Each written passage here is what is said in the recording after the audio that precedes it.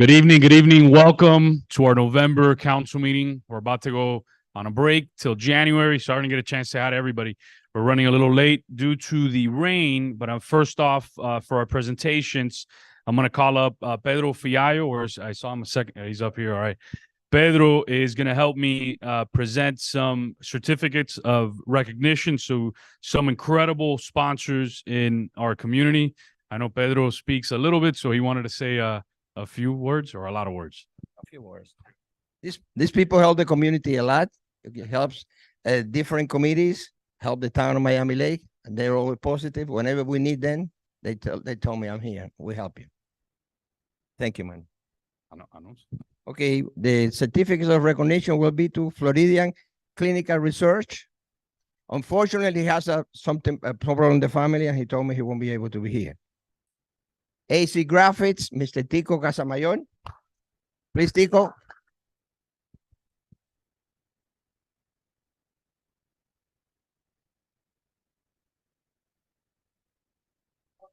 The mayor, sir. How about you, mayor? An honor to be up here. Wait, I've always wanted to do this. Shake everybody's hand.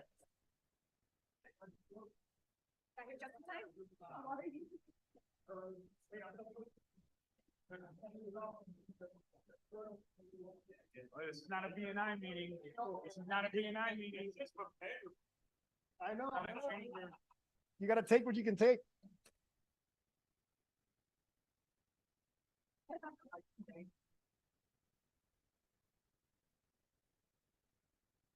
Thank you, Tico.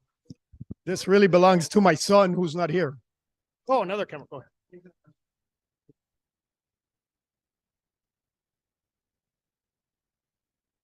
Yeah. Is there time for public comment? No. Mr. Rufino. Cafe Mi Vitrola. Mr. Rufino, please. Thank you.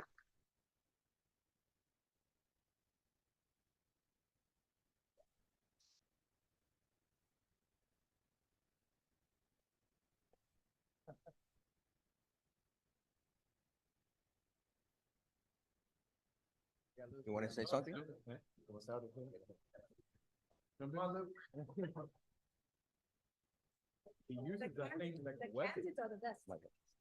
Well, Pedro knows. Thank you. Pedro knows that whenever we need it, we're there. We're part of the community, so we need to always lend a hand. Thank you. Thank you, Rufino. Thank you.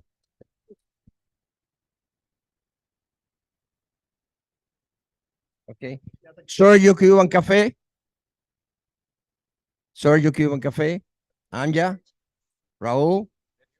Now probably, okay, I'm not here. We'll bring it to them. Yeah, I take it over. You want me to take the pictures with him? No, I take it. Tampoco está aquí. Tampoco. Okay. ECRX. It's a pharmacy that's always here helping us.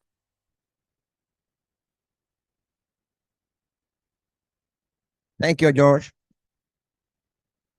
Thank you, sir. Thank you. Thanks a lot.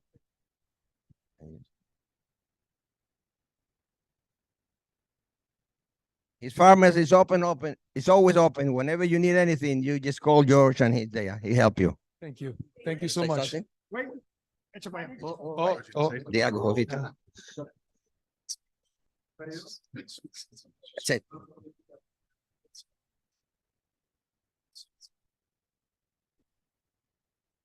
Really, you know, I send these to all you. Thank you. Thank you, sir. Thank you. It's an honor and a pleasure to service this beautiful community. Thank you so much. Thank you, sir. That's it? No, and thank you to Fiallo. Thank you. We love you, Fiallo. Thank you, sir. This guy has more energy than the entire council, the entire city put together. Is Hector Abad here with us tonight? Hector, the chair of our Education Advisory Board. I do see some of the other members here as well. So if you can please come on up. We have a very special presentation as well. All right, good evening, everybody. Thank you, Mr. Mayor, Town Council, for allowing us to make this presentation. Last January, a young man stood at that podium right here and proposed creating an alternate town seal, right? And he told us a lot about the history of manatees in the town, and he was very excited about it. And you guys referred him back to the EAB to see if we could do this as a school project. And we did. And we went through the region, through the district, through our schools. And today we're going to present the actual town seal, the alternate town seal. It has been already exhibited. I've noticed it's been on TV, and our TV outside, right? All month long. So please welcome Taylor, who's the one who proposed the actual seal, and Mr. Austin Ochoa, who is the one who created the art.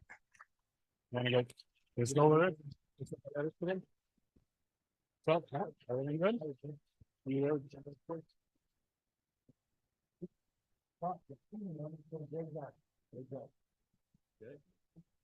Thank you, everybody, for being here. I would like to thank my parents and Mayor Manny Sid, the EAB, for all their support and for encouraging me. This is a very special event, and thank you guys so much.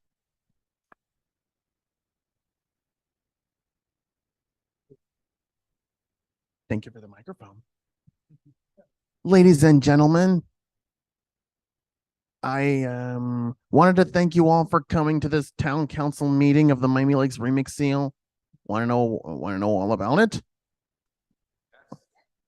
Sure.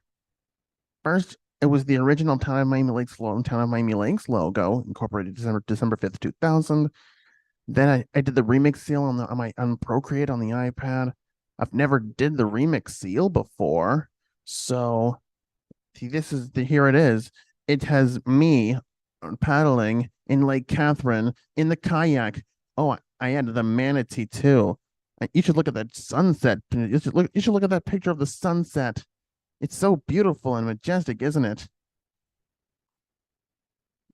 So then I'm happy to announce that I've won the remix seal contest, and I hope you're all happy with it.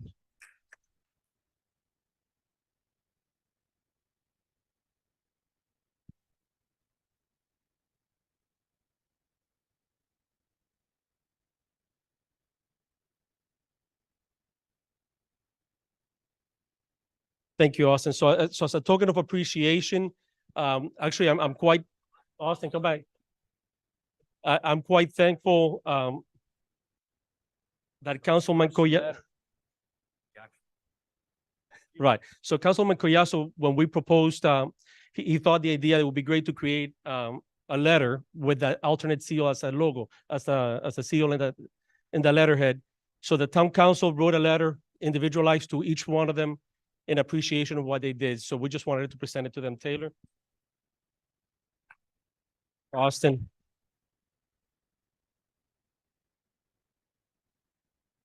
Can we put this in the middle, like to get? Well, let me put the seal in the middle between you guys to get a Hector, if you want to help me out here. Please.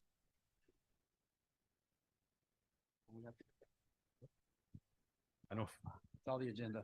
It's all the paper. Oh, boy. Yeah.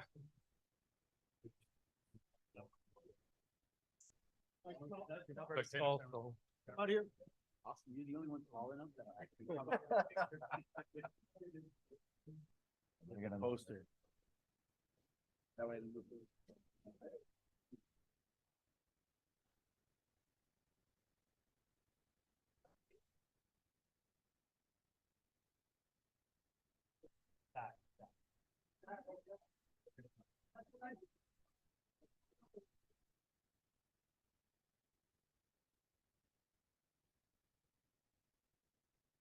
I know the families are here, so if you guys want to come up, take a picture as well. I know both families. I see both families here. Council, if you guys want, we can stand in the back. Let the families. Yeah. No, but I got all the parents coming. We're gonna stand in the back. All the dads. We're going up. Yeah, let's go.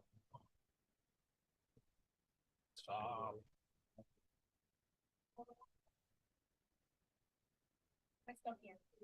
Get here.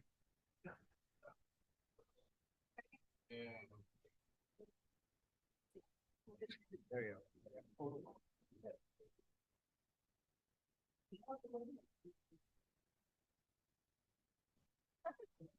Nico, get on the chair.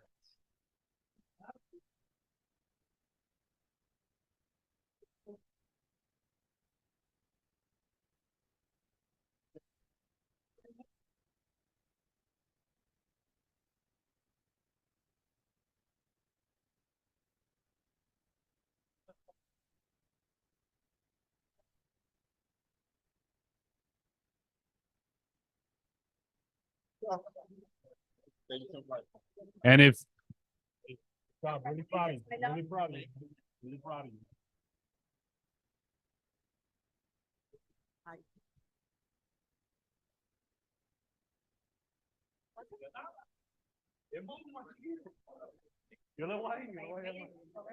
you.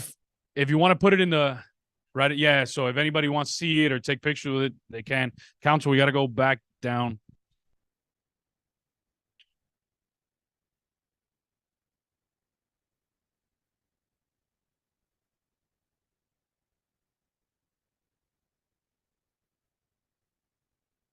The members of the Zonta Club. The Zonta Club.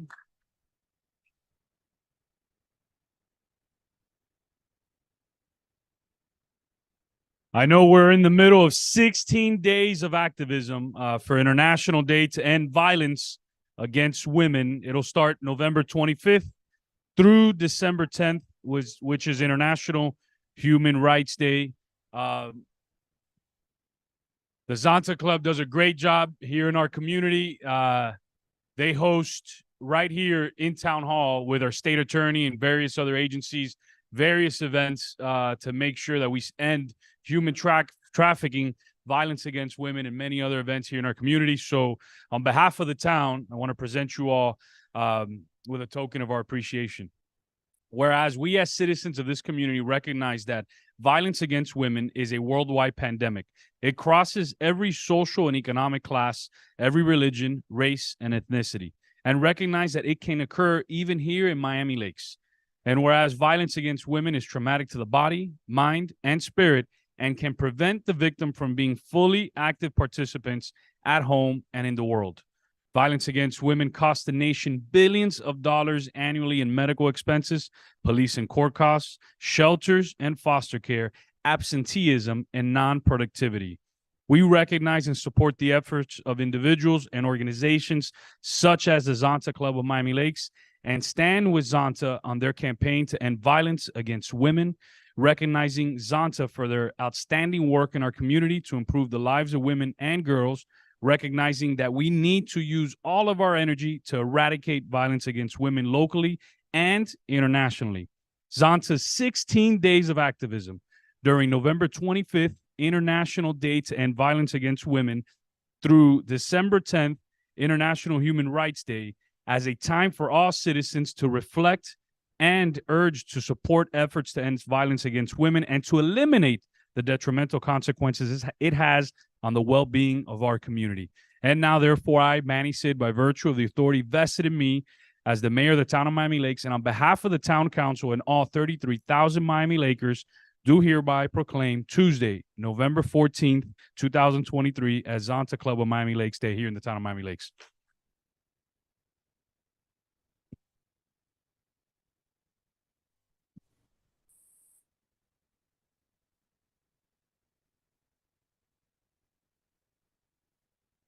Thank you, Mayor Cid and the council. This is very nice and wonderful that we're recognized every year. Next year makes 40 years in this town. And that's a long time, and we're very proud of that. And we're also an international club with 35,000 members throughout the whole world. So we're just a little part of it, but we do a lot to help women in every way we can.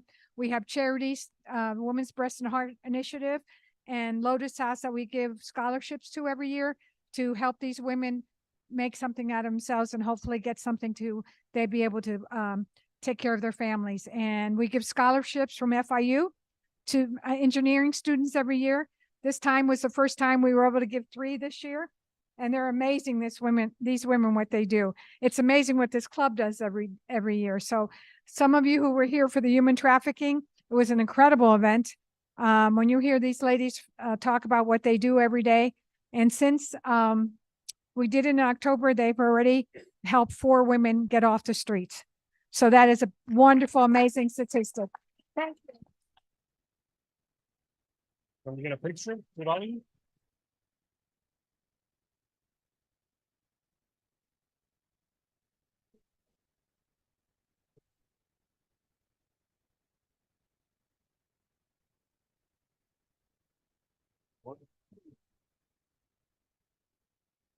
I'm trying to squeeze. These guys don't want to squeeze. I'm trying.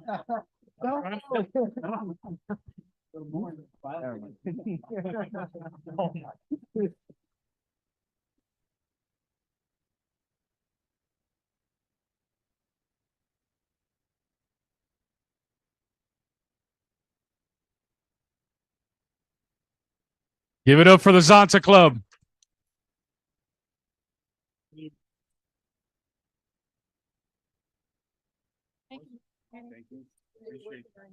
These women are truly heroes in our community. Thank you. Thank you for all the work that you do.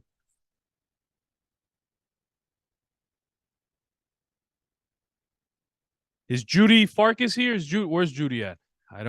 There's Judy. Judy, the CFO for Headquarter Toyota, one of the most powerful women in the car business all over the United States, right? It's a male dominated business, but she has broken through and is in a great example. Talking about great women is Judy Farkas. So she has a presentation for us today, and I'm going to hand it over to Judy. Thank you, Mayor Sid.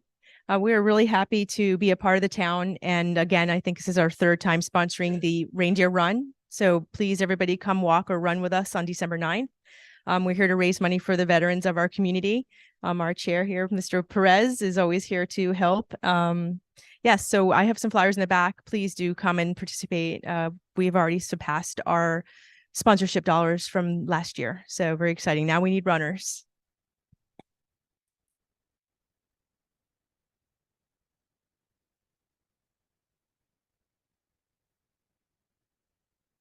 Good evening, everyone. My name is Bill Perez. I'm the chair of the Veterans Committee, and I served in the Marine Corps for 32 years. I'm a retired colonel. I think everybody knows that by now. I just want to thank Judy and thank the town of Miami Lakes. You know, when I was on active duty for 32 years, I was stationed on many bases, and everybody else is on that base as a service member. And you have no idea until you retire and come back to the real world, as they say, how much appreciation, how much love people have for veterans. But I am really, really just left speechless with the amount of love some businesses in this town, Headquarters Toyota, a few other businesses, and the people have for veterans. I mean, I did not expect that. I did not expect that at all. You know, we expect, you know, the occasional, you know, Starbucks coffee for just $2 maybe, you know, something like that. But just the amount of love and care that this town provides its veterans, it's unbelievable. You know, this is an exceptional town, and you folks are exceptional Americans. And I just want to thank you from the bottom of my heart. Thank you very much.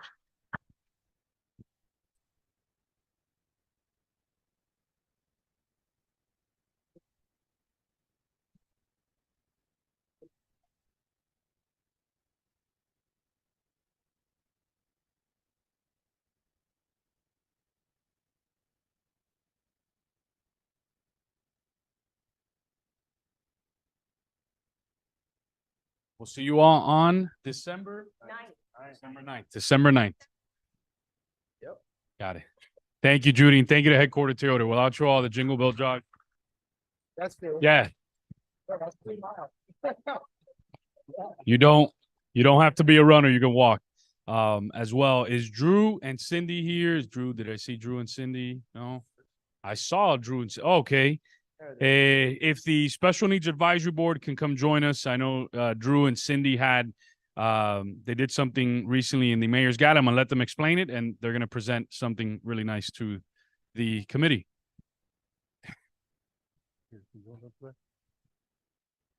Yeah, I'm usually pretty good speaking, but just a little nervous right now. Hi, everybody. Good evening. I'm Drew. This is my wife, Cindy. I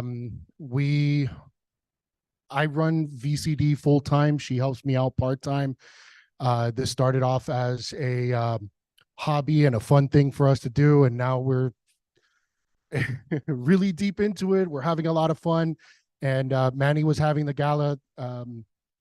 Last year we were able to go as attendees, and this year I wanted to actually participate and help raise some funds. So I spoke with the mayor, and we came up with an idea of donating our services at the gala and even after the gala to engrave tumblers. And so whatever you guys purchased, the proceeds went straight towards us donating the check. So we were able to raise 400 with the help of everybody in the community that showed up to the gala and did purchase afterwards. And so, yeah, to the Special Needs Advisory Board. Here you go.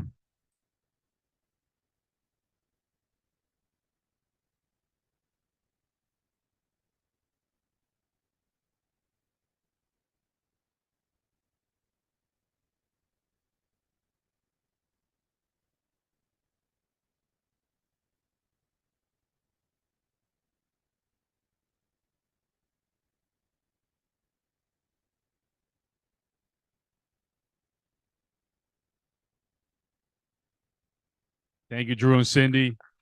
Appreciate you guys. We love you. If the members of the Special Needs Advisory Board can stay up here with us, I know we have a long list of sponsors that we need to thank for an incredible gala. I think hey, I'm going to hand it over to the chair. He's going to call up all the gala sponsors. We're going to watch a quick video. Then I'm going to ask Joseph to come join us, because Joseph sometimes doesn't get enough credit. He worked really hard. I think this year he did something. So I want Joseph this year to work with the committee to unveil the check, because I think there's going to be some cool news with that. So, but I'm going to hand it over now to the chair to call out our sponsor. Thanks, Manny. I appreciate it. And a big thank you again to the folks that helped us raise $400 out of cup sales. I was joking about this. We need more. I was joking about this at the gala. I kept saying, trust me, you can get your name on it. It doesn't have to say Manny. Because the original cup said Manny, and everyone's like, does it come with Manny's name on it? I'm like, no. So anyway, we have a lot of sponsors this year. Let me tell you, this year was different from the years before. Joseph worked really hard at trying something new, and that was bringing in more sponsors and bigger sponsors so that we didn't have to push so hard for the little stuff, and trying to make it work. And we nailed it this year. One of our biggest sponsors, and we are so grateful, and I hope they are here tonight, was Univita Medical Centers. You guys here tonight? We do have, you can accept for it if you want. Tico accepts everything.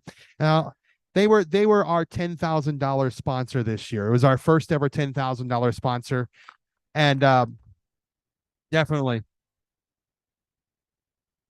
I know I spoke to Dr. Orlando when the night was over. He said, this is what I want to see continue in our community, and that we are on board for anything you need. So I expect them back this 2024. Other sponsors, we had Fantasy Designers. Are you here? No? Okay, Fantasy Designers. If you guys don't know, these guys, they're the ones that build the set at our event. And every year they donate everything, 100%. They don't charge us anything for all the work that they do. And it was another fabulous set for sure. Bacardi was with us as well this year. Bacardi, they helped us out with the drinks. Chella's. Is Chella's here tonight? Chella's helped us with the food. We do have, by the way, a I think some kind of special gift for every one of them or something. So 30 Hertz Music. If you hear your name, by the way, and you are here, you can please come up and join us. We'd appreciate it. 30 Hertz Music, 8 Layer Solutions, Layer 8 Solutions, Joseph, Abraham Ruse, AC Graphics Digital. Who's they? Acebo Roofing, Acosta Tractors, Bel Air Maintenance, Cooling Power, Dr. Limon, I know they're here. I saw him earlier. He left. Easy RX Pharmacy in Hollandale. First Origin Mortgage. There we go. Come on up.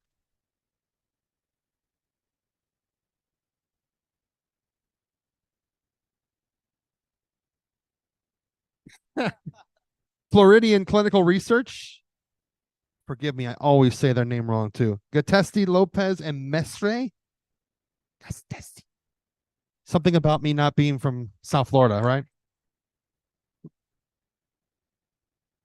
Glenda Anders, Lakes Dialysis Center, Lakes Orthodontics, Lazaritos Barbershop, Damaris Cafe. Is he here?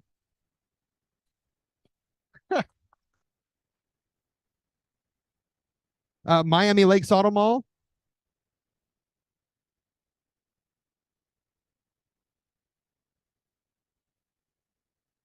Not for nothing, but thanks for the great care you take care of my Chrysler Pacifica every time I need to bring it in.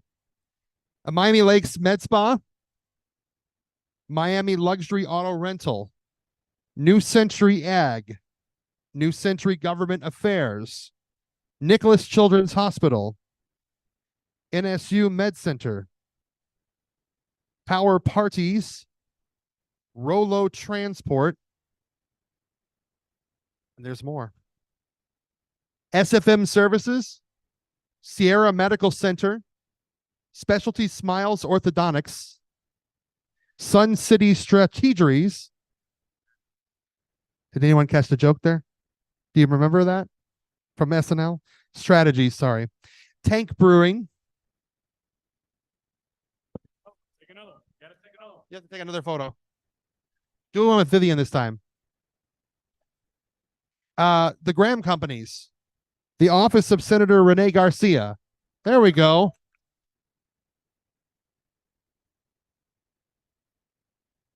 Shirley's Cottage, Tommy's Tuxedos, Vicky Bakery, and if they're here, please bring up the croquetas.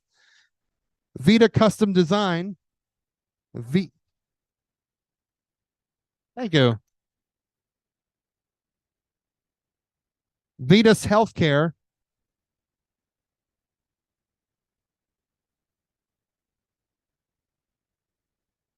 and Vivo Real Estate. How do you like that? How about that for sponsorships, huh? It's phenomenal. And we really appreciate all the sponsors. Without you, that night would not have been possible. And the services that the committee provides would not be possible because this committee is 100% dependent on the gala. Don't unveil it yet. We're going to watch a quick video. Then we're going to ask sponsors committee to get around. Let's play. Let's roll that video real fast. And then we'll get into the unveiling. Up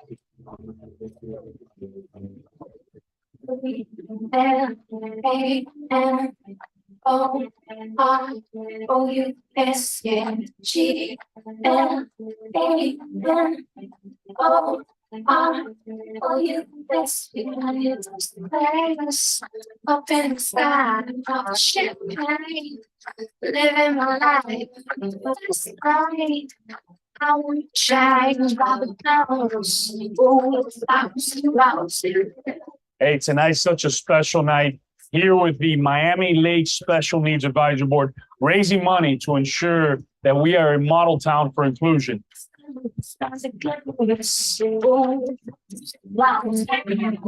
Golden diamond rings, all them things don't mean a thing. Chaperones and lamps saying, shopping for expensive things. I be on the movie screen. We feel extremely honored and proud and privileged to be here tonight. And it's a magnificent event, very charitable event, sharing with everybody, including the mayor, and trying to help out this community with our support, the support that is very well deserved for those patients who basically suffer from mental and also from neurological disabilities. Univida Medical Center was created with a mission of helping this community.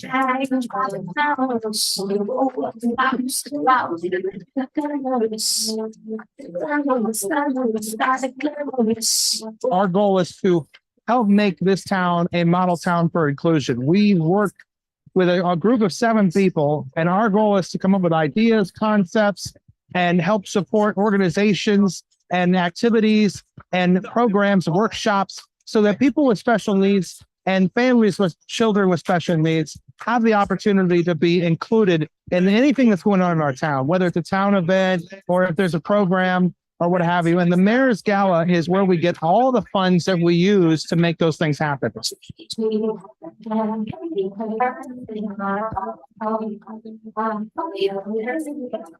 I think this event is not only wonderful, but a spectacular event for our community to be inclusive with everyone within the community. It's great that we could come together, celebrate, and raise money for all the special needs children in our town.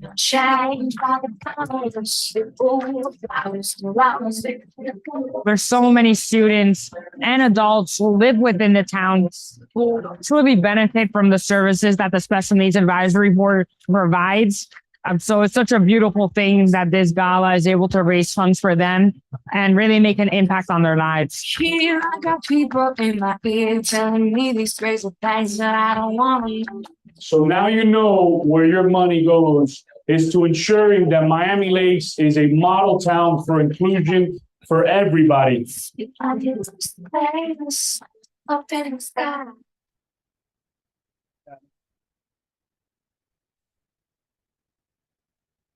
So if Joseph, the committee members, all the sponsors, if you guys can gather around before we unveil the check, but I want you guys to get, let's go.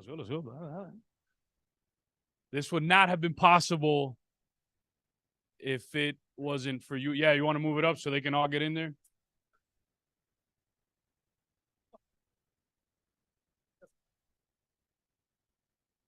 All right, so you guys are in there, get in there. We're about to count down. I hear this is going to be a good year. All right, let's do it, guys. If everybody can help me count. Wait. Let's go. If everybody can help me count down from 3. 3, 2, 1. What? $32,302.60.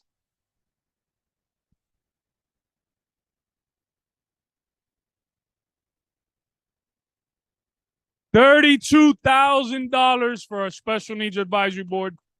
That's amazing. Let's get a picture up there. By the way, last year's record was $25,000. So you all did an amazing job. Thank you to our sponsors. Thank you to everybody that attended. Without you all, this committee would not exist. So if we get a picture, if you guys want to get in there, get a picture with everybody. Tico, you're gonna have somebody take a picture? You want to take? All right. No, Jonathan's there. So, hey, look, that camera. Jonathan, you're still taking it? Ready? No, but I want you.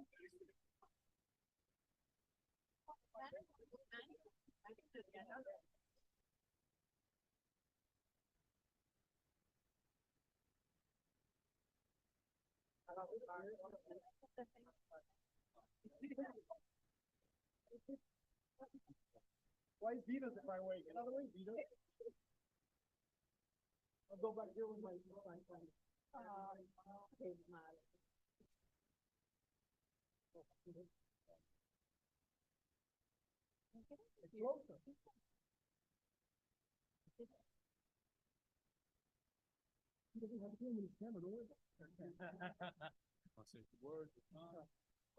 Okay, last. Hello? Yeah. Well, I want to thank everybody for the help, the board, everybody who sponsored. Remember, it doesn't happen without you guys. We're looking forward to next year, 2024. Okay, we'll see you then.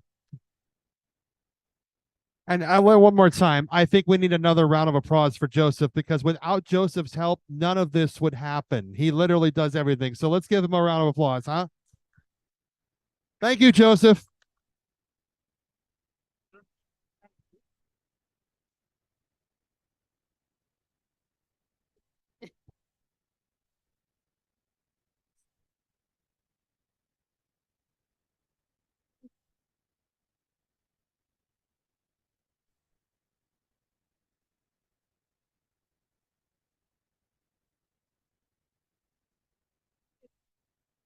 not been possible without you guys.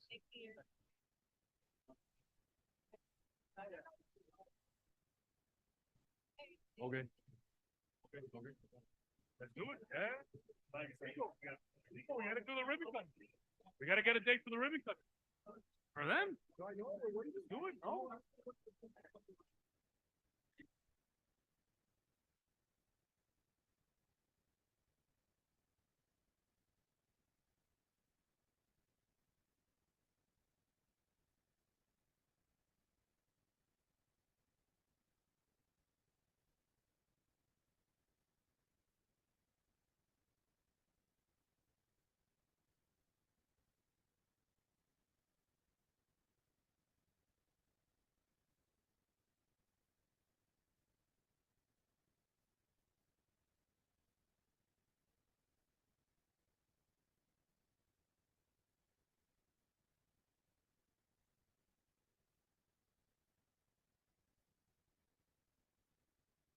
Keep them coming.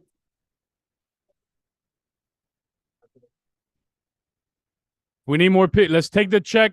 John, if you want to take the check to the lobby. Yeah.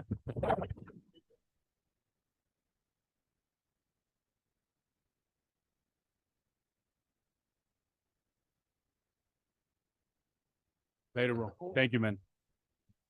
Let's call this meeting to order.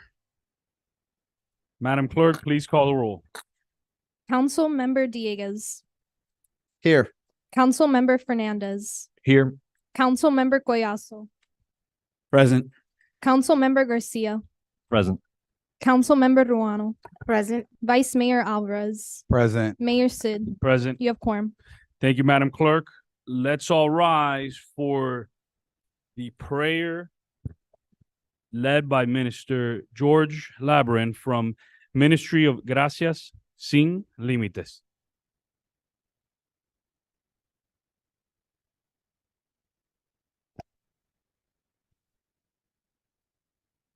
Dear God, thank you for bringing us together tonight. Throughout this year, with its highs and lows, your unwavering support has been our anchor. As we gather for this year-end council meeting, let's take a moment to reflect on the challenges we faced and the blessings we have received. We pray and bless today for our town leaders, Mayor Manny Cid, and the council members, entrusted by you with pivotal roles. We ask you for you to continue giving them wisdom in their leadership, ensuring every decision contributes positively to our city's welfare. Help us in our meeting to listen with open minds, to talk with compassion and honesty, and to choose paths of fairness and integrity. We place our trust in you for the growth and safety of our community. Lord, may you bless our families and the younger generation. May they find their purpose and joy in your presence and guidance. Finally, we pray for the ongoing process of our dear city of Miami Lakes. May the decisions we make tonight show your goodness and lead us on the paths that honor you and praise you. In Jesus' name we pray. Amen. Thank you, Minister Labrin. Let's remain standing for the presentation of colors by Girl Scouts of America Troop 902.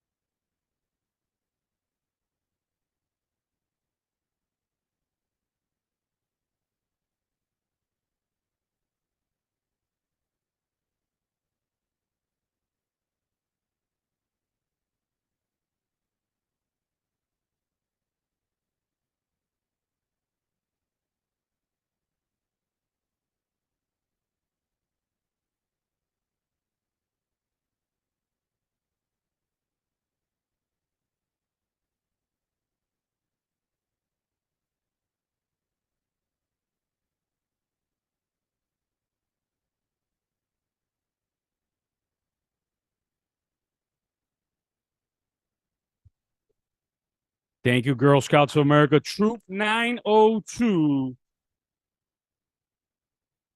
You may be seated. Thank you. And we have Commissioner Fernandez from the Better You Minute with us today. Thank you, Mr. Mayor. Good evening, council members, residents, and staff of the town that is growing beautifully, Miami Lakes. It's that time of year, the time of year where we have an opportunity to show gratitude and be grateful for the many gifts that we've gotten this year. As we get closer to Thanksgiving and to the holiday season, let's take some time to reflect on our lives and think about all the blessings that we have. Think about all the people who have done great things for us this year. Think about our town and how many great things our town of Miami Lakes has done for us. Let's take a moment to show gratitude to others. Call somebody you haven't talked to in a long time and tell them thank you. Talk to an old family member who you haven't visited in some time. Talk to your neighbors. Make sure you visit everybody. Talk to everybody who has been a part of your life and who's important to you, and make sure they know you're grateful for them. Today, I can tell you I'm grateful for you. Thank you, Miami Lakes. Thank you, Commissioner Fernandez. We're moving on to the next item, Madam Clerk. Yes, this is for the election of vice mayor. I have placed ballots on top of your microphones here. If you need one, I could also have extra here. I'll walk around and collect them, and then we could say the results. I'd like to take a moment of personal privilege, Mr. Mayor, if I may. Of course. Thank you. So traditionally, there have been sometimes speeches given in support of our choice for vice mayor, and I wanted to have an opportunity to do that tonight myself for the first time. And my decision for to vote for this person is based on a couple of clear metrics, right? The metrics that have typically guided the council traditionally when voting for someone to fill this role, which is supposed to be rotated across the council. And my vote tonight is for someone who has the seniority, who has been, I think, very patient and waiting for this opportunity and this honor. Someone who I believe that in the event that, God forbid, something were to happen to you, would be able to easily step into the role and be able to guide the town in a difficult situation. And someone who I also believe is someone who, even though I may disagree with her sometimes, is someone who is also, has a lot of logic in her arguments, and therefore someone I can agree with without being disagreeable. And I think she would be a fair vice mayor. And for that reason, I am going to be nominating Marilyn Verano tonight to be our next vice mayor. It's also her final year in office, which has been a standard that we have used to reward prior vice mayors, from Nelson Rodriguez to Jeff Rodriguez as well. It's been our stated reasoning in situations like this when we know that one of our members is leaving at the end of their term. And I think that, it's time to pass that on to her. So I will be casting my vote for her tonight, and I would ask my colleagues to do the same. Mayor, if I could. Of course. And similar to Councilman Diego's position, and again, just one of the things that I've had the privilege is to be involved in this community for many, many years. And one of the things that we've always enjoyed is collegiality, right? And while sometimes we don't agree, we've always been collegial. And I think a couple people have mentioned how patient Councilwoman Morano is. Sometimes collegiality falls second place to politics, right? And I think in the past we've tried to honor different candidates or different people in this role for different reasons, but she has been bypassed, right, on more than one occasion. She is the most senior person up here other than I, and I think sometimes we've gotten petty, and I really don't want that to be the example that we leave this council with, right? Because we are going to be replaced. A lot of us are going to be replaced. This council is going to be dynamically different. And we have an opportunity to honor the way that we've conducted ourselves, and I'm going to continue to support her as I have in the past, and will continue to do what's right by this council, because that's what I saw 20 years, right? I saw this baton being passed. I saw it being passed from colleague to colleague. And I want to make sure that we're not setting that example for the future council. And it would be an honor to support Councilwoman Morano in this. Thank you.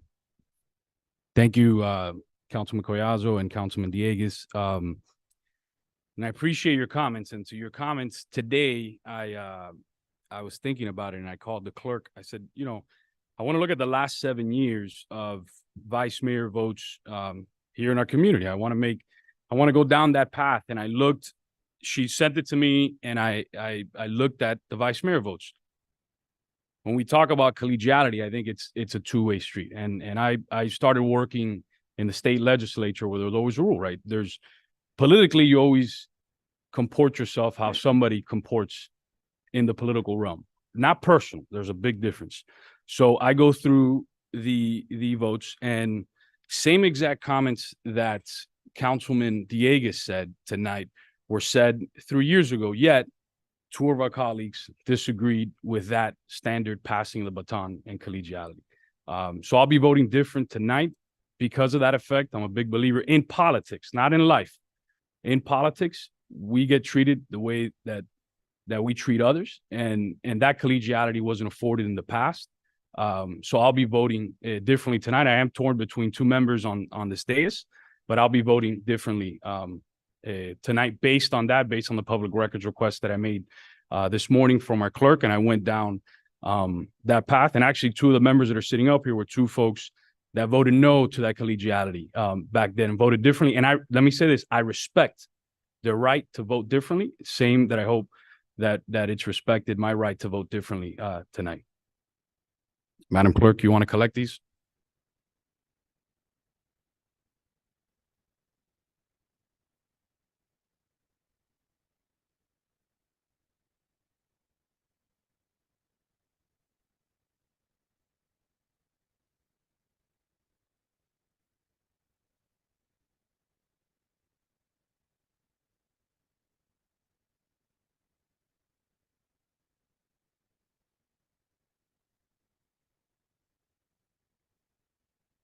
Okay, so I'm going to read them one by one.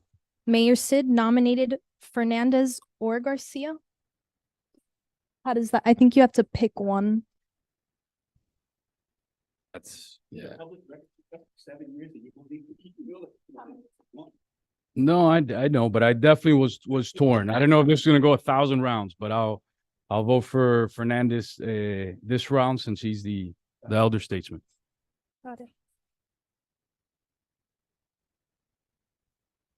Councilmember Fernandez nominated himself. So that's 2.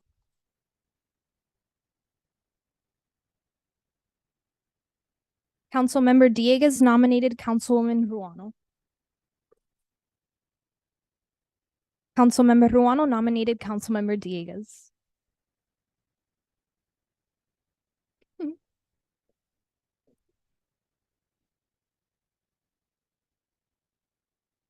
I'm not sure who this one's from. It says I, Tony Fernandez blank. Who? You? Okay, so Vice Mayor Alvarez nominated Councilmember Fernandez.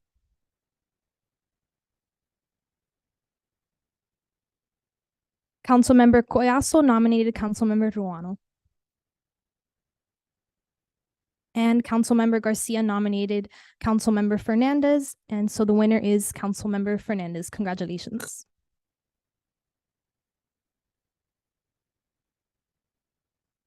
Say a few words. All right, we're moving on to order of business, deferrals, additions, deletions. I am moving up item 15D to after public comments. Mr. Mayor, I would like to pull 11B from consent, and I would like to combine it with 15K. And then I would like to combine 13, actually not combine, I would like to move 15H to right before 13A. Through the chair, like just a quick announcement, if I may. If it's not deferrals, additions, deletions, let's get through that and I'll come back to you. Sure. Is there anything to do with the agenda? It's not on the agenda. It's a I guess a point of personal privilege, just some information I would like to give the council about. Oh, we'll do it. Oh, just you need to add a report. Well, it's more of the Miami-Dade League of Cities and some information that. Let's add a council member report from Councilman Ray Garcia. So far, 15D is after public comments. 11B is pulled from consent. And what were the other items? I'm sorry, Councilman Fernandez.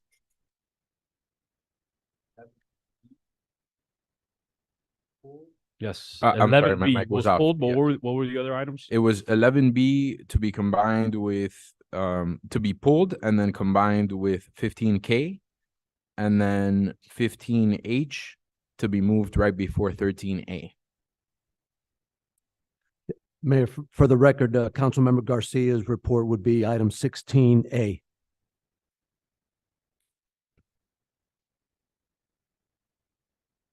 All right, we're combining 15K with 11B, which got pulled from consent. We moved 15D to after public comments. We added a report. What was your last item?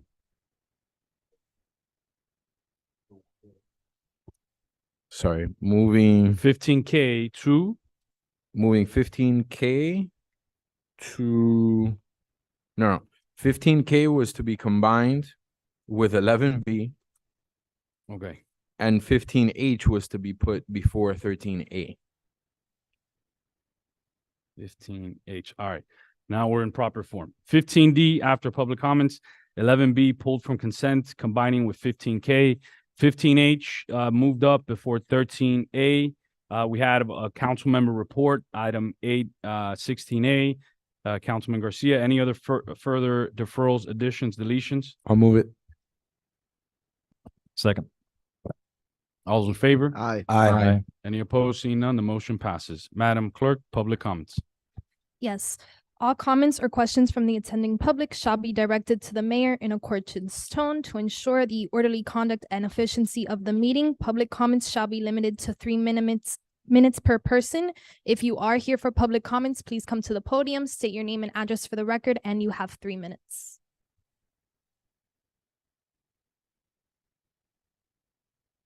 And whoever would like to speak after that, if you can all just start lining up, whoever else, you could sit down right in the first row, just so we can go. Minute.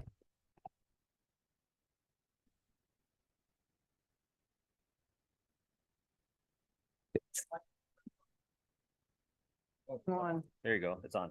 There you go. There, we'll try. Bonnie Cintrone, Lewis Road, Miami Lakes. As you know, I sent you all an email of my public comments, and I'm not going to read any of those.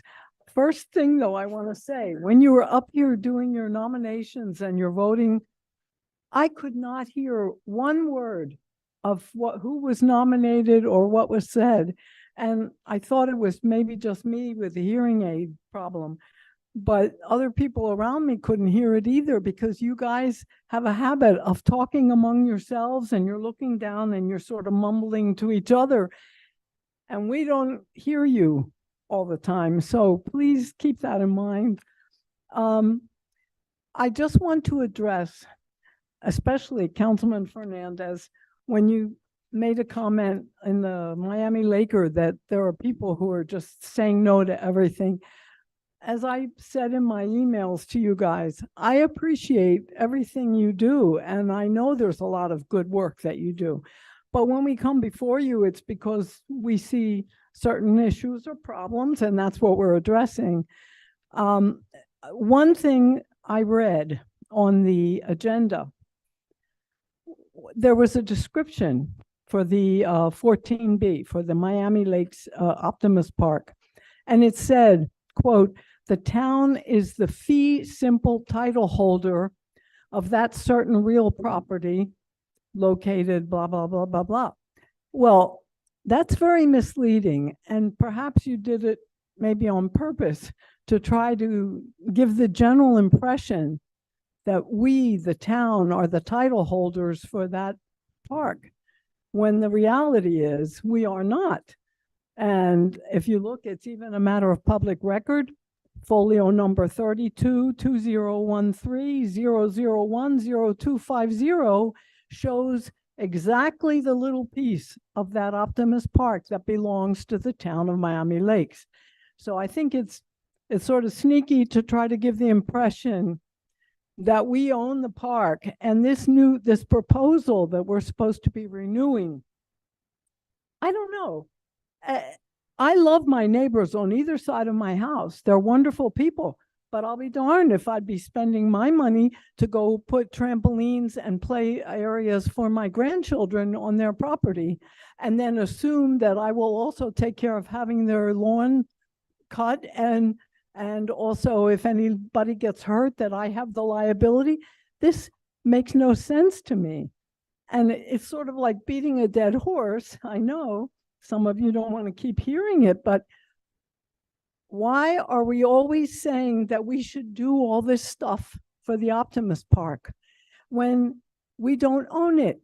Let's get the school board to take the responsibility if they want to build a concession stand or do things like that.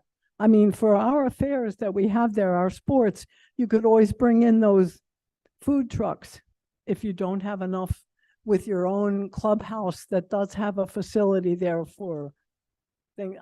I think if you were honest and the people realized that, they would not be in favor of spending our town budget to take care of the park. That's what I wanted to say. Thank you, Bonnie. I appreciate your comments. Thank you, Bonnie.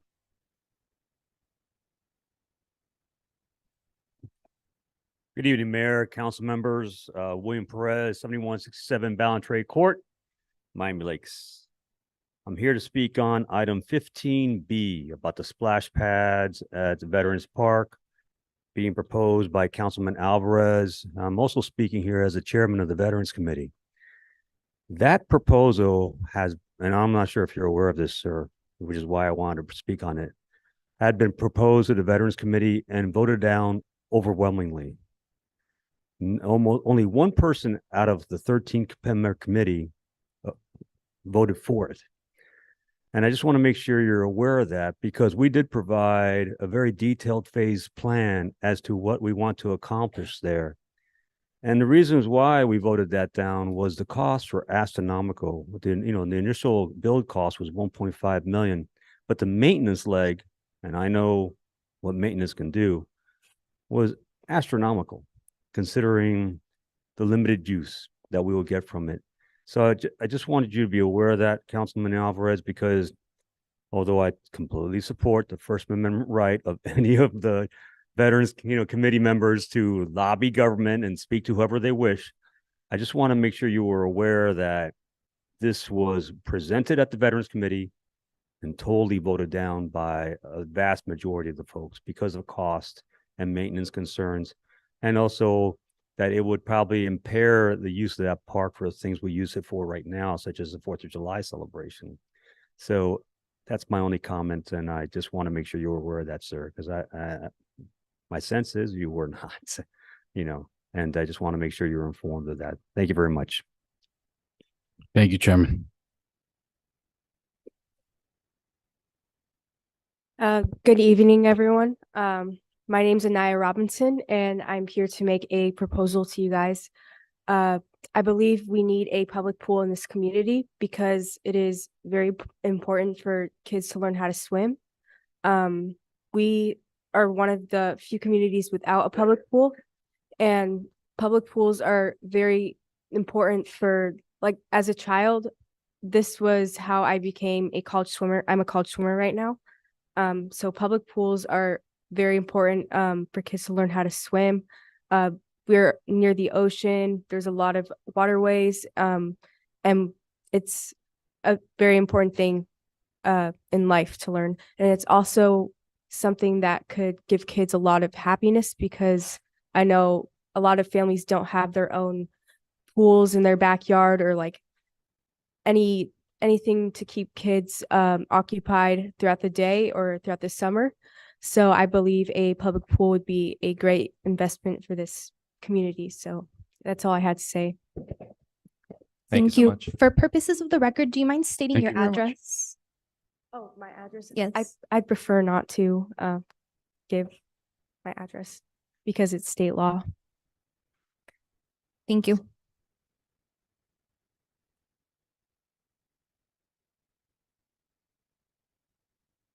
Good evening, excuse me. Good evening, council members. My name is Dylan Francisco, and I'm also not gonna give my address for the state law. I want to talk about firearm safety, and right now, because of the way the state law is, to purchase a firearm is quite easy. I agree with that. Firearms should be readily available, but I think that there's an opportunity for the town of Miami Lakes to promote firearm safety. My hobby is sporting clay or clay shooting sports and all. There's a whole vast different names to give it. When purchasing a firearm, there's little structure to really entrust that there's firearm safety. So I think sporting clay is a great opportunity as a community to promote firearm safety. This is because there are sporting clay invitationals, just as, for example, the Boy Scouts Sporting Clay Invitational, where it is required to just participate that you have to know the basic fundamental rules of firearm safety. And also, I believe that it would be a good idea for high schools, public high schools, especially in the town of Miami Lakes, to have sporting clay as a scholastic sport. There is the current league that's in Florida is the Florida State High School Clay Target League. And in order to join, you have to pass a SAFE certification. So you have to know the basics of firearm safety just to be a part of the league, which is something that I think citizens should know. Even if you are not planning on purchasing a firearm, knowing firearm safety is a general skill that in America I think is good to know. I also with the Florida State High School Clay Target League, on record there are no injuries, so it is actually considered the safest high school sport. In conclusion, I think the Miami Lakes should promote firearm safety through clay shooting, and I think that if we promote clay shooting, there will create opportunities to learn how to use firearms in a safe manner and to enjoy the sport of clay shooting. Thank you. Thank you. I've never done that, but Jeremy, is that even can you talk to him about it? Yeah, okay. Yeah, I've never participated in that. Welcome.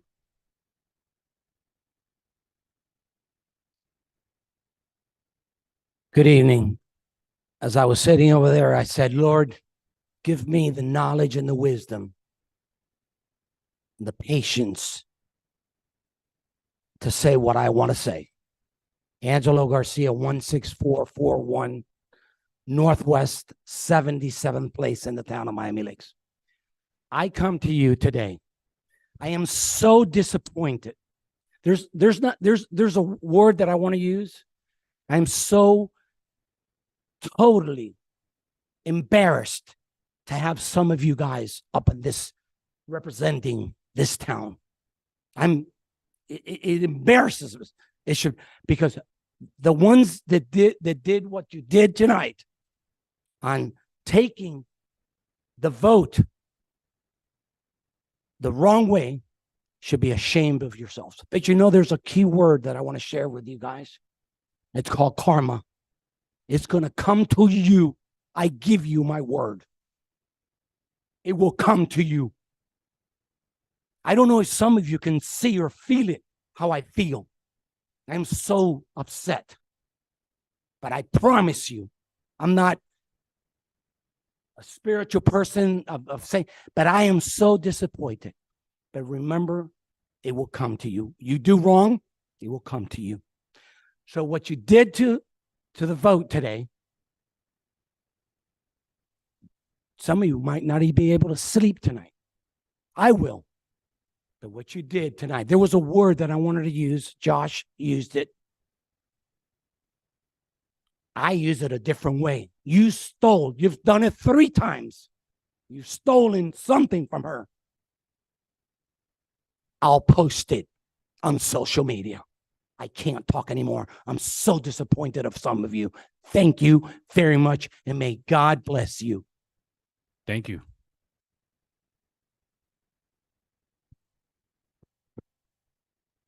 Martha Mendez, a member of the lynch mob.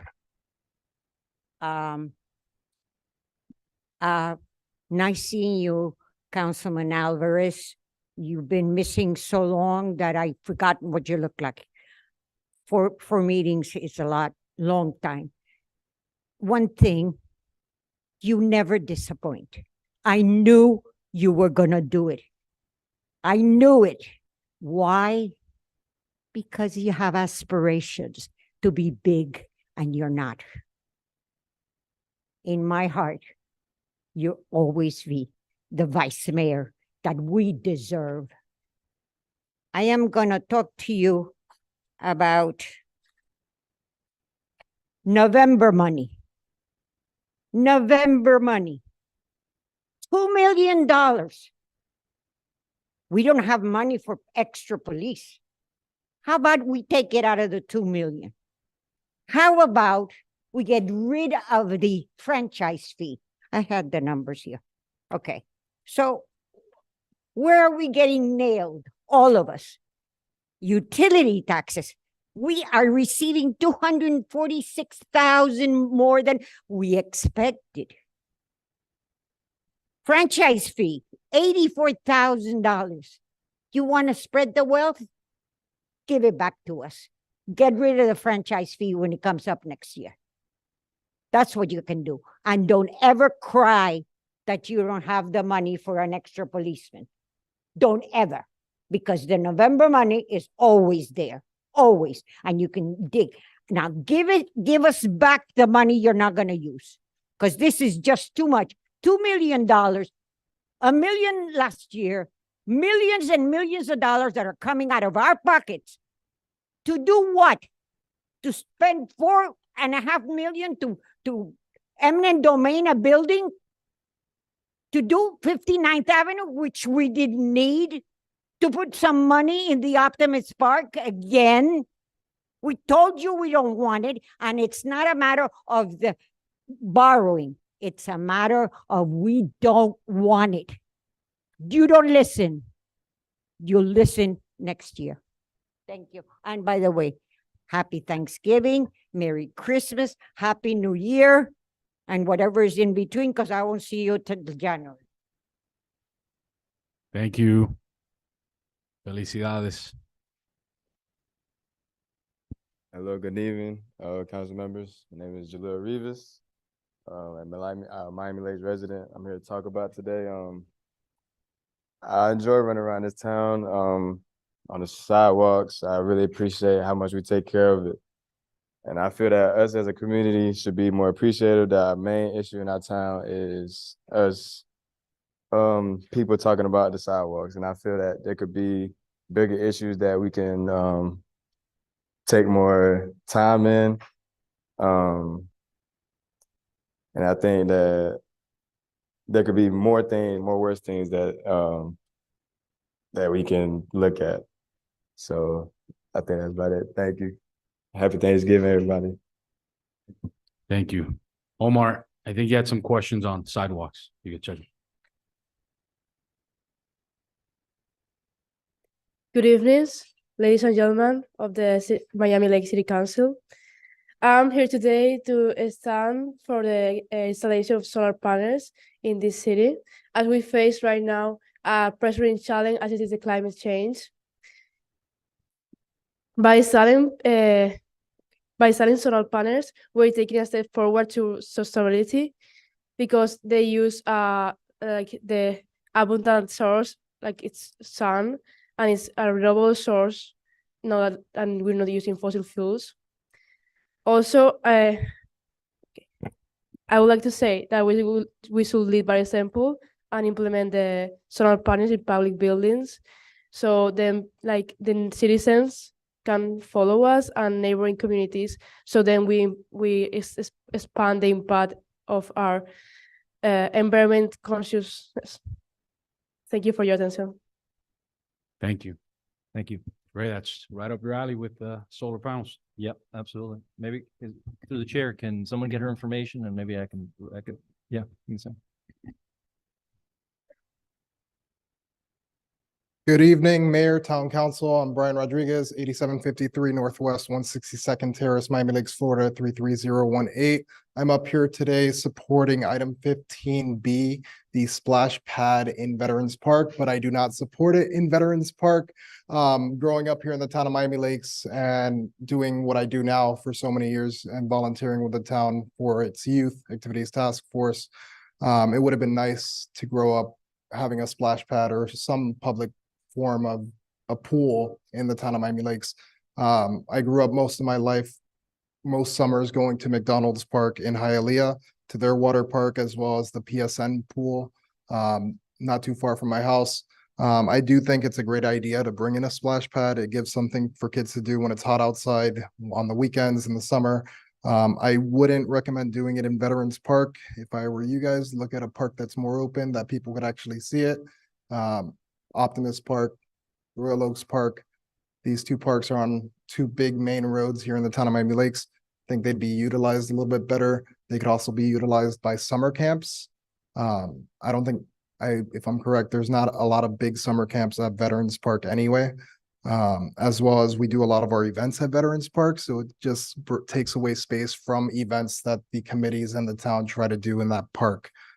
Splash pads take a lot of infrastructure when it comes to plumbing and a lot of machinery just to keep that running. But overall, I do support the splash pad in Miami Lakes, and I was hoping I would have had something like that as a kid. So why not just bring it out now? I know the town is still growing and there's a lot of kids, so I do support it. Thank you.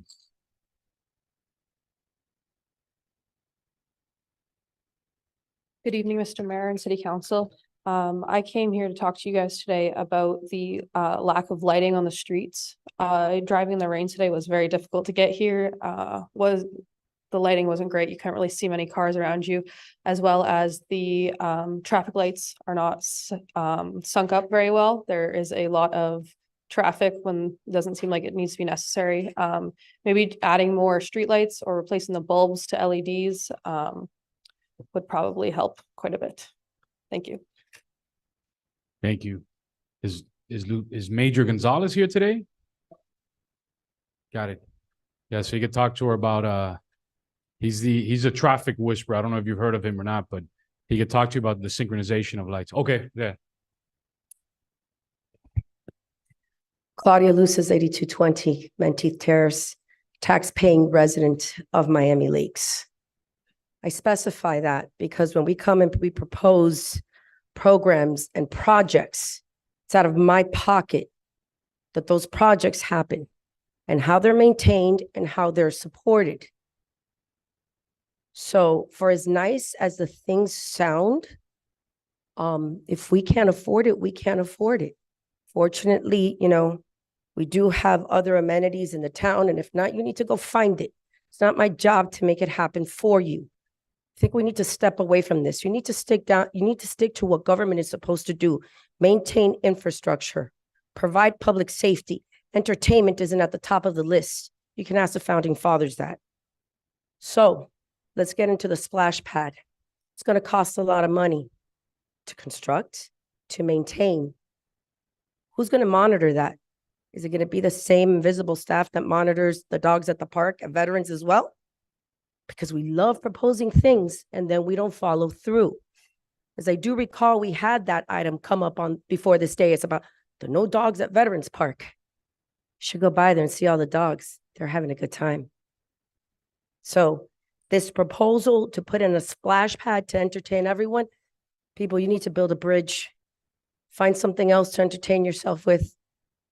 Go buy a ball, play kickball, do something else, something that's active. But it is not the responsibility of the Miami Lakes taxpayer to continue to fund entertainment. I'm going to leave it at that. Oh, actually, let me come back to that. While we're sitting here and we have the splash pad item on here, the little dip in front of the Mary Collins Community Center. You all campaigned there. Every time a car goes in there is what you hear. Okay? They scrape the bottom part of the car. Is that going to be addressed at any given point in time? Or are we just going to leave it like that? Splash pads are more important. Got it. I think that we've lost our focus in this town. I think we need to do something to regain it. Now, on the issue of what should have been your seat, Councilwoman Ruano, you've been bypassed 3 times. Why? Because of politics. We all know it's campaign season. Let the games begin. And this is exactly what is happening here. Rather than focusing on town business, you're focusing on personal vendettas, political games. And that is a fact, as evidenced even by, and Councilman Fernandez, I'm gonna have to point you out, okay, on the comments made. Yes, we were on opposite sides for the park, because you know what? It's not my job to fund $25 million worth of improvements on a park that I do not own. It went before the people. And the fact of the matter is that there was deception that was taking place in this dais, because nobody wanted to put the $25 million price on that question. So ask yourselves, how honest are you guys? Think about the mindful minute guy, because obviously you guys aren't following along. Thank you and happy Thanksgiving.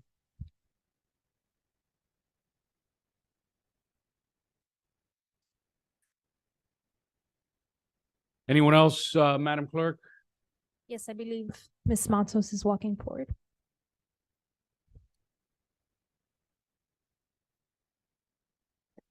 Hi, it's been a while since I've been here. I'm Lynn Matos. I live on the beautiful Upper East Side of Miami Lakes at 16340 Woodwalk, and I'm here tonight. I'm super excited to share with you that at 7 p.m. tomorrow, November 15th, tickets go on sale for the 6th annual Miami Lakes Food and Wine Festival. Very excited about this year's event.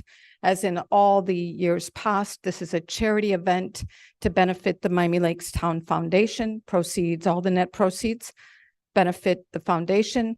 I want to say a special thank you to the foundation board. They've done a fantastic job of making sure those funds get back into the community, and really proud of the work that they're doing. Giuseppe sends his warmest regards to everyone, and we're looking forward to having a great launch tomorrow night. And I'll keep you all abreast. We've got some exciting new things. We've got a whole new look, really exciting feel about food and wine coming. So appreciate your support, and thank you so much for the opportunity. Thank you, Lynn. We'll see you at Food and Wine. Anyone else wishing to speak in public comments, Madam Clerk? I have written public comments here from Bonnie Cintron, which she mentioned earlier. I also have from Ms. Hope Reynolds regarding item 15A and the vice mayor election. I also have a few participants online. If they are wishing to speak, please unmute yourself, state your name and address for the record, and you have 3 minutes. Good evening, Abel Fernandez, Chapter 119. Tonight, the meeting started with the celebration of Zonta members and what the Zonta Club stands for, and bringing women's issues forward. I made a note of that. And I looked tonight during this vote that I found it odd that public comments weren't allowed before the vote on the vice mayor. And much like others, I also predicted how the vote was going to be, because it's about politics.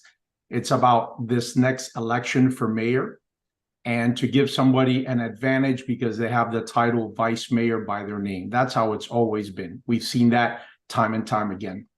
So what I witnessed tonight was bypassing a very talented woman, a woman who years ago was the founder of this mayor's gala. When the Special Needs Committee needed funds, she stepped up to the plate and created that. Much to my surprise that the gala was actually not a favored item, but she pushed it forward. She also created the first blasting committee, and the members of that are up in Tallahassee lobbying for all of us for the destruction of our homes was created by Marilyn. And here tonight, you bypassed her, the most senior person other than Luis Collazo. I want to thank publicly Luis Collazo and Josh Dieguez, who's also running for mayor. And I look forward to his leadership as the next mayor here in Miami Lakes, because obviously, as a member of a proud card holding and pin holding member of the Lynch Club, the lynching club, as mentioned, for people that speak against those that create politics for their personal need rather than that of the membership, was seen here tonight. Much like others that are disgusted by this display, there's a saying in the fire service, and that is that we will remember in November. And I will make sure that I let everyone know what I saw. To Marilyn, my fellow Maria of the three Marias that were always in the audience with Pepito, I thank you for your leadership on this council. We are not going to be a better community once your term expires. We are going to be hurting with your void and with Luis Collazo's void. But I look forward to the leadership of Josh Dieguez. In closing, I'm glad they found money. I hope that they remember that safety, sidewalks, and infrastructure are the most important things. I hope this money goes towards funding public safety, so you don't go down on record as defunding the police department. Thank you for your time and shameful display of actions that I saw tonight. Thank you. Have a happy Thanksgiving. Madam Clerk, any other members from the public wishing to speak? I do see two more participants. Again, if they would like to speak, please just unmute yourself and you have 3 minutes. Esperanza Reynolds. Can you hear me? Proceed. Yes, go ahead. Esperanza Reynolds, 8465 Mendies Terrace. Since the year 1977, I have lived in Miami Lakes, finally purchasing a home, and we lived under the impression that we had achieved the American dream. Then we incorporated, and our struggles began through politics, hidden agendas, master plans, but what has happened during the last few years continues to erode the peace and tranquility of our former lives.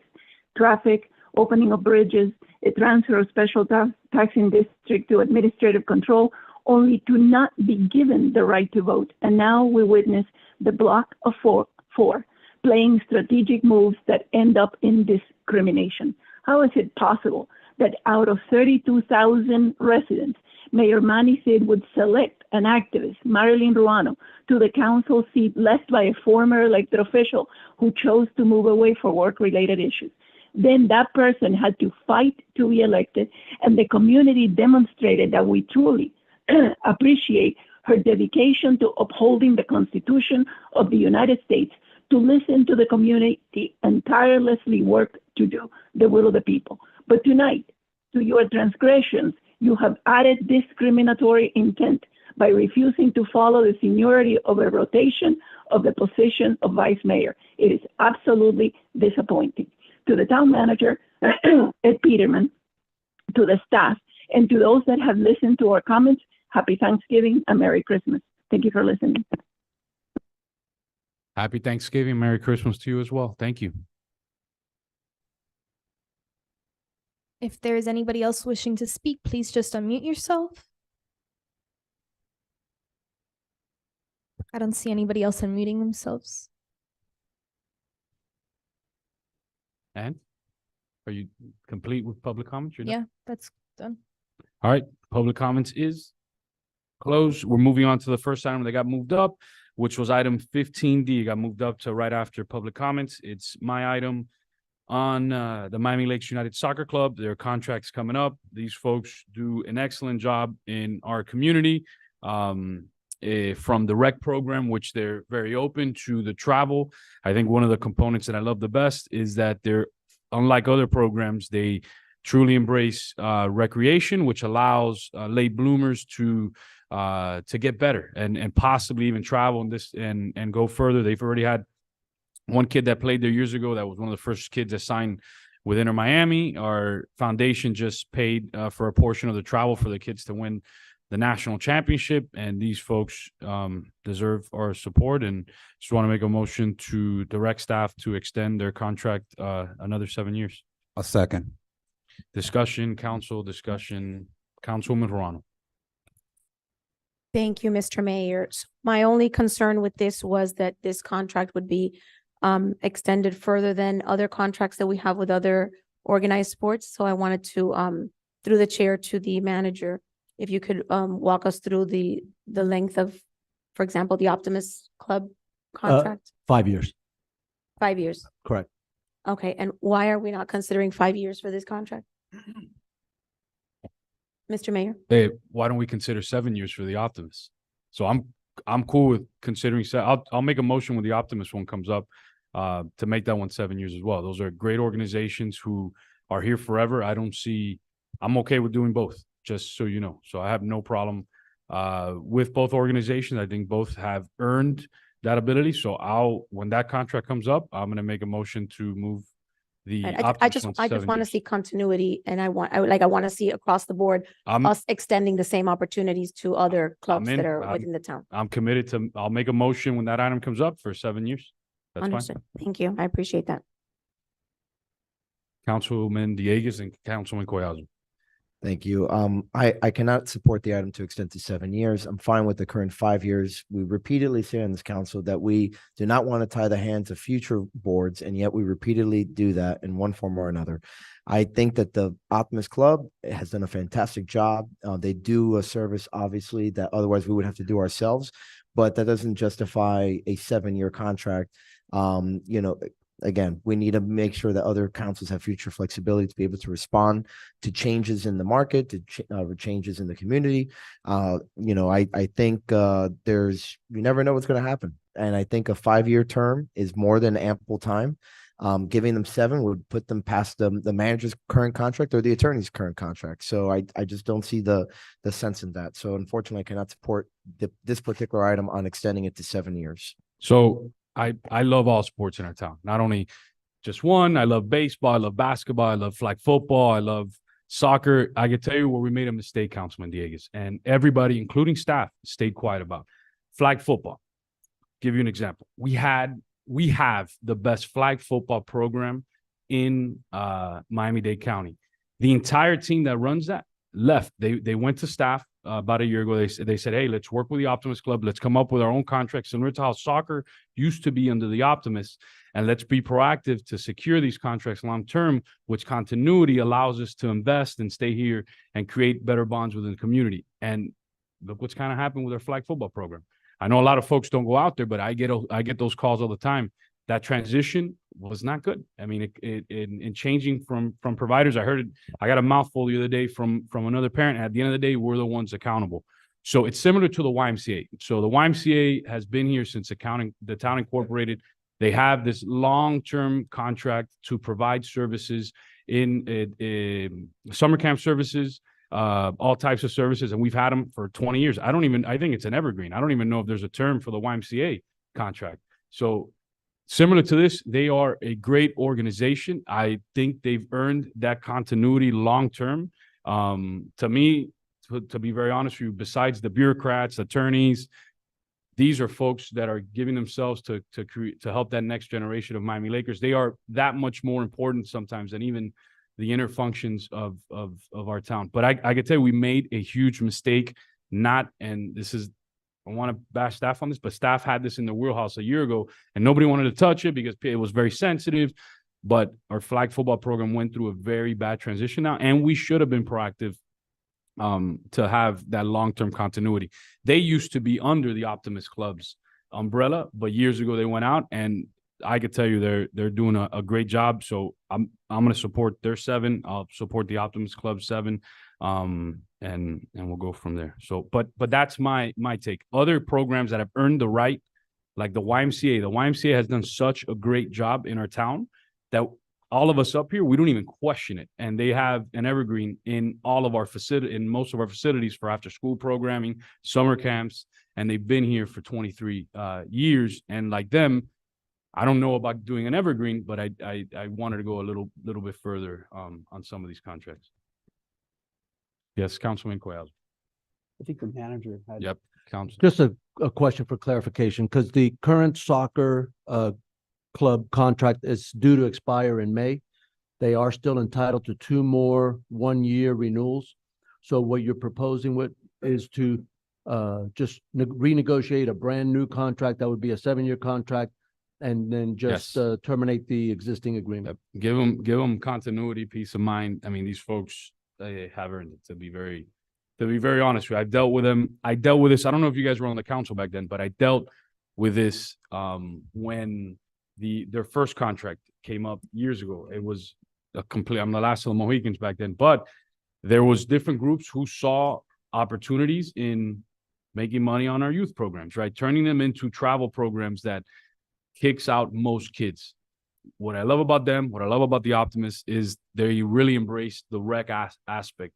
And they've done a great job. So I think instead of 1 year and a 1 year, just start all over, 7 years starting in May. Councilman Collazo.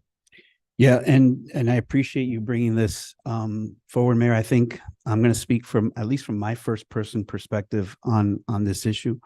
And again, I'm a product of the Optimist Club, product of this community, and I had the opportunity to be at Career Day today. And obviously, in Career Day, you highlight what you do, and you give the opportunity, like many of your students that come here before the council, to petition different things, Mayor. I had the opportunity to ask the kids what they want, and they wanted to play more sports. And I started thinking about that because I told them, I have this thing on the agenda, right? And what do you mean more sport? Well, I can't play at this park. And some of them were telling me how they can't play here. Maybe either availability, they've aged out, or there's not the level of competition, right? Going back to that, what you're saying, Mayor, that there's really a focus on rec, and maybe there's not those offerings of travel. So really, I saw this as an opportunity to bring these concerns forward, right? And I'm going to speak from my first person experience. My kids have enjoyed the best experience in Miami Lakes Optimist Club. I could not be happier. They have become amazing baseball players, Lucas and Cody. They're ready to take that next step. They're ready to join a travel team. They couldn't join the team at Miami Lakes Optimist. They were actually, Optimist Club, as you said, is not focused on travel. They don't give that opportunity to the kids in our community. They have only 2 spots. If you can imagine hundreds of athletes, they only have 2 openings on each team. So my kids, the city that I'm an elected official for, right, were forced to travel to the city of Miami, join the City of Miami Youth Baseball Association, who embraces a hybrid program that embraces not just rec, but also that next tier competition. And Mr. Mayor, I think what we would be doing by just focusing on rec is a disservice to a lot of the residents. And I'm speaking on behalf of Lucas and Cody and some of the other kids at K8. Now, what this really becomes is a real estate issue, right? And it's a turf war. No hay cama para tanta gente. There's not enough fields to play on, right? And that's really what it becomes down to. So while I have no issue extending the contract, and let me be clear, I want to support with the work that they're doing in the soccer club. I want to support the work that they're doing at Miami Lakes Optimist. But I think we also have to have offerings where we're not kicking out our town residents and forcing them, because they're taxpayers as well, to go elsewhere to find their recreational sports. So what I would like to do is, I don't know if we have to table this, pause, but give maybe town staff the opportunity to work with these organizations. I don't want to work with any others, but see if we can bring back solutions that we're not kicking out town residents, and work with these organizations. Now, if these organizations are not willing, because it's not their mission, because it's not their focus, and they only want to work with rec, maybe it's an opportunity to have a hybrid system like Miami Youth Baseball does. So again, first person experience. The kids at the elementary school, my own kids, are being told that they can't use the fields here because the system limits them. I think this is an opportunity where we can get it right. Not to exclude people from youth sports, but to expand the youth sports that we have offered here. So I'm going to look to direction from town staff, to town attorney. You know, what would be the proper thing if we wanted to maybe include other things in these contracts? We want to extend them, but we also want to look at other opportunities.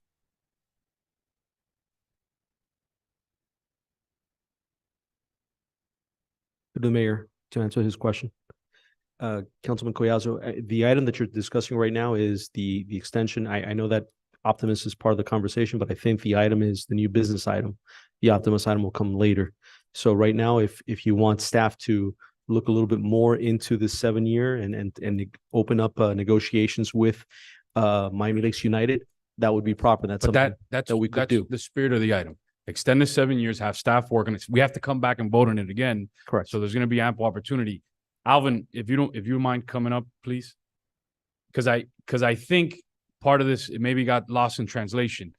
They have a robust travel program, national champions. What I said was I appreciate them because they also embrace recreation and they don't turn kids away, which is becoming the norm in South Florida. Is that if you, Alvin, if you come up, if you're not skilled enough at a young age, they kick you out and they're like, you're not good enough. But that's the thing that I said, that they have a robust program, but they also help kids that need some extra help. Alvin.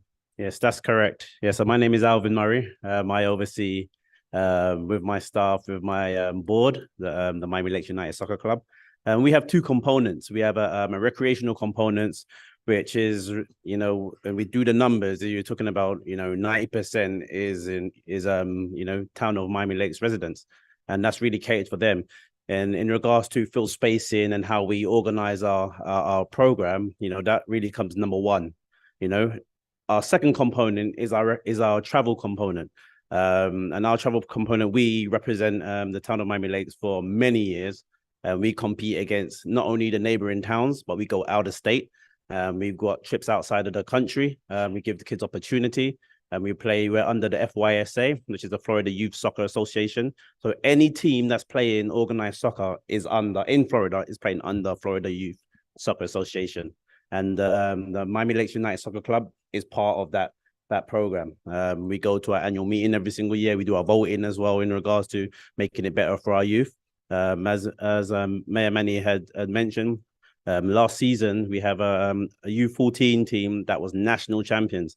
It's not a team that, you know, just beat, you know, the neighboring town or the neighboring city or just out of state. We're like the national. Like you really don't get better than that, you know, and that's like hard work and, you know, and funny enough, and if you trail it right back down to the very beginning of their beginnings, they came from recreational program. You know, they built up. You know, we have a coach who's a local high school coach that's in that team and has really brought us out and put our name on the map. You know, anyone right now in that particular team, you've got people knocking on our doors wanting to come into that team. So we're very much a travel team, but we still keep our eye and still keep the development of our recreational program. I love everything that you've said. 100% with you. Now, obviously, when you try to be part of an elite team, right? Not all kids make it, right? You're rejecting some. Some don't make it. Or do you accept everybody into the travel program? So the way we do it is, I understand what you're saying, but the way we do it is, what we do is we have different numbers of teams. So say, for example, you've got say that particular team, we're talking about the national champions. We've got a second team. Perfect. You know, so what we do is we'll have a second team and we have another coach. And in all fairness, you know, those kids are working towards getting into that first team. And when they have the little games in the practice, that, you know, you're talking about two really great teams. The model that you're highlighting is exactly what I see. And maybe to the mayor's point, this might be more specific for baseball centric, right? But in the baseball program, you're ready to compete at that next level. You don't have multiple tiers. You have two openings, right? And you have only two opportunities to represent the city. Okay. We're going to other cities. And that's not what I want. I want exactly what you're describing, right? The opportunity to play here, represent the city that you're from without necessarily going over. I don't know how Miami Youth Baseball does it, right? Just little by little becoming more familiar with the system, but they have different divisions, just like what you highlighted. And that's really what I'm hearing from the kids, right? That they want the opportunity to play here. They don't want to go to Miramar and to join another club in Miramar. They don't want to go to Miami. And I'm listening from the parents as well. Why do we have to leave our city for our kids to enjoy the soccer, the club that they came into, right? So speaking specifically to the baseball program, and I don't want to get too far away from it, I just want there to be continuity. If they can mimic that model, great. Let's replicate that model. But clearly, there's something that's keeping us from doing that, right? And that's what I want, right? For the opportunity for the kids to be able to enjoy that program, any kid at any division, they're not going to get turned away from Miami Lakes United. That's correct. Okay. I think that's the standard that I'd like to set. Are there any age divisions that are not represented right now in Miami Lakes United? In our travel teams? No, throughout from the beginning to the end, are there any gaps in teams that you haven't identified coaches, you haven't identified opportunities for you to put that product out there? So there's no stoppage. The where we have to sometimes put caps is where in our recreational program, when we go above the age of 12, so like once it's 12 and below, you know, you get a plethora of kids wanting to participate. Once you start getting to 12, 13-year-olds, it's bits and bobs. And then what tends to happen, and we've tried it in the past, is we've tried to put, you know, 11-year-old with a 12-year-old, and maybe one who's just on the cusp of 13, but those ages are so different. You're talking about, you know, just entering teens. So to try and put a program together based on the ages that we don't have is very tough. But we always accept, we always open, you know, we're always, and the other thing is, Would you be open? Would you be open in those ages that are not represented, partnering with somebody? We are, but the biggest thing is, and here's what we do as well. We also work with neighboring facilities like the PSN and the Country Village to be able to allow those groups. It's not the town of Miami Lakes just because of field space, but we're able to still have the program, but we allow them to play, you know, a game day at Royal Oaks Park, you know, but we let all the parents know beforehand, hey, you know, unfortunately, just because it's, you know, really tough in regards to participation on the field. And the biggest thing is really parking, you know, but once we can get the kids on there, we do our best to really try and juggle. And then obviously with the flag football program, which is something that we're working with to make sure that they could be accommodated on the field. We're working with them also. Yeah, and that's really what I would like to see, right? Where we have those gaps where our residents are having to go elsewhere to meet that need. I would like to see any type of partnerships or some type, like what you said, an informal collaborative agreement. Because at the end of the day, what happens is you have exclusivity. You have exclusivity to something that's very, very valuable, which is green space, open green space. And there's a lot of people that want that, right? To the point that we exclude our residents from using it, right? You're bringing a service to the community. We're giving you the use of very exclusive green space. I just want to make sure that we're not excluding or alienating groups. So if there's gaps, right, I see those gaps as opportunities to bring those programs forward. And again, I appreciate everything that you guys are doing. I'm completely in favor of supporting that. And I want to see how we can get it done. So I am in favor of staff making sure that we're covering those gaps, whether it be through the soccer program and whether it be through the baseball program. But I think that would be the fair thing to do. And I appreciate it. Thank you so much. No problem. Thank you. Thank you. Any further comments? Seeing Just none? quickly, congratulations on the win. The national championship win was amazing. I know you Nice. guys have worked very hard to get there, Nice. Richie and everybody. And, Nice. you know, I just think you guys are doing a great job. And I just want to echo what Councilman Collazo said. We always want to be inclusive. Our first priority is the residents Right. being able to play. And I know you do well. And some of your ideas may be incorporated into Optimus as well. I mean, I know you're different sports, but Right. some of the ideas you have, you know, collaborating with our other leagues to make sure that our residents come first and they have the ability to play.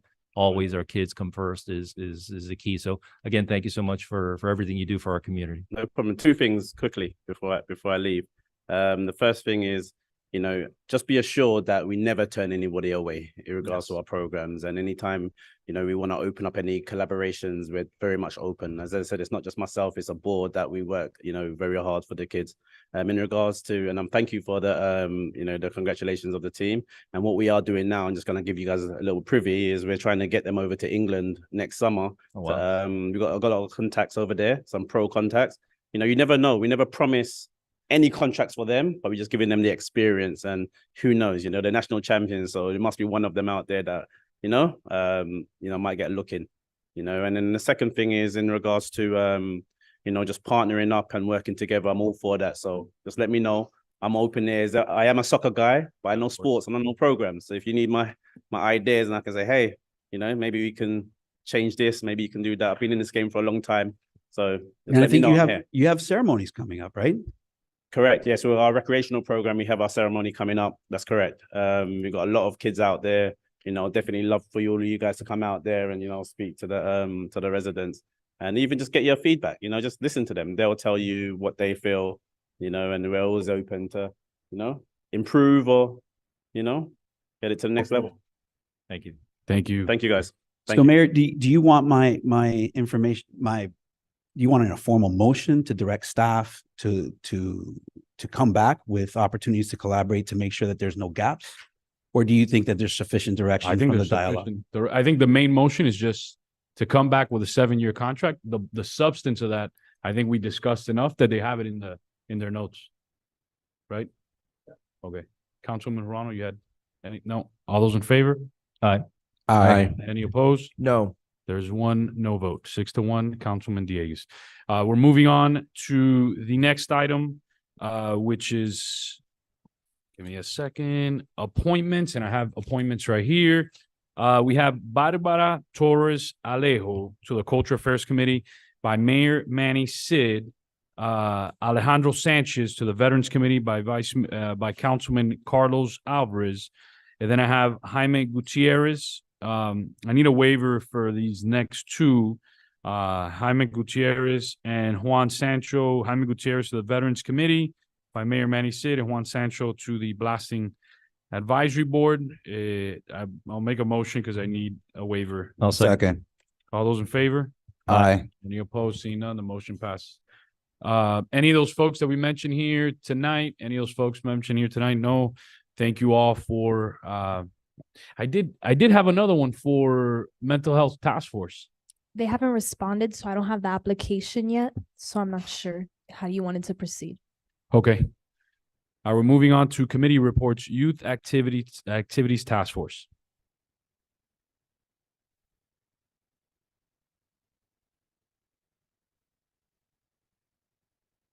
Good evening. For those that don't know me, my name is Brian Rodriguez. I'm the chair for the Town of Miami Lakes Youth Activities Task Force.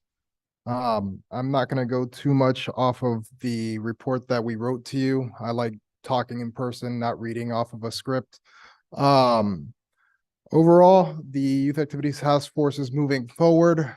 Thank you guys for approving the budget, same budget as last year, unfortunately, but we still work with what we have. I'm going to go into a little bit of last fiscal year because now we're in the new fiscal year and we already had our first event. Last fiscal year, we had our Movies at the Park. Movies at the Park was a great hit. A few things happened with a few vendors, but we kind of figured it out and worked things out. This year for Movies at the Park, we are planning on starting in December. So next month, I don't have the exact date of the movie that we picked with me right now. But we will be having our Movies at the Park again. And I think we're going for 3 movies this year, as well as bringing in some food trucks and things like that for the kids and the families.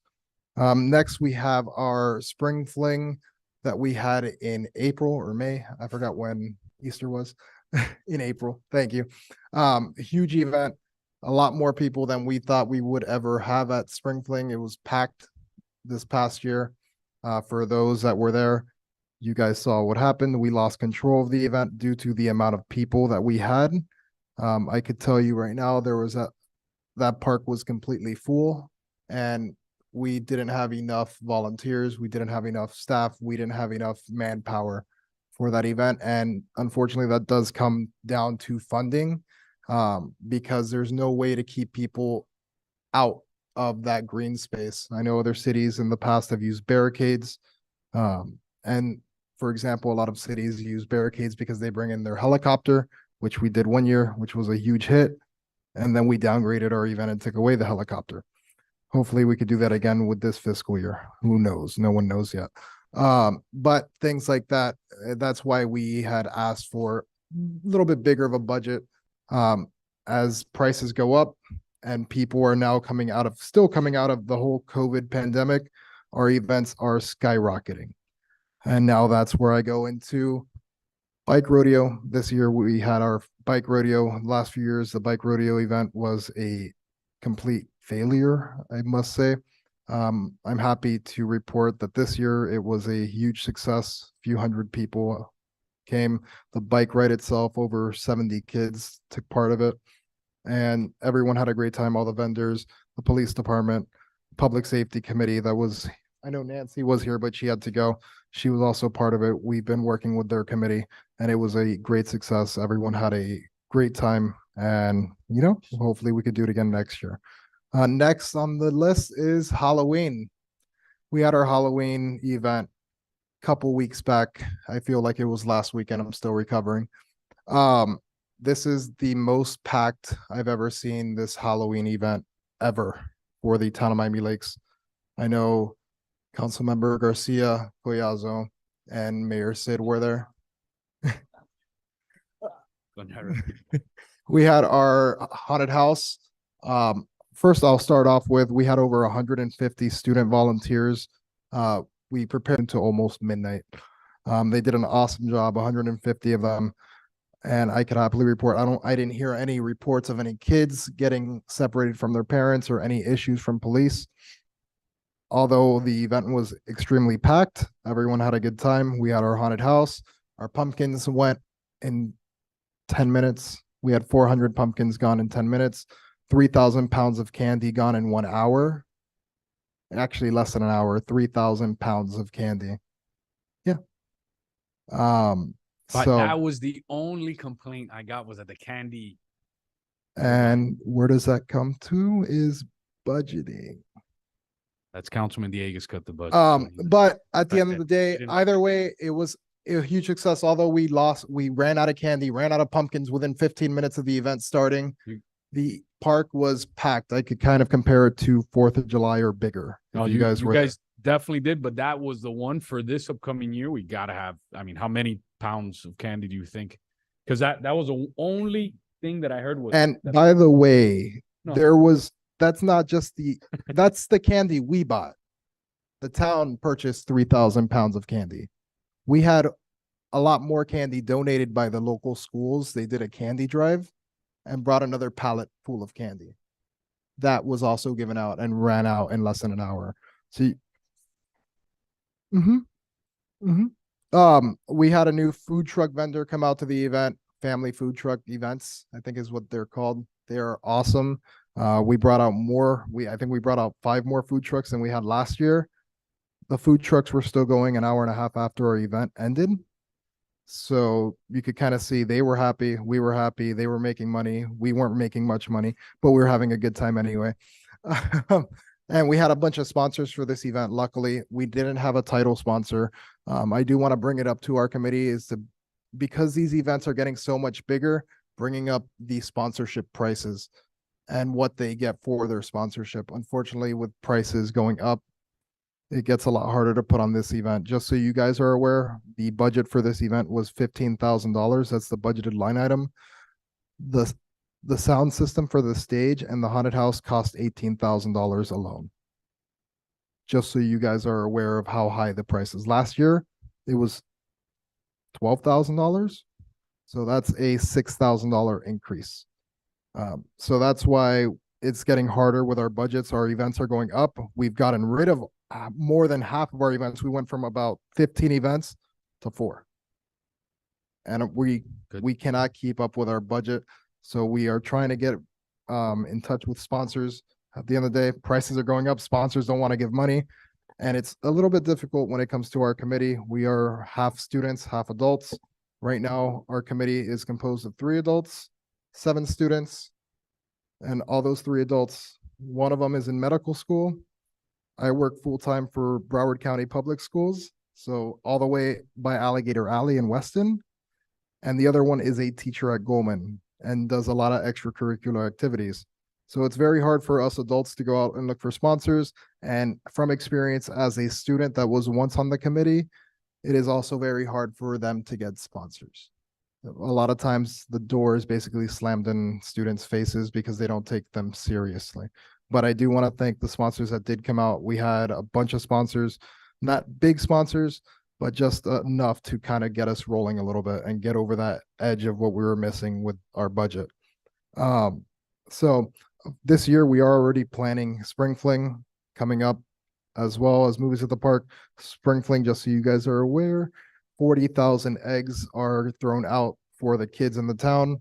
And it's one of our biggest events. At this point, I believe Halloween and Spring Fling may be the 2 biggest events in the town of Miami Lakes. Did the sponsor with the helicopter ever come back? No, because the town said that we could not have them, so they didn't want to do it anymore and went and sponsored another event for a helicopter. Who said that? The town, because the sponsor for the helicopter is a religious institution. We were told that we cannot have them as a sponsor. I'll get you a different opinion on that from other attorneys. There's religious freedom for stuff like that. Lorenzo, if you gave him that opinion, you guys, or Raul, you guys got to look into that because to turn away a sponsor Yeah, for, they gave us $5,000 to do the helicopter. to turn away a sponsor for religious, Did you give that opinion? that's, That's what we were told when we try to do it, not last, no, you not do it- last year, do but it- the year Do before. it that. this year. I'll have, put it on the agenda if I have to. That's, You currently have an ordinance and the sponsorship ordinance that this council adopted. It does state what are the organizations that can give and cannot.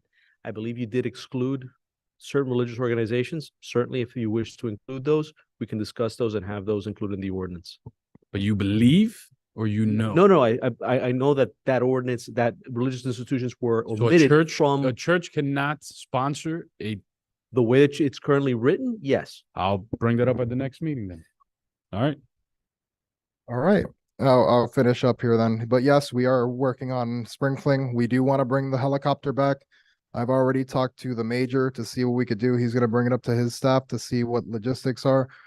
At the end of the day, I truly believe, like other cities that do it, they have barricades that go around the area that the helicopter drops their eggs from. I do have a contact with the helicopter company. I went to school with the pilot in high school, and we brought him out for the first time we did this. They helped us out and did an in-kind sponsorship and helped us with the price a little bit. But because of inflation, that price is going to go up. If we do decide to do that again, I have no doubt that we can find a sponsor for that. But we do need approval from the police department as well as you guys to work on this. And hopefully, and I don't know what we're going to do about money because that event does not have enough money at the end of the day. These events are getting larger and our budget's going down. Is how I see it. Last thing that I wanted to bring up is my committee did vote on asking for you guys. So I'll just read it. We asked that the council for permission to approve our Town of Miami Lakes Youth Advocacy Award. We have asked for it in the last 2 years to be a line item. It's been turned down every time. It is $100 that we asked for just for the award itself. And we're even willing to have it at a $0 amount and have it sponsored. This award would be going out to one student here in the town of Miami Lakes, a volunteer. We're looking more for a senior in high school, just to give them that award and recognition of the volunteer and service that they do May for I- the community. Yeah. May I suggest something? The Education Advisory Board has an award ceremony at the end of the year where many students are recognized. Perhaps you can collaborate with them and recognize that one student as part of that award ceremony. So the whole plan with this award, and we did go through that at one point, was to collaborate with the mayor and do it during the state of the town address. Like they have the Volunteer of the Year Award and the Employee of the Year Award, was doing a Student Volunteer of the Year Award separately, presented by the Town of Miami Lakes Youth Activities Task Force. That was what it was proposed for originally when we proposed this award. We've been trying to do this award for 3 years now, and it's never gone on our budget. When we went to go finally do it, we were under the impression that we had it on our line items. We were turned down the day that it was supposed to go live. We had the flyer, the application, we had everything ready to go. And we were told by town staff that we cannot do it and had to come in front of council. I've been trying to come in front of council since August. And all Try to you need approve is a line item approval? Yep. And the item is $100? About $100. I don't remember Okay, the no, exact I amount, will- but it's. To approve that line item for the Second. Youth Activities Task Force. Any discussion on this? See none? All those in favor? Aye. I'm Any opposed? From where the $100? from the November money. Okay. We'll put it on the list. It's actually, November money is a misnomer. It's actually March money. Yes. Perfect. right. Thank you so much, guys. I appreciate your time and have a good night. We appreciate you. Before you go, I got a few questions for you. Yeah. So when I was and I wasn't able to attend the Halloween event, but I was able to show up and volunteer earlier, and I can definitely attest to the fact as a prior chair, when I saw where the candy was, the first thing I Yep, said that's is, what you told me. Where's the rest of it? Right. And so maybe instead of using, CPI to determine, cost of living increases, maybe we should use the other CPI, the candy price index, because the price of And candy, pumpkins. exactly. And, we're buying the same dollar amount of candy. It's just gotten smaller. right? And so that's kind of like one of the fundamental tenets of that event is, you know, you don't want to run So really short quick, of one of candy. the Yes. ideas I had talked about with my liaison, and I do want to bring it up with my committee. We meet tomorrow about it, but I'll let you guys know and see what you guys think about it. Is possibly doing a trunk or treat. I recently, but it would be with our candy, not Right. outside candy, but that also includes more money. But it would get the residents involved in the town. What I was talking to the liaison was having an idea, kind of charging every resident or car that wants to participate in it. They would get candy, and we kind of make it a competition, right? Who has the coolest decorations on their car, and a trunk or treat kind of idea. I went to an event recently in Naples. My cousins just moved down there. One of them is 2 or 3, and the other one is 1.5. Didn't know this was happening. We went to this trunk or treat. They had an brand new park, by the way. This park is made for events. It has its own stage and everything. It's beautiful. The whole entire parking lot, including the police department and fire department with their fire trucks and ambulances and rescue trucks and all their special vehicles, they were all giving out candy. And they were all decorated, as well as how we do it, where we have our own trick or treat stations giving out candy. It looked awesome, and it didn't look that expensive. If you include that and you do, like, let's say you charge residents, hey, you want to be part of this competition, and we give you guys the candy and get more residents involved. I think that's something that we can look into. The residents have been requesting some form of golf cart parade or golf cart event. Maybe we can have a golf cart competition, Halloween decoration competition. That could be part of trunk or That could- treat. Mhm. But yeah, I do agree with Vice Mayor Fernandez on more candy and more pumpkins. Like I said, 400 pumpkins in 15 minutes. Just think about that. That's insane. I'm sure we can find a way to do better. The other point that I was gonna make to Councilwoman Romano's point, when I first heard of that of your award initiative, the first thought that came to my mind was the same, right? That EAB award of awards of excellence event is absolutely beautiful. It's a fantastic venue. The state of the town is not a bad option either, but I would definitely suggest that you do one or the other and partner with another event so that you don't have to bear all the infrastructure costs of As a of putting committee, on your own event. we did discuss that. I think I was the one that brought that up, and my committee didn't want that. We wanted our own separate thing because I believe Education Advisory Board already has an award like this, right? Not for students, not to my knowledge. I believe it's only for educators. Okay, but what my committee did say is, and they noticed that a lot of times in the state of the town, except for last year when Moritz won the Volunteer of the Year, has always been adults. So we wanted to include youth in the state of the town. I've never seen a person of youth involved in the state of the town. So I think it'd be something cool to do and get youth involved in the state of the town, present an award to them. Even if it's not this year or next year. This year we were planning on doing it before they graduated and presenting it here at a council meeting. But moving forward from that was doing it at the state of the town. Right. The other thing to that point is timing, right? So the EAB Awards of Excellence are right at the end of the school year, right before the end of the school year. The state of the town isn't until October, right? So you kind of lose if you have outgoing seniors. You know, they might be away for college, But they might be somewhere else. They might not. That the new school year would be starting, and it would still technically be in our fiscal year if we did everything for this award. It would just be jumping into next fiscal year when we present the award at the state of the town. So it could still work for the next state of the town. Got it. Okay. Thank you. You guys. Thank you, Chairman. Have a good night. The Cultural Affairs Committee, are they here tonight? I don't see them. Yeah, she's on Zoom. Okay. Chair Salazar, how are you? Felicia, are you there? Zoom?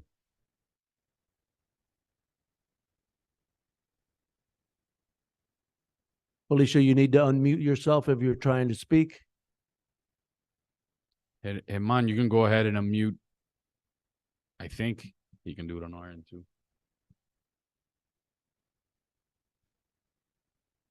We can go on to the last one, Mayor, and then we'll try and reach All right, Felicia. Special Needs Advisory Board. Good to see you guys again. You guys had a good night. I would say And so. It was very exciting. All the other committees going to be jealous. The amount of money you guys have in your budget. Well, thank you guys, and appreciate you letting us come tonight and talk a little bit about what we're doing in preparation for 2024. I included some documents you should have in your bulletin there, which includes the correct budget. As I know Josh is not in here. Oh, there he is.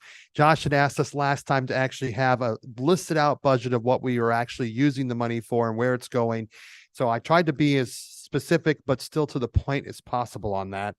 And we also included our very first event calendar in there as well. Now, I want to remind the council before we give the speech of how everything is, that the event calendar is a tentative calendar. Our goal is to use this as guidance on how we want to develop and project our events. Some of these events that are on there are ones we've already been doing on a consistent basis. Some of them are new. We're still working on committee meetings and subcommittee meetings to plan them out and put them full proposal, but they are in the budget. We do have the budgets for them in there. We just don't have the full plan for them fully done. So if you want to speak to those after the presentation here, then we can talk to them as well too. Guys, I want to thank you again for everything. You know, the Special Needs Advisory Board, I know we're the newest board in the town and we're still learning quite a bit since we've been turning it over and growing it and seeing it grow. And tonight is an example of how that growth is working. $32,000 is what we raised at the gala.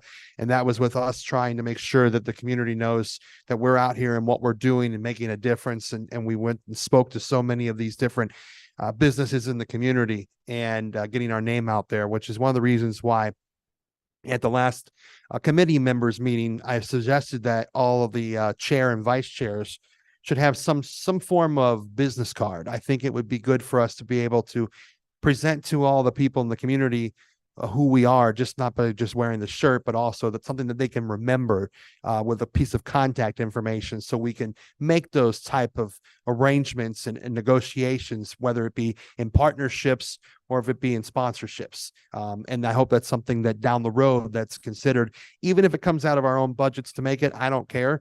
It's just the idea that we actually have a physical card to say, yeah, I really am with the Special Needs Board. We really do these things in the town and we would like your help. So far, we have, for this year that we have created, we were able to put together a couple of new programs. Many of you are familiar with our Arts for Autism program.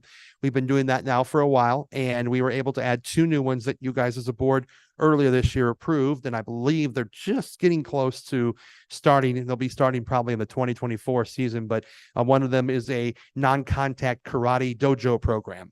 Another one is an animation class that's going to be for adults on the spectrum and special needs, which is the first of its kind. And both of them look very promising. Both of them are paid out of our budget, and we're keeping close eye on them, just like we do with Arts for Autism. And the goal is to continue bringing these in. I remember one time a while back, Manny and I and a few others of the board here, we all sat in a meeting and we talked about how can we make, you know, these programs, how can we do things for this town without the Special Needs Advisory Board having to do the whole thing every time. And, you know, because we did an event once, you know, I remember Vivian was in charge of it, where it was a lot of work and it was just one time. And we, you know, you wore out the team, couldn't do it again because it was a lot to put together. But what he had mentioned, what Manny had mentioned, is really what we've kickstarted is building connections and programs and being able to bring in people that are already in our town, providing services that we can expand it for those that are in our town. And it's all for Miami Lakers. And that's where Arts for Autism has come in. That's where some of these new programs are coming in. And we're going to continue to reach out to these other organizations, whether they're just outside of the town or they're in the town and they want to bring something to our community. We've already had 7 or 8 people propose ideas so far, and we're vetting it. We're going through it. We're discussing it. We're putting plans together, and we're bringing it to you guys to look at and approve, all funded by the board itself. So these are very exciting things that we're working on, and I'm glad to see those wheels finally turning so that we have these programs that continuously run year round while we're just making sure that it's functioning. Another thing that we've done is we've started incorporating ourselves into local town events. The biggest one we've done so far was the 4th of July. We've been planning for many years. We wanted to get into the 4th of July and be able to offer a sensory zone and be able to offer help for those with special needs who want to go see the fireworks show, but maybe can't handle the sounds or the lights. And although it was very slow and we learned a lot from it, we did have some people attend the special needs of sensory room. It was a success in my opinion. And I think with better planning in the next couple of years, it's going to continue to grow into a big thing where people all over the town now know, hey, my child, hey, my adult with special needs will be able to come see the show. Whereas before they were staying home because it was too much. There's other events.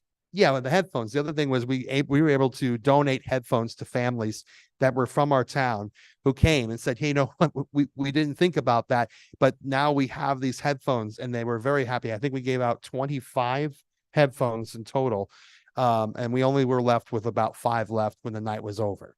So we expect to do that again, and we expect to do that at more events and try to be more present to be able to help in putting these special needs, whether it's a sensory zone or a community fair type thing together for the people in our community.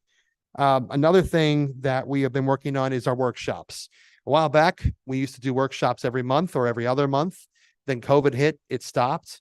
We did a few virtual workshops, but that was about it. And then we did a couple earlier this year, one of which I think was very popular, and that was the one with the town attorneys being able to talk about the future, what you're planning, you know, dealing with special needs, dealing with guardianship, huge topics that help our families in our community. So what we said is, let's restart this. It's in our event calendar. Every other month, we're going to have some type of workshop.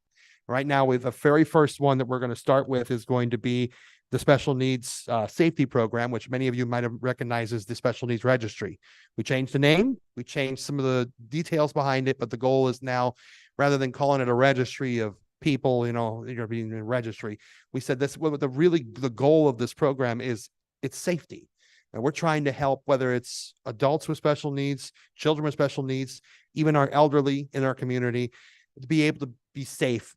When the police department comes, they know exactly who they are. If they find them walking the street, we know how to help them. We know what kind of sounds they can't handle. And now, thanks to the state of Florida, it's very exciting that they passed some legislation that now makes all of that information given to our police department off the sunshine.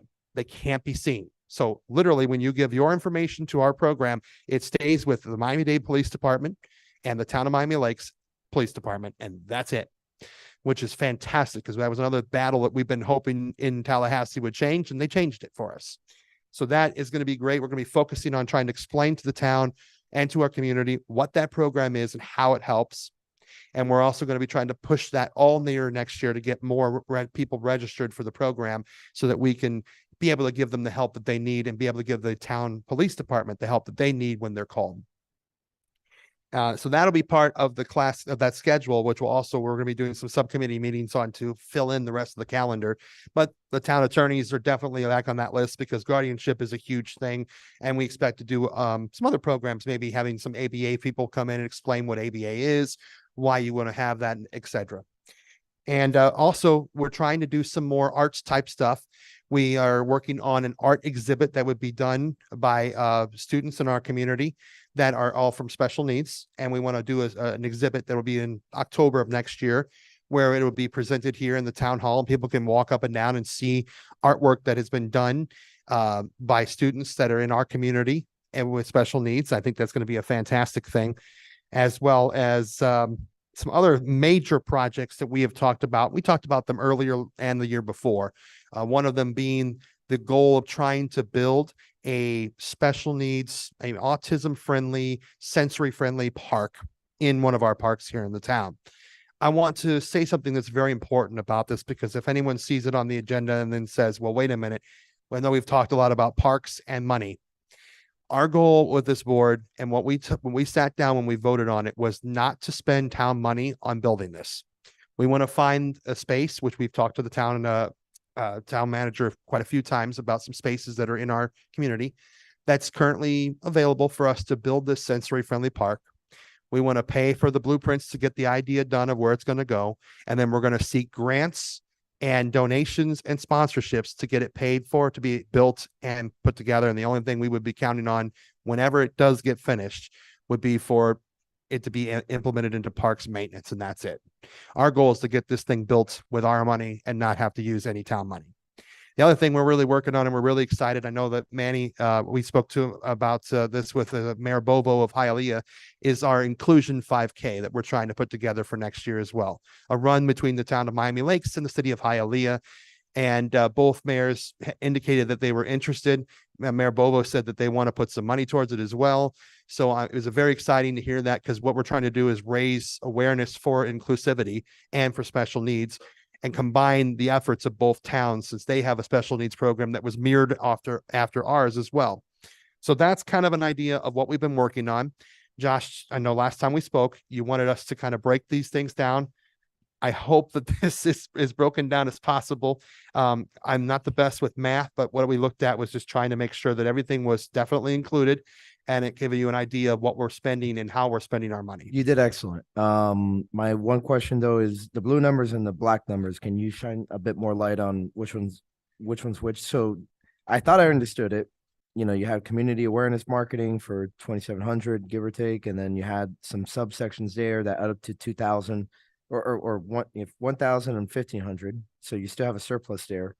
And then I guess just fast forwarding through what I'm trying to get at, where it says total budget, you have 44,849.78, and then under that you have in parentheses $16,349.78. What are those two numbers? So the 44 is the total budget that we have available minus the check that we got tonight. Okay. And the 16 is what's left after what we've spent. Since our budget is, not a yearly voted on budget like the other committees, ours is the donations. We have a carryover after we've spent our money. And we anticipate spending more as we build more programs, et cetera. And that it'll be a fluid situation, but the numbers that we put down in blue are the expected expenses. Those are what we know we're going to spend money on. It's something, if there's something new that comes up, a new idea, a new program that we would come back to council to present, that gets added into the existing budget. Well, this is excellent. I'm inclined to support it. My one request though for next year, as you embark on this calendar, is you go ahead and take note of which events did well, which ones didn't do as well, and then adjust accordingly when you come back to us with your request for next year. So, but thank you very much. I appreciate all your effort putting this together. I think it really does help us understand where the money's going to go. And it's going towards specific causes and how it relates to your mission, which is what I wanted to know. So you guys knocked out of the park. You have my support. Thank you. Excellent. Thank you. Anyone else? Thank you, Councilman Dieguez. Does anybody else have anything? Yeah, I do. I have a question. I don't know, you want to go first, Ray? Oh, just quickly, I want to thank you again for all you do. I know a lot of you have children with special needs. You're doing such an amazing job with the resources that you have. I'm worried about you personally, you being burned out, honestly. And what can we do to help you with that? Do you need us to appoint more members to your committee, or are you at full capacity right now? Do you need more people? What As of right now, we're at full capacity.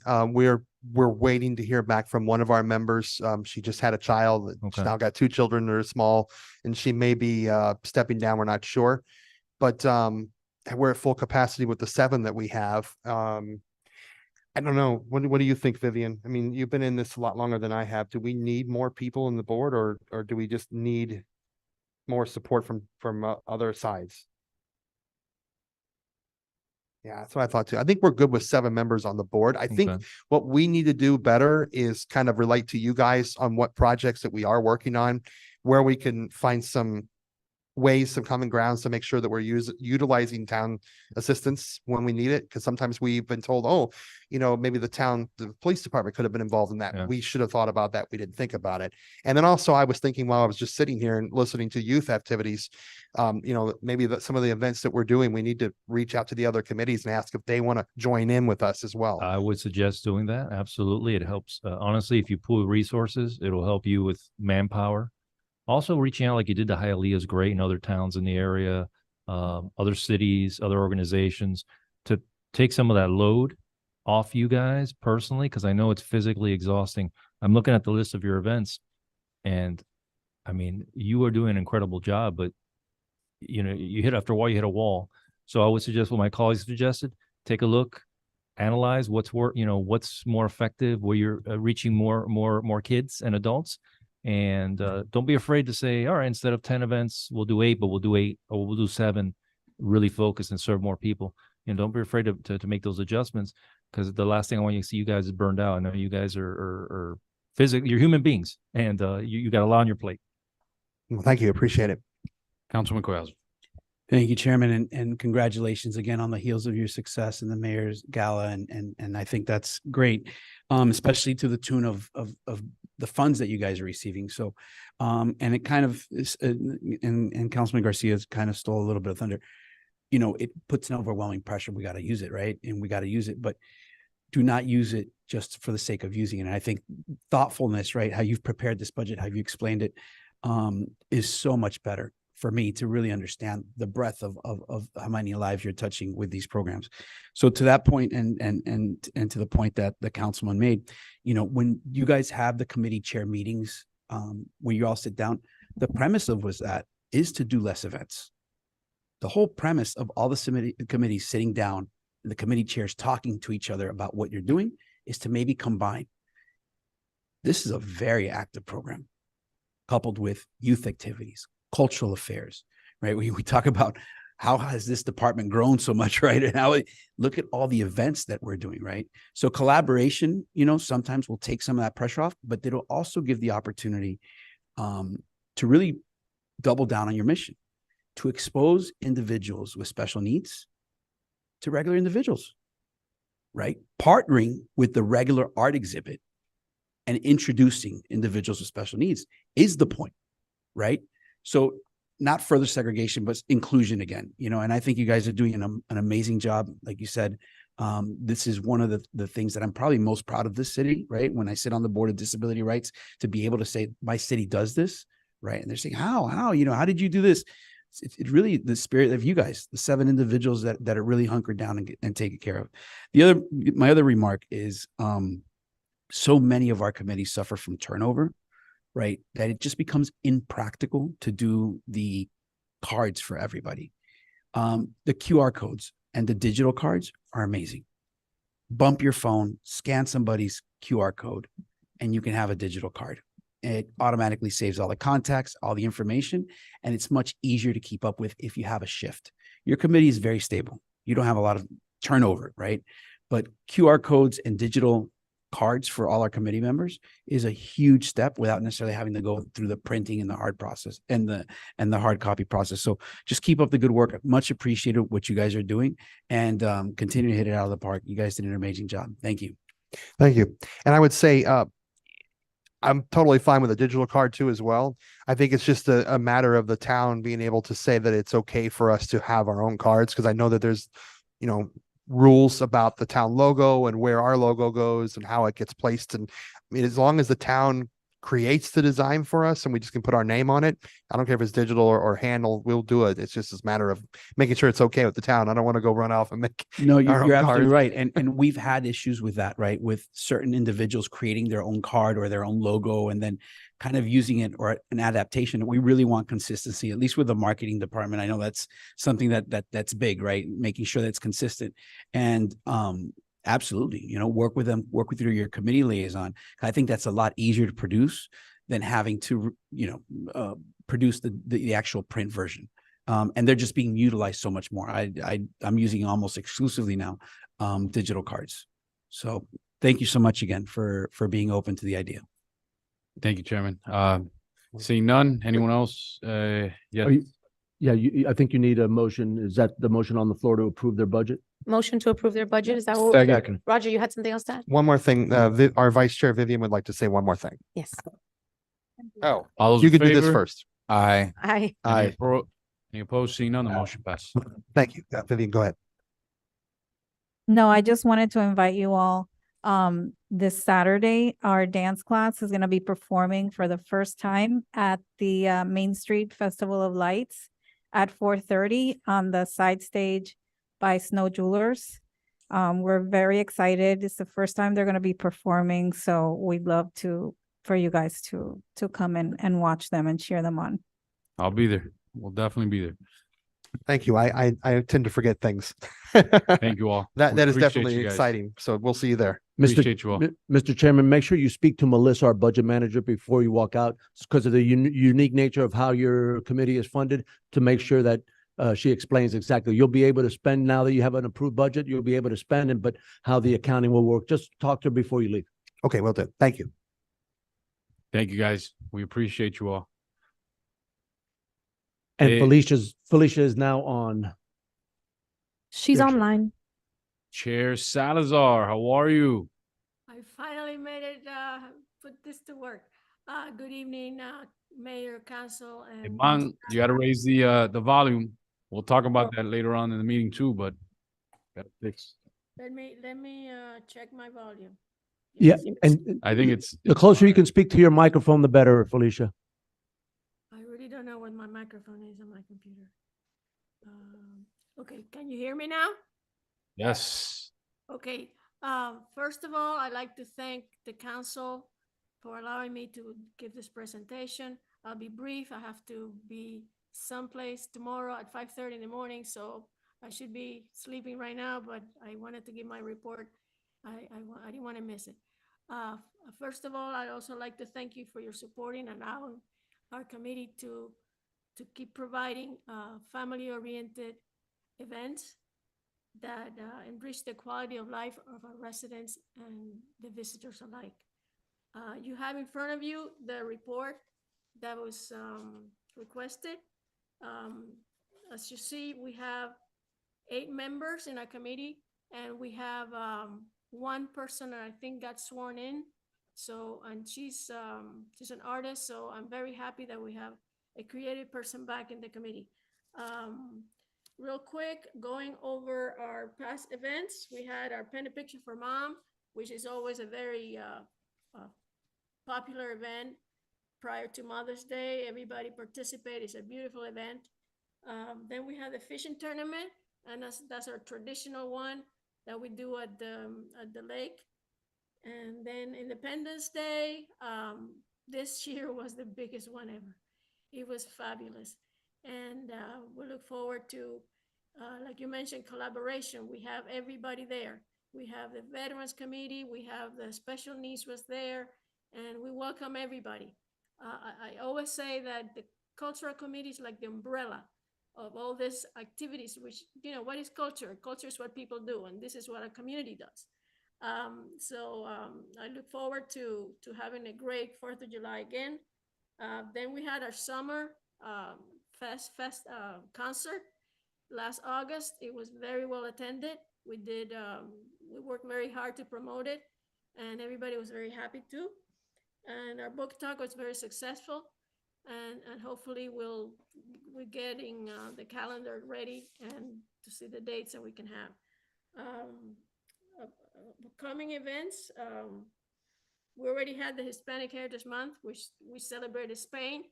It was, again, very successful. I believe Claricel said that we outgrew the chamber because more and more people come every year. So we look forward to having it in a bigger space. The holiday book reading is coming up December 9th. And I invite everybody. We have also Black History Month, and we're going to combine that because I know the committee voted not to have the Juneteenth because of poor attendance. So we're trying very hard to, and I emphasize that to the committee, to combine Juneteenth with Black History Month, which is part of the history of the Black community. And we are planning on having an event that is not the corral, is something very exciting. And I, again, invite you all to come. I know you support us entirely, but you're missing in action. You don't come to our events. Very happy that Josh came to our Spanish Heritage Month, and we were very happy to have him there, but we want you there. You don't know what you're missing. It's great fun. So, and then we have a new collaboration with like our gallery in the town. As you can see, if you walk through the corridors, you have a lot of beautiful artwork that is being put there by the gallery. And we're working with Karina Kemmelmeyer. She's an artist, and most of the work there is done by her. And we're trying to do exhibits at Town Hall and throughout the town. And we also want to have sculptures. I remember a few years back, I presented, I don't know if he got it, Luis Collazo, we were thinking of doing sculptures around the town, and not just the cows. And we're trying to revive that program too, with the We Love Cows program. So it's been you know, a little bit challenging to get all this going, and hopefully we will. Then we have the Women's History Month, and again, I'd like to thank, last year we have Marilyn Ranos as our speaker, and she's a former award winner. So we're very proud of you, Marilyn. Keep the good work. I know this is your last year, but we love you. And then future considerations is back in 2020, we did our white paper for the presentation for the Cultural Center. And I was wondering what has happened to it. Someone told me one time we met, and they said it's very expensive.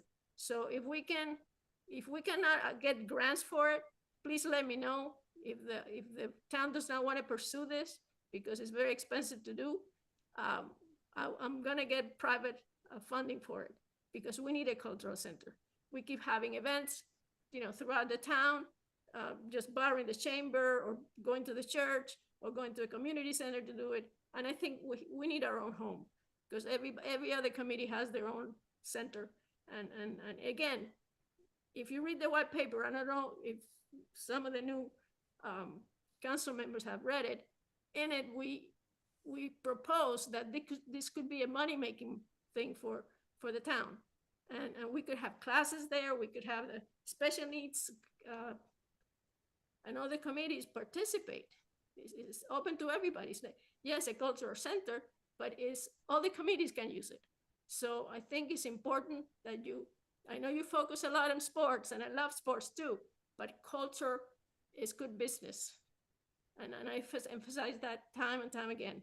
So I need your support to keep this going, because that's the vision that I have. And I want to make sure that we have that cultural center before I get too old and I cannot enjoy it. So again, and before I close, I have two items. I'm getting tired, it's getting late.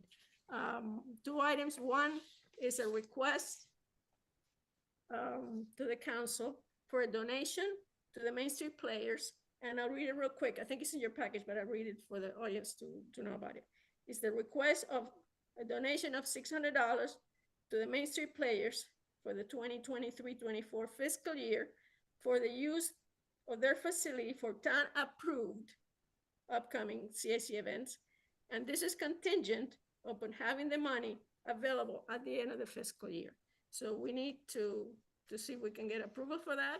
And then the other item is, I don't know if this has been approved already, was the reallocation of funds for to further the Hispanic Heritage Month, to move it from the Juneteenth, which we're gonna again combine it with the Black History Month, to move that money from Juneteenth to the Hispanic, so we can cover the $300 extra expense that we incurred on that event.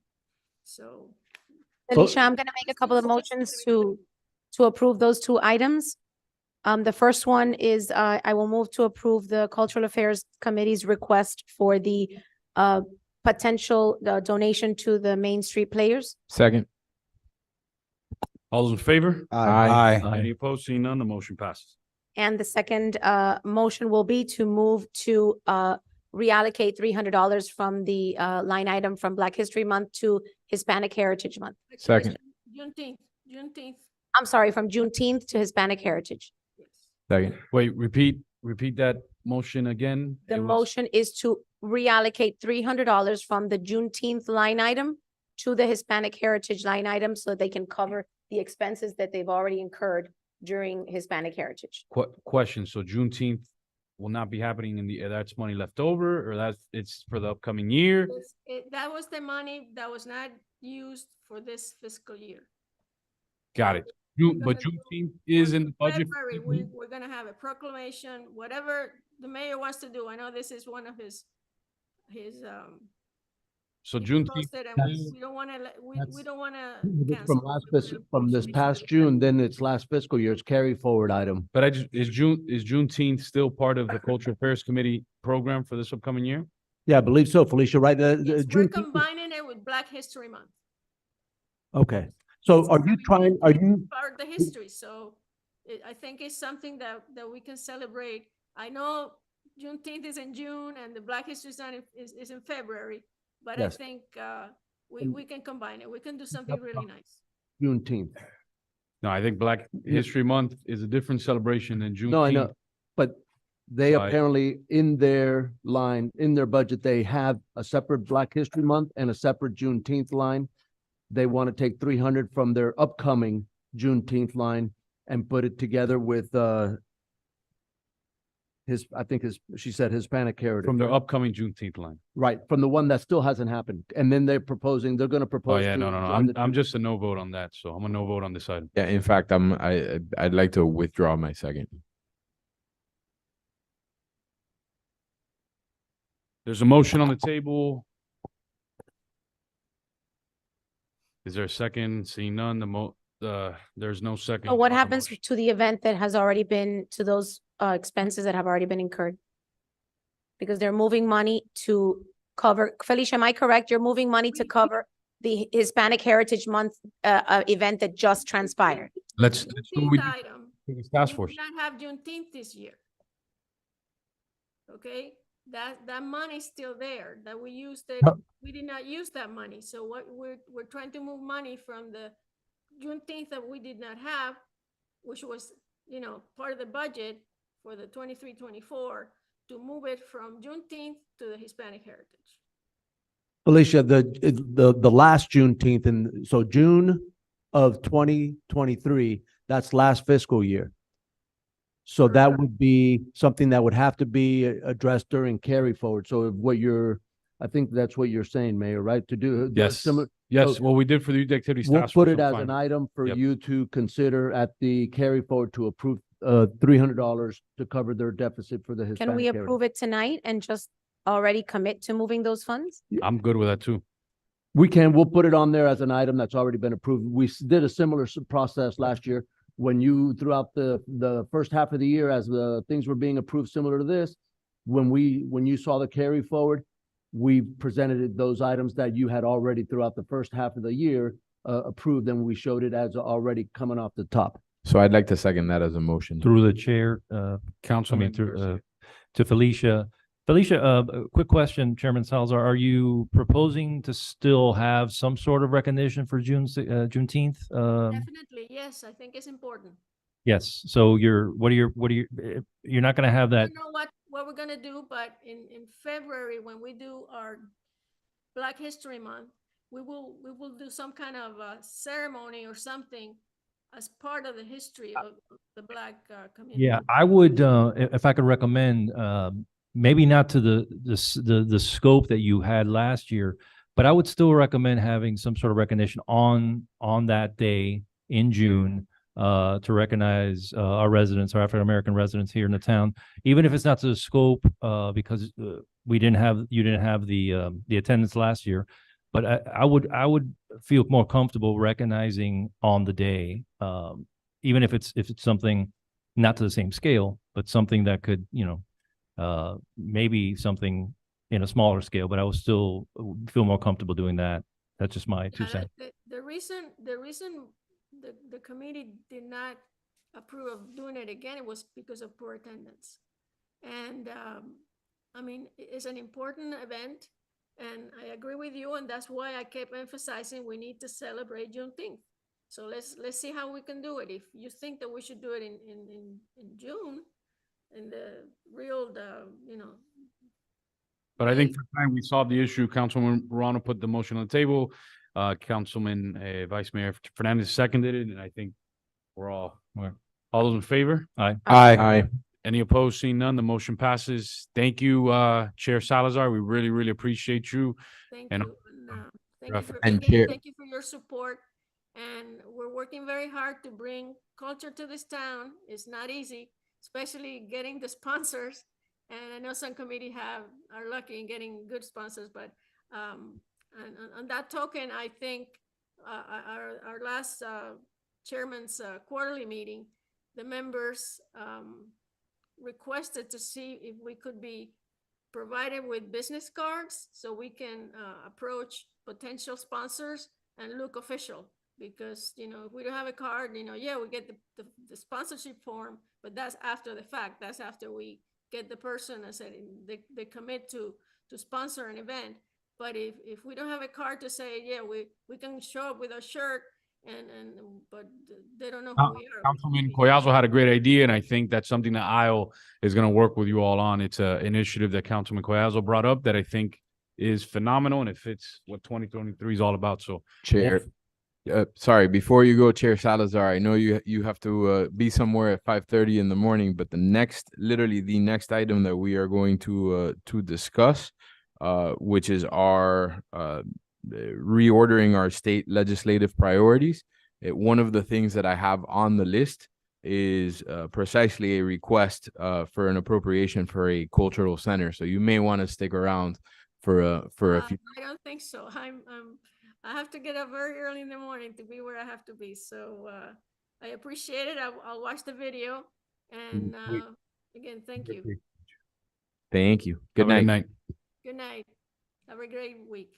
You too. We're moving on to the consent calendar. There was an item that was pulled, was item 11B, and that item was combined with item 15K. It was pulled and combined by Vice Mayor Fernandez.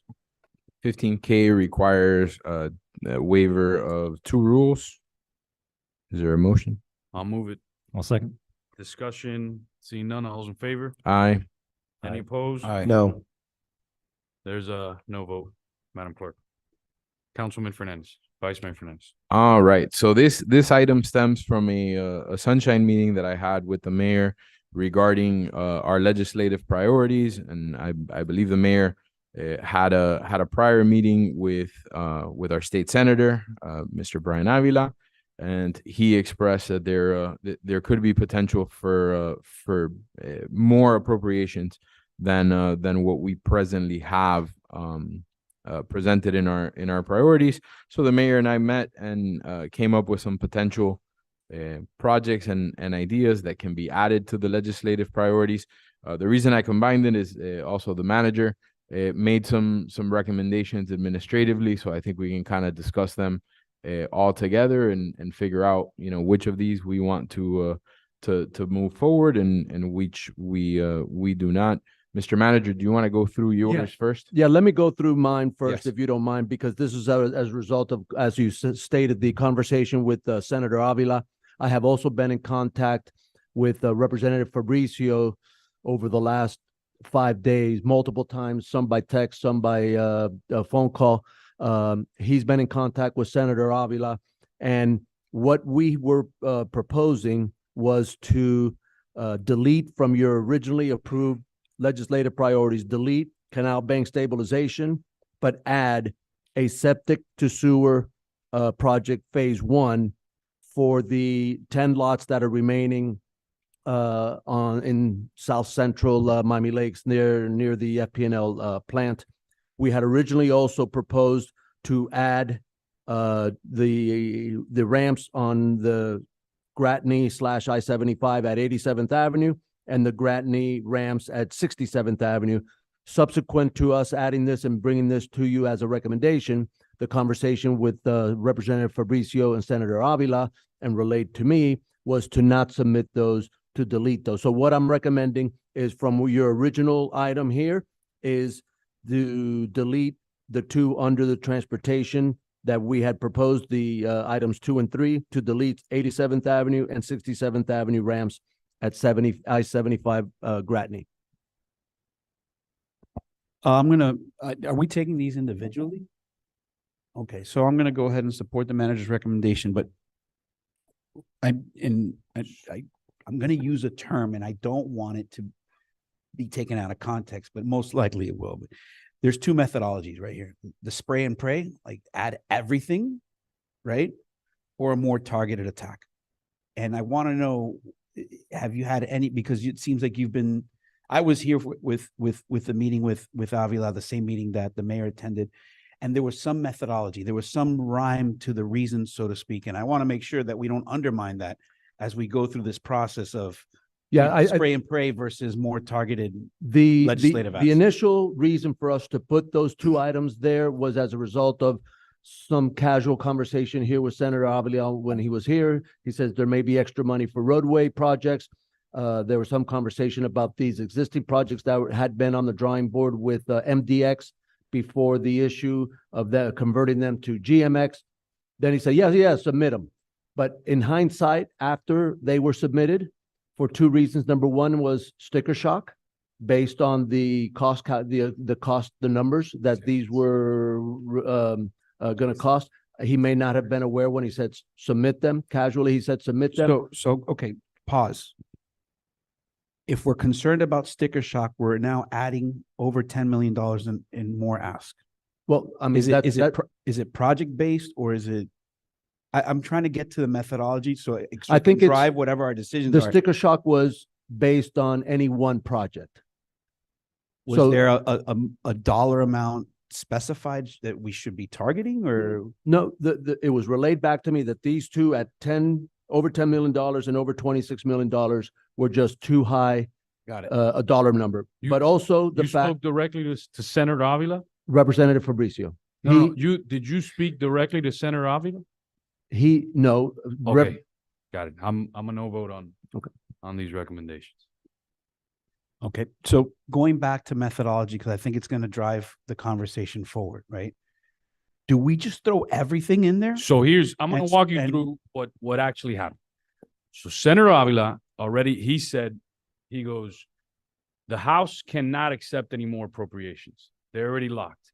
He goes, I can. I'm in a great position to accept more appropriations. Him and I spoke afterwards. We spoke in person, and he goes, Manny, this is a great year for me to submit as many items as possible because my relationship with the approach chair and everybody is to have as many items as possible. I heard him when he made that comment to you, but he was specific to roadway projects. But I followed up with him. He said, as long as there's a substantial need in the community, try to get me as many projects as possible. So he goes, even if it's $8 million more that you're adding onto your appropriations, he goes, I'm going to be in a great position where I'll get it into the Senate and I'll confer with the House and help out Representative Fabricio in the process. I'm going to be in a great position to do that. I heard him make those comments, but that's what I'm saying. It's really going to drive. But is so it add everything we possibly can? Representative Fabricio is in a different position. He can't say it because he's already locked into his appropriations and he might not have the same perspective on the approach process as Senator Avila. Senator Avila was clear to me various times. He goes, Mayor, I am in a great position. Submit it. If it's roadway, if it's infrastructure, there's a bunch of pots of money right now that nobody is allocating dollars to, and there's going to be a surplus of money in the state. I appreciate the manager speaking to the representative, but the perspective from the Senate was very different. He was like, submit them. I'm going to get them into conferencing myself, and then I'll work it out with the House chairs and everybody. We don't need a House sponsor at the time. I have no problem moving forward with that spray and pray approach versus the targeted approach, right? The only thing that I would like to do is vet that conversation that the mayor had, right, with our lobbyists, right, and make sure that it's a tag team effort. Because while I appreciate everything that the mayor, and not that I don't have faith, because I was there for part of the conversation, and he said that, put it in if it's roadway, but he also mentioned it with this caveat. A lot of people are onto this recipe, right? A lot of people have also seen this happen. So it might be a little bit more limited. At least that's what the part of the conversation that I heard here that day that we were presenting, that key to, I guess, the key to the town, Tim, for recognizing all the money he's brought back. So I just want to make sure that we don't shoot ourselves in the foot by being, I guess, over eager, right, to kind of chase this money. So everybody has a very different perspective. So I'll give you an example. If we go to our lobbyists now, we tell them, hey, file $8 million more, you know what they're going to say? Hey, we got to slow. They represent 1,000 other cities. So they see them putting in all this money for us. What's going to happen? That's why Senator Avila was like, look, you give it to my staff directly. I'm going to push it in conference. I'm going to put it in conferencing. I don't want to put, I mean, if you guys want to, you could put our lobbyists on the spot and be like, hey, file this. And what's going to happen is exactly what you said. Every other city is going to say like, there's only 33,000 people in Miami Lakes. My city's bigger. I need to add more appropriations. So now we're going to put the senator, and I know I'm speaking about this publicly, but we're going to put the senator in a bad spot.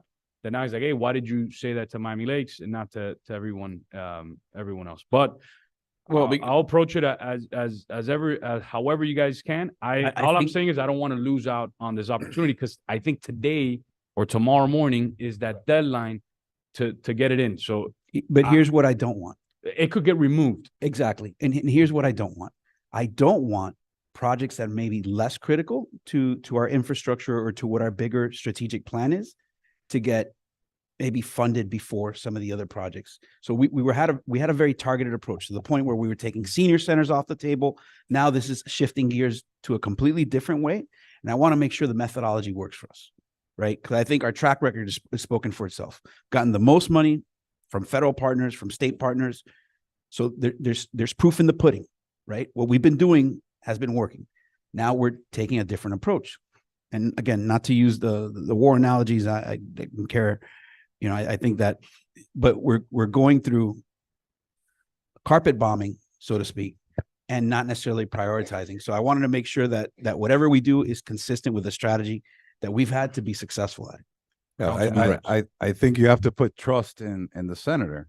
You know, if a state senator that represents our district is advising you that this is the year, and not only are we talking about a senator, we're talking about a senior senator with seniority at the Senate level. If this is his advice to the mayor, one, I trust my senator. Two, I trust my mayor.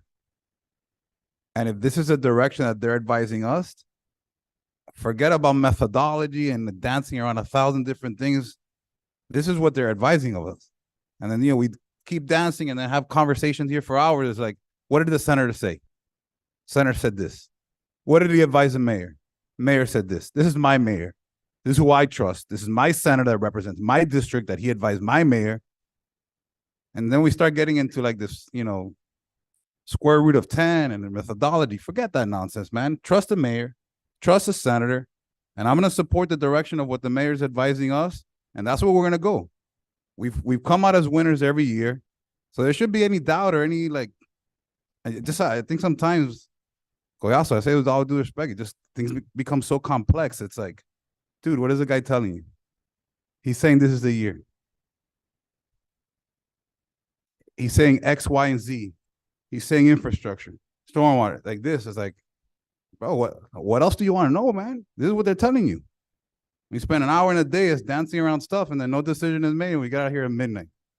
No, man, trust the senator, trust the mayor, lead with passion and put the vote.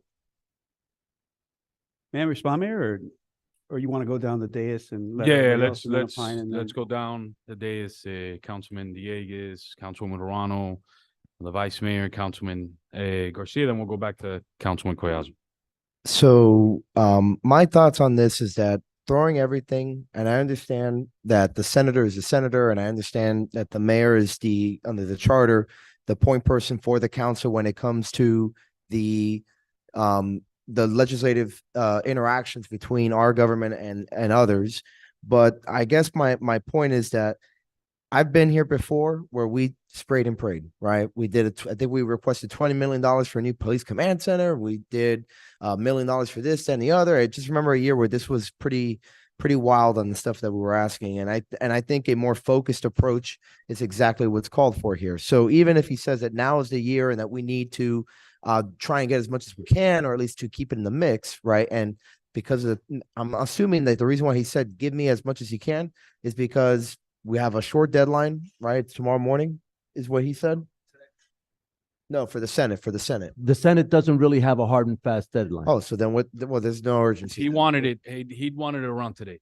Okay, so then, okay, then I'm assuming he had a purpose for that, but I don't want to just throw everything at him, including things that are on this list, for example, like the splash pad. I think that for sure. I think we all know from our own experience, this is not going to go anywhere. He'd probably cut that himself. So like my approach is whatever the council wants to send it to him, let him, to be honest, we let him decide. Cause I'll be honest with you, Councilman Dieguez, he was very adamant with me. And I hate that we're just having this conversation publicly because he was very adamant with me. He was like, man, this is a great year for you guys. Like, take advantage of that I am here, that I'll be able to get this all in conference. This is not a traditional probe.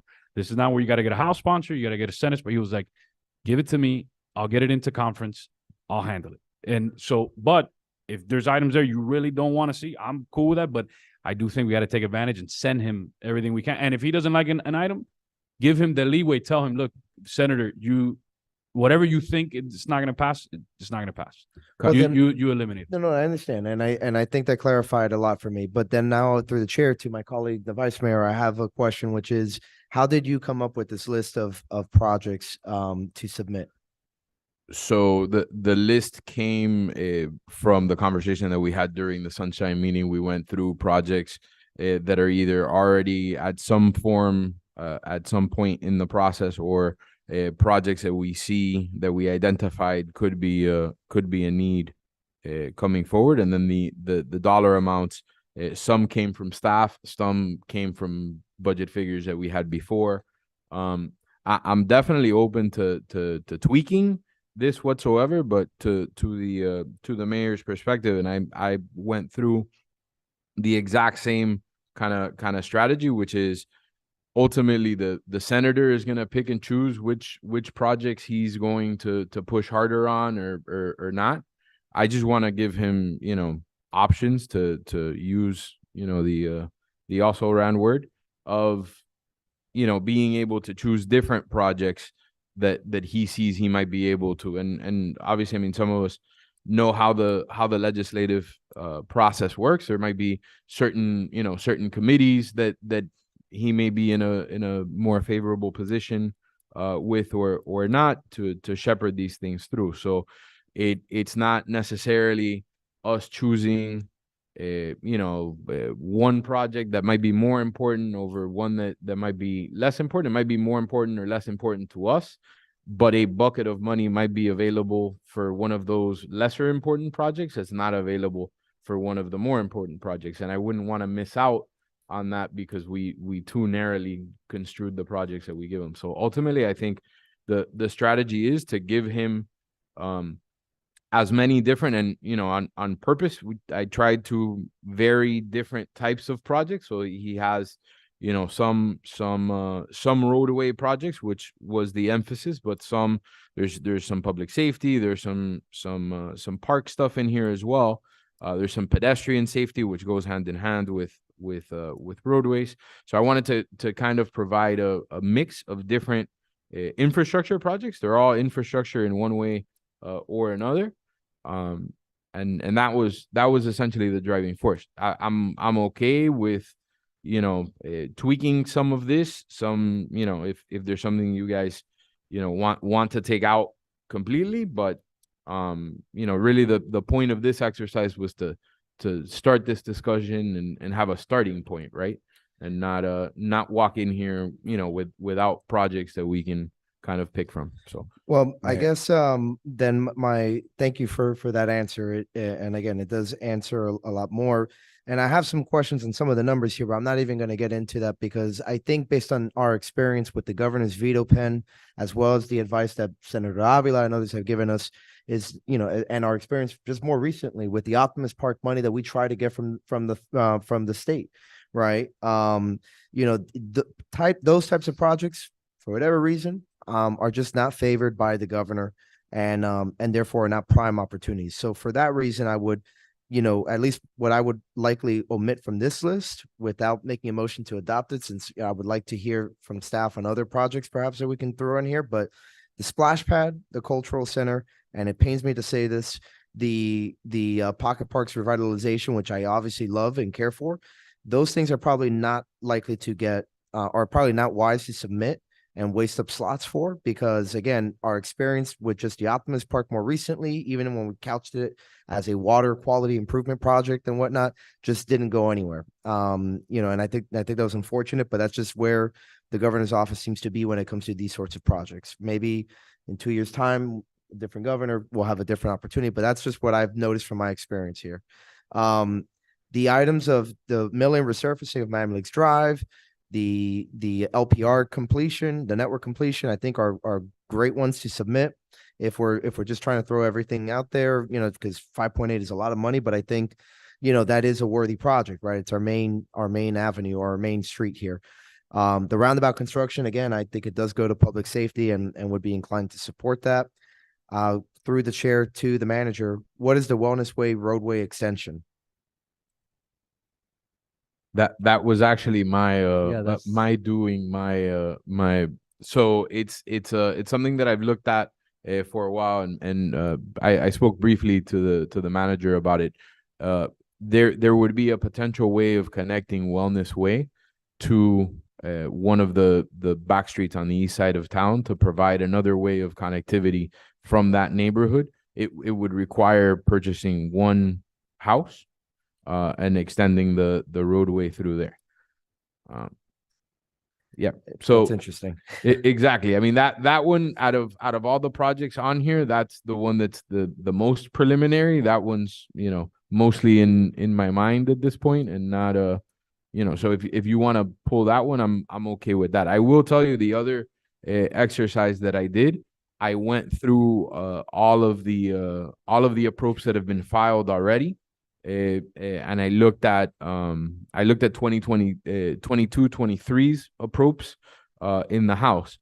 They are fairly light on park projects, but just in last year's alone, there were 6 for cultural centers from different municipalities throughout the state. So that would be one that I would consider maybe leaving in there. The other 2, frankly, the pocket park revitalization, I put in there for you. So if you want to kill it, then you know that's I know that's your pet project. Just, you know, let me know, slash away. No. Well, and on the cultural center, question to, well, I guess I'll start with you then. Have you identified a potential spot then for the cultural center? I did. I identified a potential spot, and I had a very, very preliminary conversation with the private landowner of said spot. And it was a very, very preliminary conversation.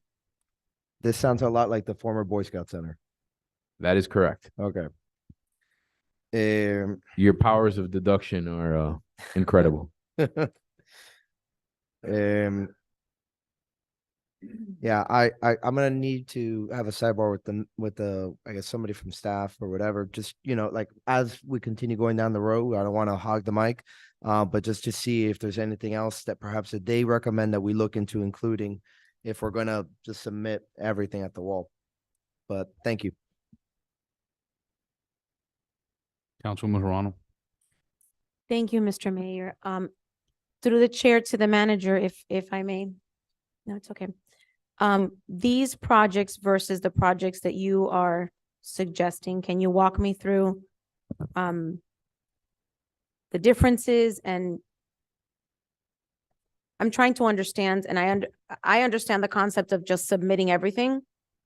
How does that work when it is received? How can one of our, if we submit this entire piece of paper, are we at the mercy of what they want to grant us? Or versus one, if there's 2 roadway projects, for example, do we prioritize them? Do we send it to them? And Yes, usually when we submit several projects, they, at some point in the process, they'll ask us to prioritize them. But ultimately, Senator Avila in the Senate, Representative Fabricio in the House have the discretion to sponsor whatever they decide they want to sponsor. okay. So the projects that you are recommending versus these, I know that we spoke about a septic project which I know has been very important to the town Yes. for quite some time. That's on the original item as printed, in addition to the ramps off the Gratney at 87th Avenue and 67th. That's also on here. Okay. So I'm these would- I'm just providing you feedback from my conversations with Representative Fabricio. Senator Fabricio says that he has been in conference with Representative Fabricio in conversation with Senator Avila, but obviously I'm not privy to the conversations that the mayor may have had directly with Senator Avila. Our communication is on a different level. Our communication is with Senator Avila's staff, not with Senator Avila. I have spoken directly with Representative Fabricio, but like the mayor stated, the dynamics in the House and the dynamics in the Senate could be completely different. So I'm just relaying to you, I'm telling you the truth. I don't have a dog in this fight. I have no reason to elaborate, to flower any of these conversations. I'm telling you what's been told to us. But obviously, the mayor may be privy to conversations that are different than mine. Okay, and I appreciate that. So I will allow the rest of my colleagues to chime in, and then I will make my determination at that point. Councilman Garcia. Thank you, Mr. Mayor. To the manager, just to go over the stormwater infrastructure projects, we're looking at the third additional drainage improvement project, right? Loch Lomond Drainage Phase 2. Yes. That's continuing what we've been doing. Yeah, those are projects that you've already you approved those on the first go around, whenever it was a month or two ago. So all that is still there. Now, Yes. the septic tank issue of connecting a part of our town, which I don't know, a lot of people know, is a part of our town that's still using septic Correct, tanks. and that's based on the conversation with Yes. Senator Avila. Now, He says that he's had success in getting a similar project for Miami-Dade County, and he believes that that's something that has a high level of certainty that we can get. And Representative Fabricio already told me that he has submitted that project on our behalf today. Perfect. Now, the connections and all the drama with the Gratney and 87th Avenue and all MDX changing to this, changing to that. Those projects, these projects help not only Miami Lakes, but they help Hialeah, and they help the towns around us to help with the flow of traffic, right? Yes, sir. I think those both could easily be considered regional projects, and the benefit is much more widespread than just the town of Miami Lakes, but it would have tremendous benefit to the town. Is that how we're selling it, right? We're selling it as it's a regional approach, but is that even, since it's been postponed so many times, do we even have any idea if that's even, where are we with that? I mean, they just changed their name and they're going through a new process, right? Those MDX projects were to- both on the drawing board for the previous iteration, which was MDX. 67th Avenue was an easier one. 87th Avenue was originally proposed with the extension of the Gratney from the Palmetto out west towards the Turnpike, but there was also a ramp that would not have been contingent. That's the one that's incorporated here. It would have been a ramp that's just a westbound ramp at 87th Avenue there to get cars onto I-75. That's not contingent on the extension of the Gratney, but that was part of the FDOT/MDX, now GMX. Okay, so we're leaving it there because that's where we're still asking for that, those projects. Well, I think I'm relaying to you what was told to me by Representative Fabricio. Mayor Sid has obviously had different conversations with Senator Avila, so I'm just relaying what they're proposing. I can tell you that Representative Fabricio, whose deadline was today, did not submit those two roadway projects. He did submit the septic to sewer project. Okay. So one of the reasons Yes, sir. why Senator Avila wants all these projects, because in conference or even before conference, if another senator or another representative like Councilman Fernandez mentioned has a cultural center, he could say, hey, wait a second, and he's in a position to do that. It's similar to how we asked for $3 million from Congressman Diaz-Blanc because he was a cardinal in the House. Congressman Jimenez and Congresswoman Maria Bira Salazar don't have anywhere near that sway in the House. Same thing with Senator Rubio and Senator Scott. I mean, it's a very different dynamic. Representative Fabricio next year, the following session, when Speaker Perez comes in, it's going to be in a completely different position. He'll be the chair of a committee. He'll be in a position. This upcoming session, Senator Avila is in a phenomenal position. So and And I'm just repeating, he wanted even these regional projects because if they come up, somebody else in somewhere around the state, it automatically allows for the conversation to happen and those negotiations happen. Ultimately, we are going to go to Tallahassee. So if he comes to us and he says, I have this entire list, I'm getting in a conference, but I think I can only get 7 of them. He's going to ask us again, hey, what are the most important ones to you guys? But I think that going back to that is going back to those tools. But what he didn't want was yes and no, but we need to give them the majority of them. And I'll tell you why. Right, but when we decide what we're gonna approve, we need to prioritize them now, because it's Yes. not gonna be the 2 people that are in Tallahassee that are gonna decide what projects move forward and what No, projects don't. because if he has a pot of what he said, if he has a pot of money for transportation, but a cultural affairs comes up and he could do both, he's going to do both. What he didn't want was that we don't submit anything or just submit this because we're limiting ourselves. Right, then let's submit it all, but prioritize. I'm good with that. I mean, I'm good with that. it seems like what I don't want is for some of us to not be privy to that conversation or that moment in Tallahassee where there might be a moment to make an executive decision and we're not all there. So if we're going to submit them, we should decide right now what the priority is. Obviously, they're all in different areas, but at least put them in order of priority. So you pick from there, the top of the list. And that's what he what he can pick. I'm okay with it. But what if there's a lot of items there? What if all our opinions differ? We're like, how do we resolve it? Well, that's what we do up here. We hash it out. My original intent was just to let the senator do that. Well, through the We all- chair, I'm sorry, I haven't completed. Sorry, Yeah, Councilman Garcia. No, I no, just no. really wanted to get because I think the Yeah. nuances of the process sometimes. No, no, that's great. I appreciate that. So Mr. Fernandez, well, through the chair, just quickly, looking at all these projects, for me, pedestrian safety, signalization improvements, we've been pushing that for a long time. The LPRs, we've been pushing that for a long time, completing that. Through the chair to the manager, Miami Lakes milling and resurfacing the Miami Lakes Drive would cost almost $6 million. That was the number that Omar provided. Remember, it's 2 lanes in each direction. It's a long stretch. It's 2 lane. Yes, it's 2 lanes plus turn lanes. It would be milling and resurfacing everything from Red Road all the way out to, And when was the last time that was done? not that I've been a resident here for 31, 32 years. I don't remember it being done wholesale like that. Okay. In well- pieces, yes, but wholesale from start to finish, never. Well, then that's something that absolutely needs to get done if we can. The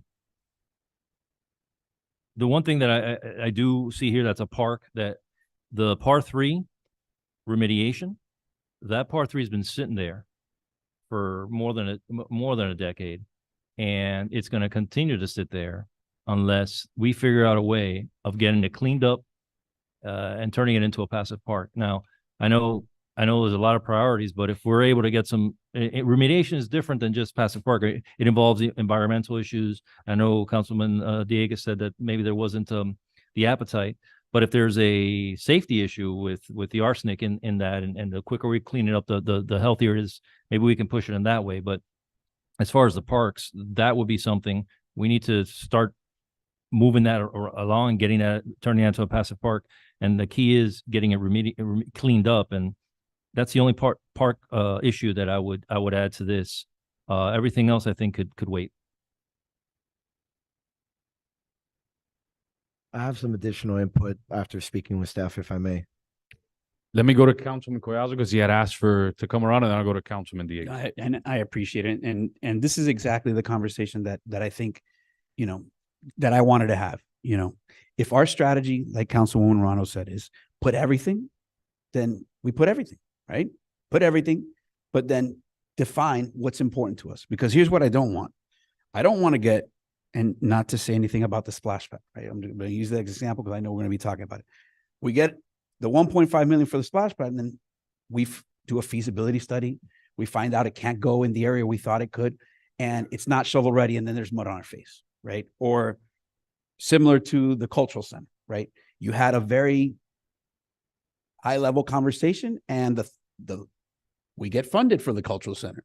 Then all of a sudden, we don't have the building, right? Or the Wellness Way path, right? We think we're going to buy a house or take it through eminent domain, and lo and behold, that's not nearly enough money to cover, right? So what is a realistic ask versus something that's just going to indebt us to maybe future issues right down the line? What has been something that we've already processed, that we've had the conversation, that is not going to be egg on our face versus something that's just a dream, right? So I'm pretty sure we can put a lot of stuff on paper. We can put even a lot more, right? At Optimus Park, at all these things, right? But there has to be a methodology or some method to the madness, or else we're going to be embarrassed, right? Because it's happened before. We get funded for something and it's not as ready to go as maybe we think. So that's why I think the prioritization part is important. Is the senator the best person to prioritize? Maybe. Maybe he's going to tell us, hey, this is what I can get. No, going off his feedback, but that's not the situation we're in. He needs an answer tomorrow. Well, he's asked us in the past to prioritize projects when we meet with him. So Yeah, certainly. Look, certainly us prioritizing it doesn't hurt. It doesn't hurt the process whatsoever. What I don't, I'd rather prioritize before removing projects, just because we might find ourselves on the other side, right? We might find ourselves with a situation where the senator is sitting there and says, you know, I can't do a street, I can't do this, I can't do that. But if I had a splash pad, right?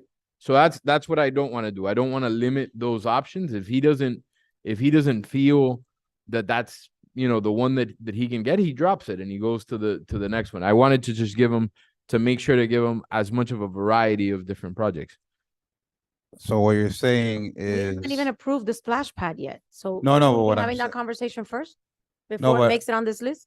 I think what he's trying to say is that, like, if we remove some items and there's like an ability to fund a project that we removed, correct me if I'm wrong, what he's trying to say is that based on their conversation, that these projects have an opportunity to maybe get approved and move through the legislative session.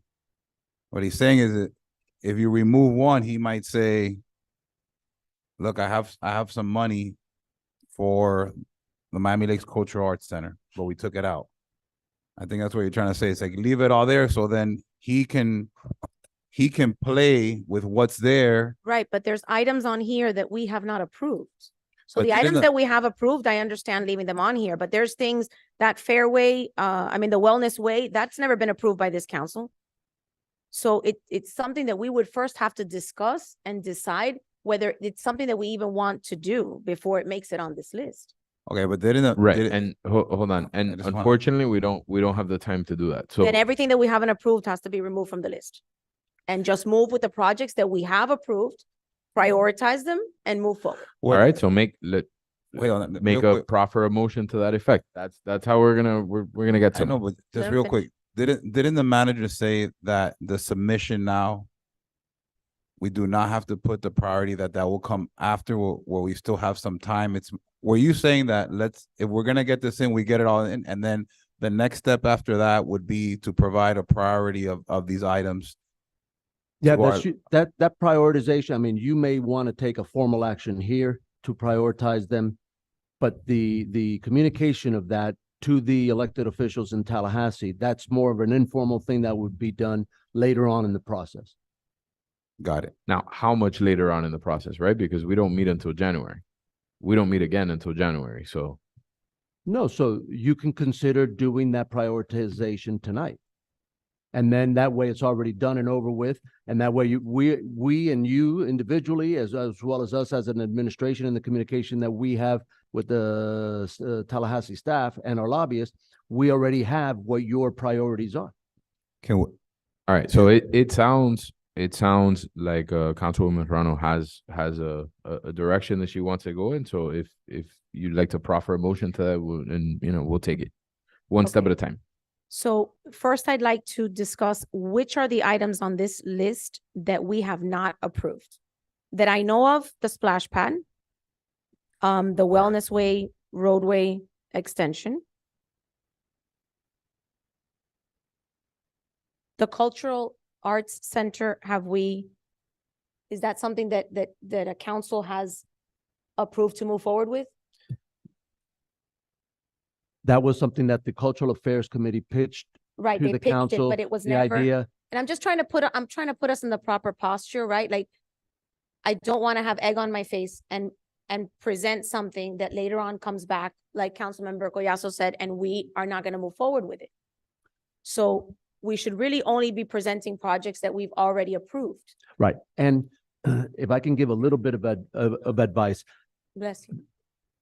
what happens is the kind of project may make a difference, right? Because something may be a higher priority to this council, but let's say a drainage project, but there happens to be more money available in roadway because it's a different bucket of money, right? So I think that what you may want to do is a quick little exercise to divide these projects that the vice mayor is proposing into like projects, like roadway ones, drainage ones, other infrastructure, parks and green space or cultural affairs. All those would probably be in one pocket because they'll get or potentially funded out of a specific bucket. So if the big pot of money happens to be in some bucket that you prioritize as number 3, you may get number 3, but not number 1, not because it's, Right, but what if I get number 3 and I don't want number 3?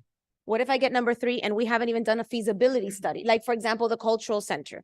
Well- I think it's, you know, a great idea. I think that the residents would love it, but we haven't even analyzed it. Like, we don't even know if we can maintain it, we don't know that. I think So that- what if the state comes back with a $5 million check for something that I don't want?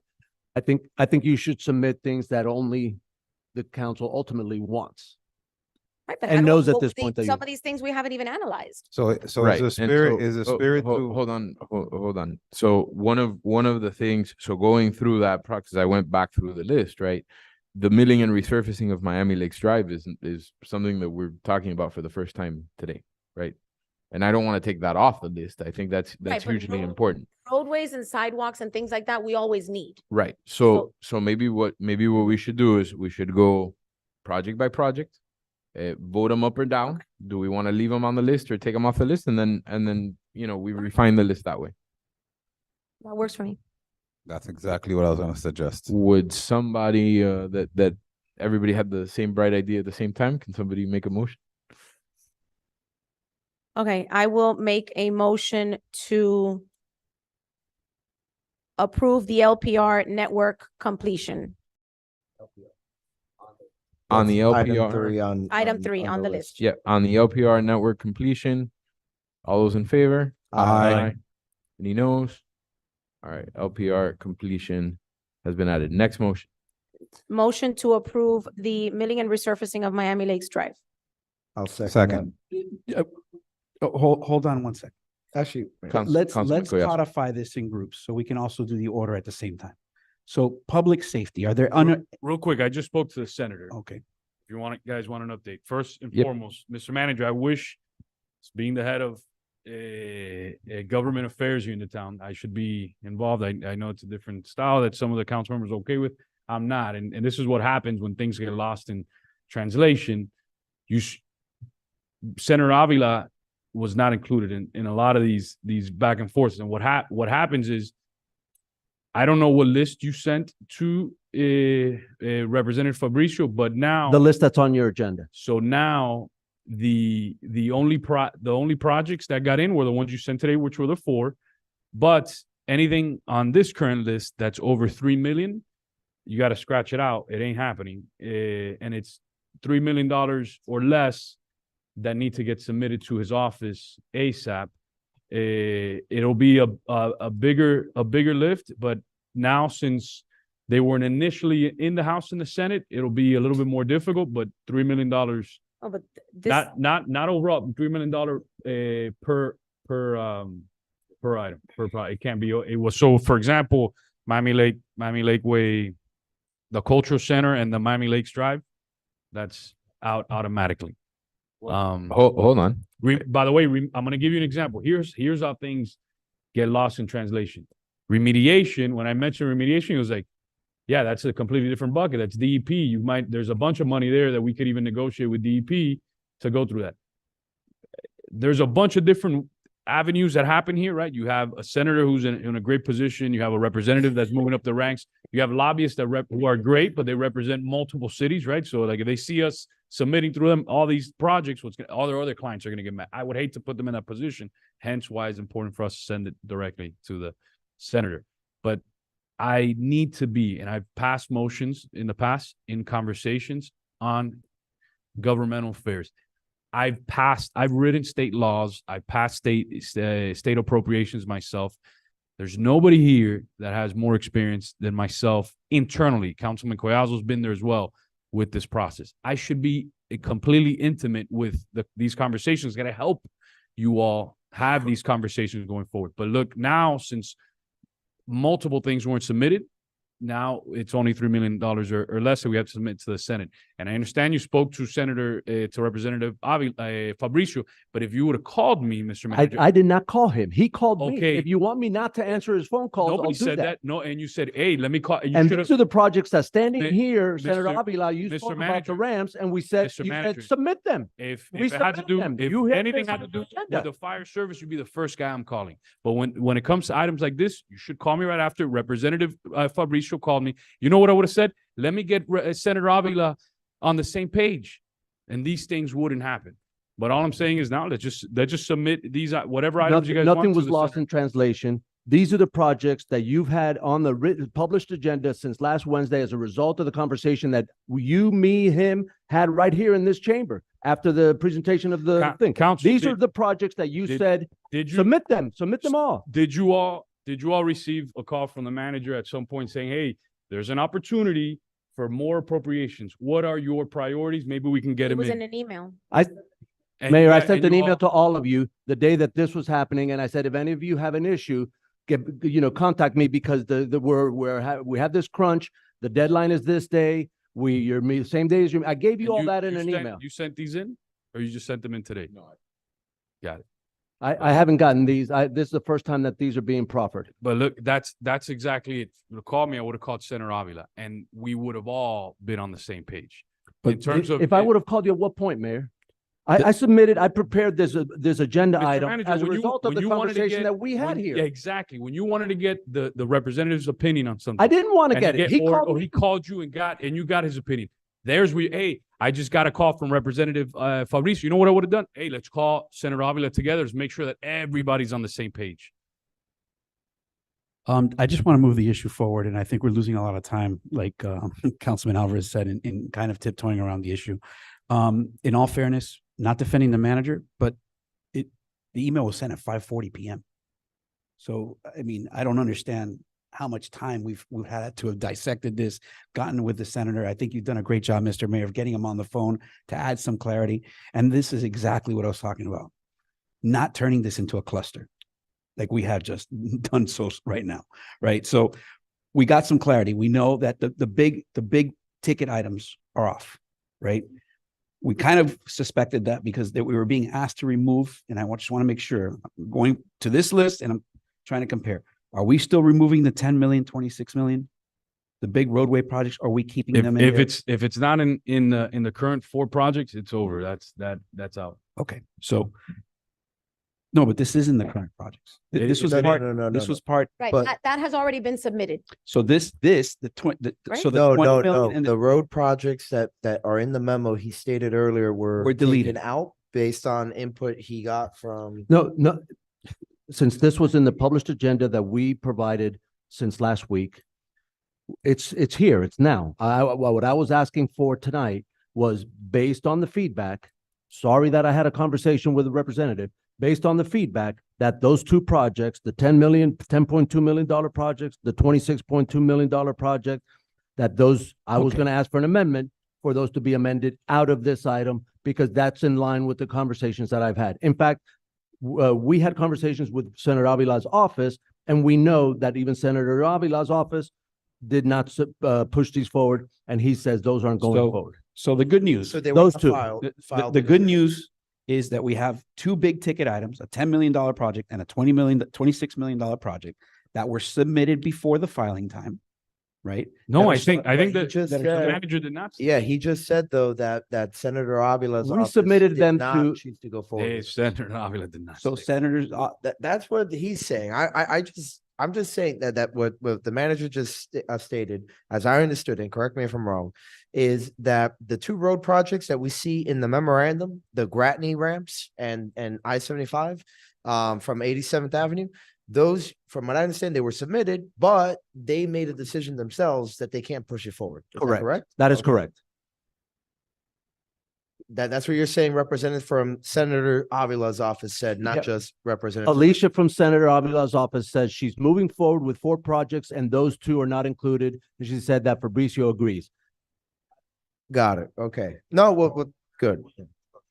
right, so we submitted the 10 million and the 26 million. We got an email from them that they're off the table. We got further clarification from the mayor now that he just got off the phone with Avila. Anything 3 million and over is eliminated. So let's start with that.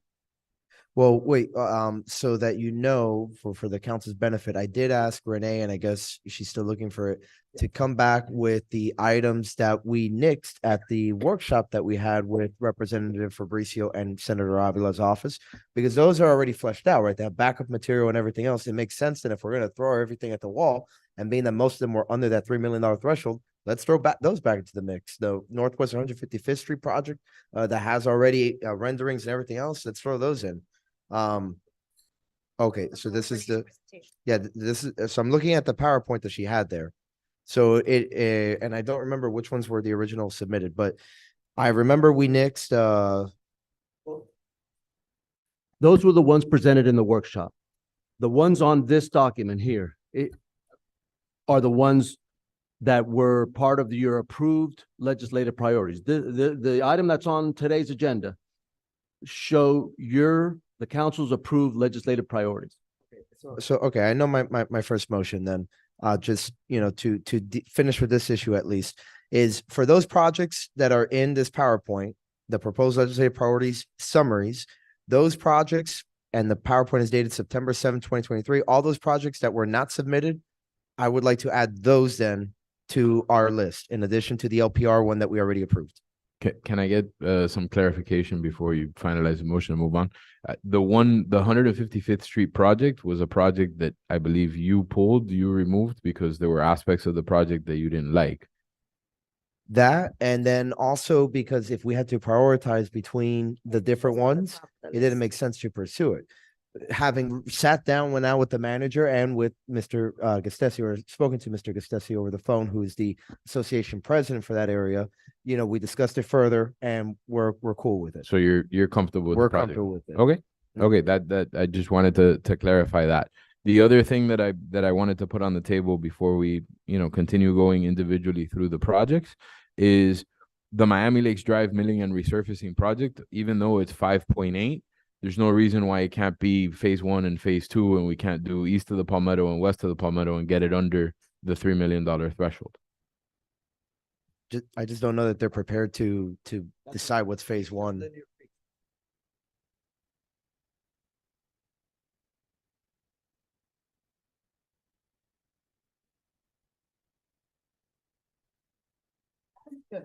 It's about equal each side of, so pick an east or west, whatever you just.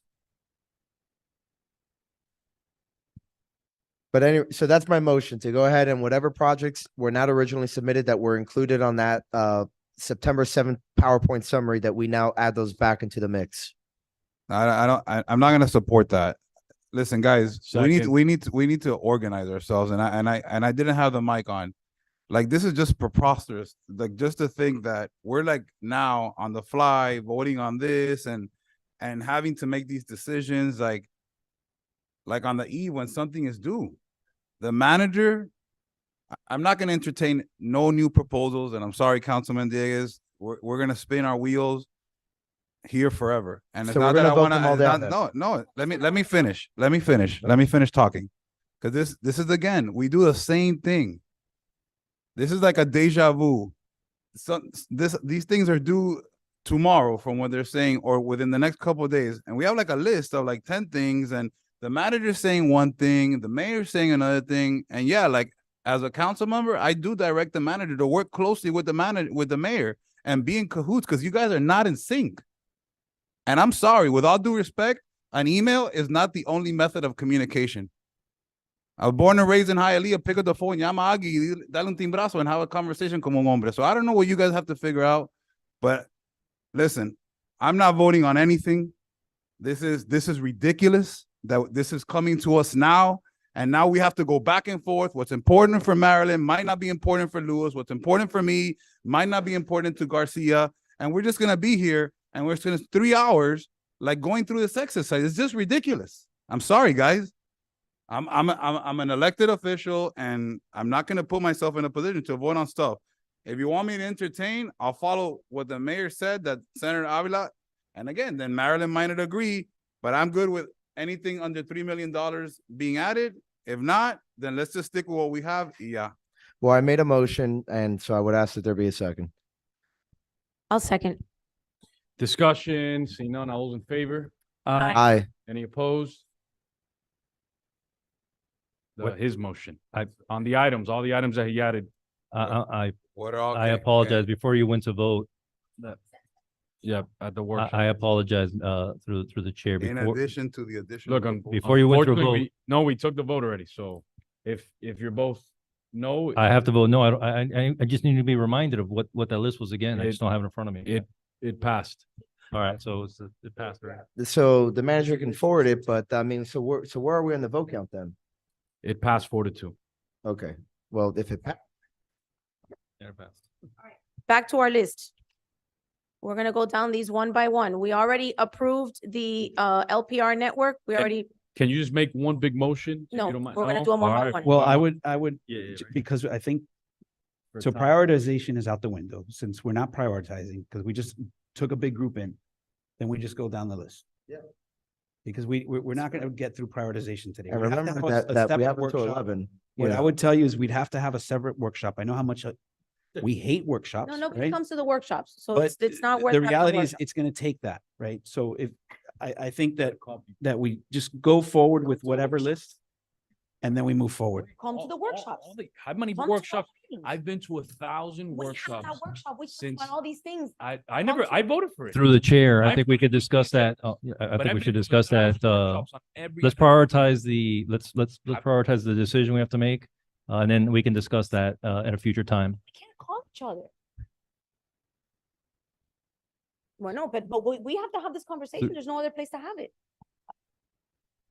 100%. As But colleagues, we but have to have this. These are things, knowing that the deadlines were coming up and I'm stuff. sorry, Like now. Councilmember today, Garcia look where we're at. or Councilmember Coriazo, did you guys make a motion? I don't recall. No, I was gonna go down the list. And absent of the vice mayor, I think mayor has the floor, right? So I don't know who has the floor. All right, what's the next item? Let's just go fast. What we were gonna go down the list. We already approved including the LPR network. Am I correct? Guy, what's the next one? Okay, the Make a next motion. one is the milling and resurfacing under $3 million. The milling and resurfacing of Miami Lakes Drive, under $3 million. But we have to break it up, right? Phases. Somehow? But- east side goes first. We'll flip a coin. But we're gonna do whatever is under 3 million. Are we gonna give it a dollar amount or are we, Just put 3 million. Okay. did he Phase say one, anything 3 under million. 3 million or Just can we 3 reach million and under. okay, so $3 million in milling and resurfacing. Second, all those in favor? Aye. Aye. Any opposed? Seeing none, the motion passes. What's the next one? I'll move the part 3 park remediation based on the mayor's discussion with the senator. I'll second. All those in favor? Aye. Any opposed? Motion passes. I don't know what pedestrian safety and signalization improvements are. Is that, are just our signs? I think it's a broad category. I don't, based on my conversation with staff, it doesn't seem that they've fleshed out specifically what they would want to do. Okay, and the cultural center versus the senior center? Is there a difference with respect to funding on that? There's a big difference in terms of cost, which I think we're asking for the $500,000 for the build out, right? But in for- terms of the pot of money that's available, I think that would probably come from similar pots of money. Yeah, so I would leave out the cultural center because the senior center has been on our legislative priorities for years. agreed. All right, And so we had the LPR, the milling up to 3 million, the part three, and okay, I would include pocket parks. I mean, I'm gonna motion the revitalization of pocket parks and the pedestrian safety signalization.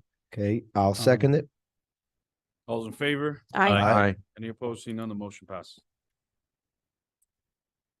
All right, any other items? Or are we moving on? I think we're ready to move on. All right. And if we need to prioritize, I guess we'll set a meeting date, a workshop date for that. Did anybody make a motion to withdraw these two items, this 10.2 and the 26.2? I'm actually gonna take the senator at his word if they were left in or No, they're out. they're gone based on what he said. If they're out, then yeah. Let's move forward. Do we need a motion to move consent? You need a motion to approve the entire legislative approach, legislative priorities. So as moved. amended. As amended. Yeah. So moved. All those in favor? Aye. Any opposed? Seeing none, the motion passes. We're back onto the consent calendar. I'll move it. Second. All those in favor? Aye. Aye. Any opposed? Seeing none, the motion passes. We're on to item 12A. Mr. Attorney. An ordinance of the Town of Council of the Town of Lorenzo. Miami Lakes, Florida, amending the Town of Miami Lakes Code, Chapter 16, and creating Article 5, shopping carts, providing for inclusion into the code, providing for severability, and providing for an effective date. Councilman Diegues. Before my motion, the deputy attorney wanted to mention something. Yeah.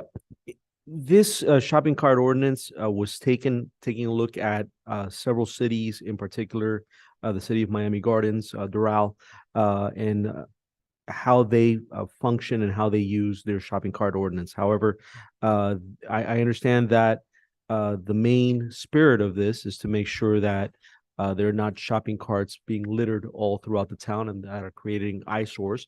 It's not to necessarily punish or create additional burdens on our local businesses. So what I'd ask is if this council passes this motion tonight, this ordinance tonight in first reading, is that it also direct me to work with one of the spiriters or authors of this, which is Councilman Diegues, for me to work with him to come back with a second version that can be passed. So with that, I'm going to go ahead and move to adopt it, but with the caveat to note for my colleagues that this will look very different Yes. because my only goal really is to follow the statute that in 5 days we can pick up the carts and move them off so that they're no longer an eyesore. It's not about imposing penalties. It's just about being able to treat them as abandoned property instead of having to go through the county's process. So pursuant to the statute, we tag them, we notify the owner. If in 5 days they don't respond, we have the right to cart them off and treat it as abandoned property and charge them the difference for the disposal. Second. My only comment is that as you craft the final piece or what you're coming to is you bring in the main offender, right? Because the reality is this is one or two individuals that is chronically having It's issues. actually happening with multiple people or stores now. Well, So- and Navarro was here today, right? And how would this impact a vendor that's not in our town? Right? So again, we would still have to give them notice just to kind of speed through it. We'd still have to give them notice before we toss it. And so we probably wouldn't be able to charge them the cost of disposal in their case, but at least we would have the ability to treat it as abandoned property located within our boundaries and dispose of it like any other trash. I'm just saying sometimes a solution can be, if you bring them in early in the process, you might already see them start conforming or comporting to what you're trying to do, right? I'll commit to working with the deputy town attorney on that. Yeah. All those in favor? Aye. Aye. Any opposed? I am opposed. Mayor, it's an ordinance in first reading, so let me do the roll call. Where it states in the rule, you have to do a roll call? Yes. Item 12A, Councilmember Goyaso. Yes. Councilmember Alvarez is not here. Councilmember Diegues. Yes. Councilmember Garcia. Yes. Councilmember Ruano. Yes. Vice Mayor Fernandez. Yes. Mayor Sid. No. The ordinance in first reading, item 12A passes. Thank you, Madam Clerk. We're on to ordinances of second reading. This is a public hearing. Public hearing is open for item 13A. An ordinance of the- 13A. No, not on 13A yet. 15H. 15H. 15H. 15H. All right. So this is my item formalizing what we had discussed during the executive session. Initially requesting that the town manager procure a project management consultant to spearhead the project. Mr. Manager, where at what point are, I know we've discussed a couple things, but can you summarize where we're at? What you asked to get a cost estimate of what it would be, and we provided that to you via email. Correct. What would should we decide to move forward with that? What would the next step be? What would that look like? We'd have to look and see what funding source, because obviously this project is funded by multiple sources. Each of those sources have different parameters as to how do you procure, right? So for instance, if we're using the FDOT grant, it's going to have a certain set of rules as to how you go about procuring. Some of them allow you to use continuing service contracts. Some of them require you to bid it out. Some of them, they all have different requirements. So we'd have to see. I believe that this would probably be funded from the HUD grant, because it's a soft cost. It's not a hard cost like construction. So we'd probably fund it out of the HUD grant. So we'd have to look at the HUD grant and see exactly what, if any, parameters or rules they have with regard to how you can procure a service like this. And then we would exercise the steps that are required by that funding source. But they're all going to have some type of requirement. Just have to see which is the one that's going to require what. Right, but this isn't going to be like a no bid contract. There's going to be procurement, right? Correct. Got it. Okay. Through the chair, could you remind me again what the cost was of that email? Wait a second, did you, Oh, you I'm made sorry. you made a motion? I No, we're haven't not- I haven't made a motion. We're not going to continue down discussion if there's no intent to keep discussing this. All right, so I'd like to make a motion to engage a project manager for the 59th Avenue project to spearhead the management of this project. I'll second for discussion. Councilman Garcia. Could you just remind us again the cost of the email? What would you think it would The- cost? The estimate that Public Works put together was it could potentially be up to $180,000 between now and the end of the projected end of the project, based Right. on a certain hourly rate with a certain number of hours per week, et cetera. Okay, and but the projected cost of the project is just at 15 million, right? Pardon me? The projected cost of the entire project is at 15 million? Somewhere in that neighborhood. Somewhere in yeah. that middle. Yeah. So, okay, thank you, sir. Any further discussion? Councilman Collazo. And again, my questions, I kind of already know the answers like many of you, but I'm going to go ahead and ask them anyway, just to make sure that my reasoning is on the record. And Mr. Manager, on many occasions, you've been very forward with us on what has caused the delays on this project. At any point in time, has your overseeing the project or your staff members contributed directly to any of these delays? I don't believe so, at least not since I've been here. Okay. With regard to the consultant, if we were to pay $200,000 for this consultant, would they have any type of impact on the speed of this project or the output of this project to the extent that you know now? I don't necessarily believe so. I believe that most of the delays have been for reasons that are not controllable by me and my staff.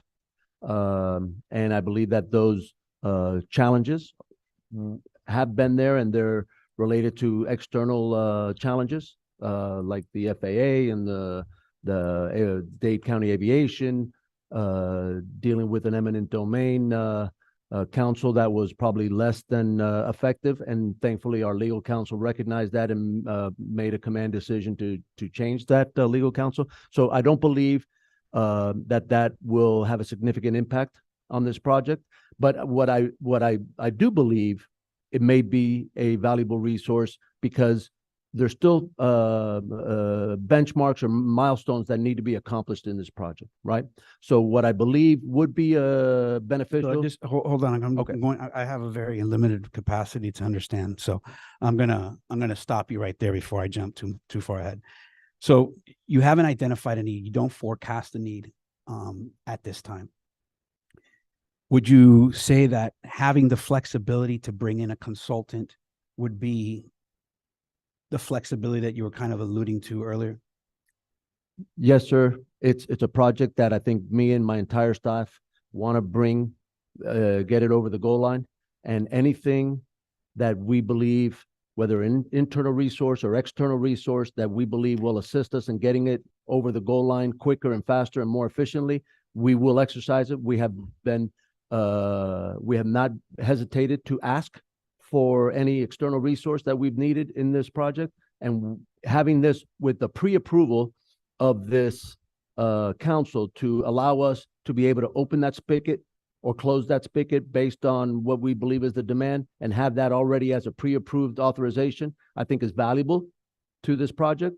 So I believe that having that as a resource that we can exercise when we believe that it's time to do it, and for the necessary steps to take. You know, and again, I've asked a lot of these similar questions during debate, and not during debate, but during the briefing. I have no problem supporting the project manager if the manager, right, or his staff are identifying a need. What I don't want to do is add $200,000 of cost to a project, and then we sit back here during budget time saying, why did government grow? Right? We're growing it, right? Adding things to government that are not being requested, right, is the way to grow government. And manager's not asking for it. None of the staff members are asking for it. Nobody associated with this project to date has asked for it, or at least come to this council for it. I want to give the manager the flexibility, if he finds a need, to go ahead and support him. But I don't want to impose a project manager just for the will or for the sake of imposing one, right?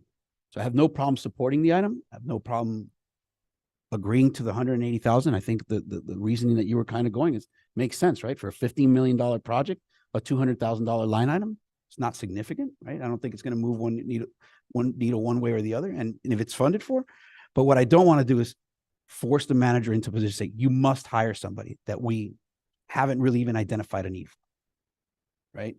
I mean, I wouldn't do it in my business. I hope for all those that are entrepreneurs here, you know, hiring staff for the sake of hiring staff because we think we need it. I mean, I'm going to go ahead and I just want to leave the flexibility there and the door open. You know, I'll support the item if it doesn't come with a must, right? And that's really where my thought process is. So if this is to compel that we must hire a project manager, despite the manager, despite all the staff saying we don't need one, right? And the manager saying, if I need one, I want the flexibility to put it, I have no issue supporting the project. Is that an amendment? Well, that's my reason for the yes or no vote. You want my yes vote? Make it an amendment.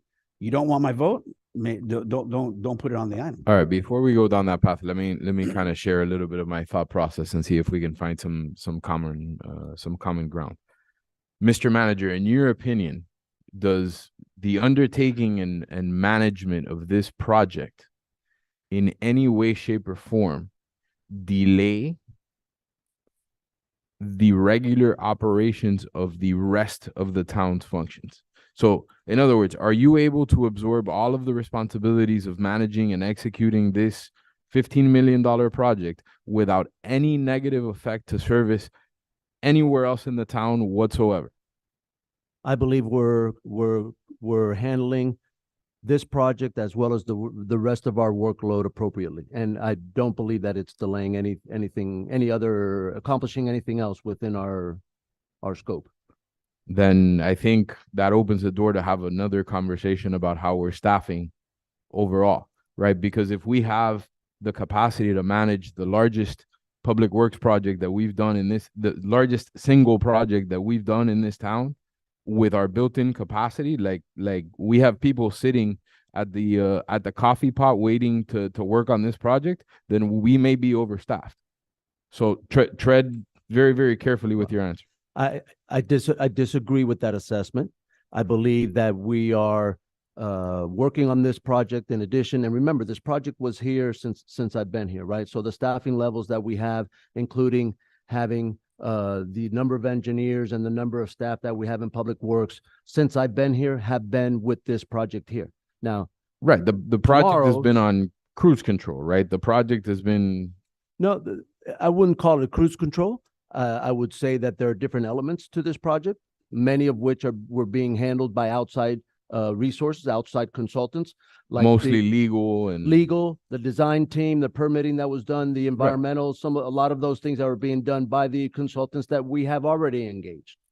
So I think that what the internal resources that we have had is the coordination that I think that between Omar as the project manager, myself, Tony, Lorenzo overseeing the legal aspects on a day-to-day basis.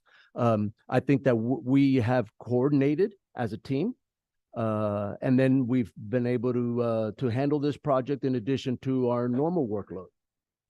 And what I would say is, once this project comes and goes and is done and it's built, and then it's a constant reassessment of our staffing levels. I think that obviously you do it in your business. I think most people do that. You always have to continue to reassess and say, do we have the right people in the right place and to handle the workload as we know it today? And, what's, kind of have a forecast, what's it going to be tomorrow, and do all those. We have to constantly be reevaluating that. And we always go through that exercise internally. right. So my thought process behind all of this is twofold, right? Thing one, aspect one is I don't want to find ourselves 6 months, 8 months, 10 months down the line wondering why there's delays on sidewalk projects, why there's delays on drainage projects, why we don't have the capacity to execute these things, or these things are taking longer than we anticipate because our resources are being used on this project. That's one. The second part of that calculus is that having somebody whose singular focus is this project, that's focused only on this project, right? Not on a resident called for potholes, other things that are work, right? That are the regular day-to-day operations of the town that are just as important and that need to be executed, right? Distracting from the management of this project. I can't, I'm the project manager on this project and I can't work on this because I have to put out XYZ fire. And what I don't want to find out when we go further into this process, that by not dedicating that resource up front, we find that some of the other costs to the project later down the line have increased, and we find ourselves in the same position by a different method, but the same position where we're all sitting here wondering, well, we thought the project was, we thought this aspect of the project was going to be 1 million and now it's 3. And how did we get here? And we got here because we have too many things going on and we don't have that singular focus and frankly that expertise with this kind of project. That's where my reservation is. The way that I see it, $180,000 in a $15 million project is a sound investment to make sure that we have the resources that we need to execute it. I don't want to find out once we're in implementation that we didn't do that, and now, we're redoing things, we're paying extra money because, we went, sometimes it's you go too fast, sometimes it's you go too slow, right? But I don't feel comfortable. I don't think we've ever undertaken, this town has never built a road, to my knowledge, right? With a bridge, with all the other complexities, with 2 other private, the eminent domain part for the large parcel is almost done, but there's still 2 other private party, or 1 private and 1 public party that have to also give us, there's a lot of complexity to this project. And I don't feel, I know I appreciate and I applaud the town managers, can do, we'll take it on and we will do it. I'm not trying to dissuade that whatsoever. I just want an insurance policy to make sure that we have those resources in place.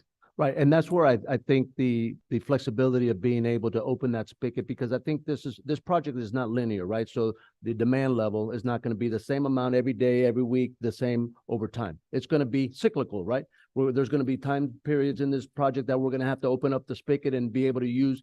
And that's why the option of having a resource available is different than completely just turning over and assigning the project manager to somebody else. And or the estimate that we provided that came up with the $180,000 is estimating, I think it's 10 hours a week dedicated to this project. Whoever we get to do that, short of us hiring somebody to be our one and only employee and dedicated only to this, they're going to have competing interests too. That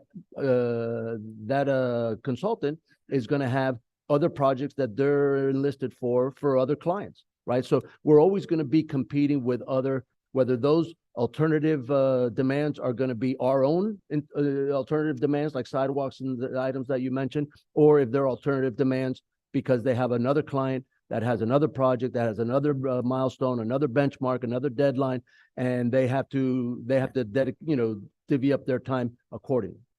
So I think that those dynamics will play either way. But having this resource available to us that we can, based on the demand of the project, be able to access and have the pre-approval from this council, I think it's a good thing. We have done it. We have used it already. We have had a slew of outside resources used on this project. We are not embarrassed. We don't have pride of authorship. We don't have to be the guys to carry the ball over the goal line. We don't care about who gets the name, the big name in the headline, right? We don't care. What we want to do is get this project over the goal line, and we appreciate all the assistance from this council trying to help us accomplish the same goal. We have the same goal, but I think that the better option would be to have the option available for us to open and access the resource when we need it, based on, but have the overall umbrella, the 30,000 foot project management level, keep that internal, because we can control those resources.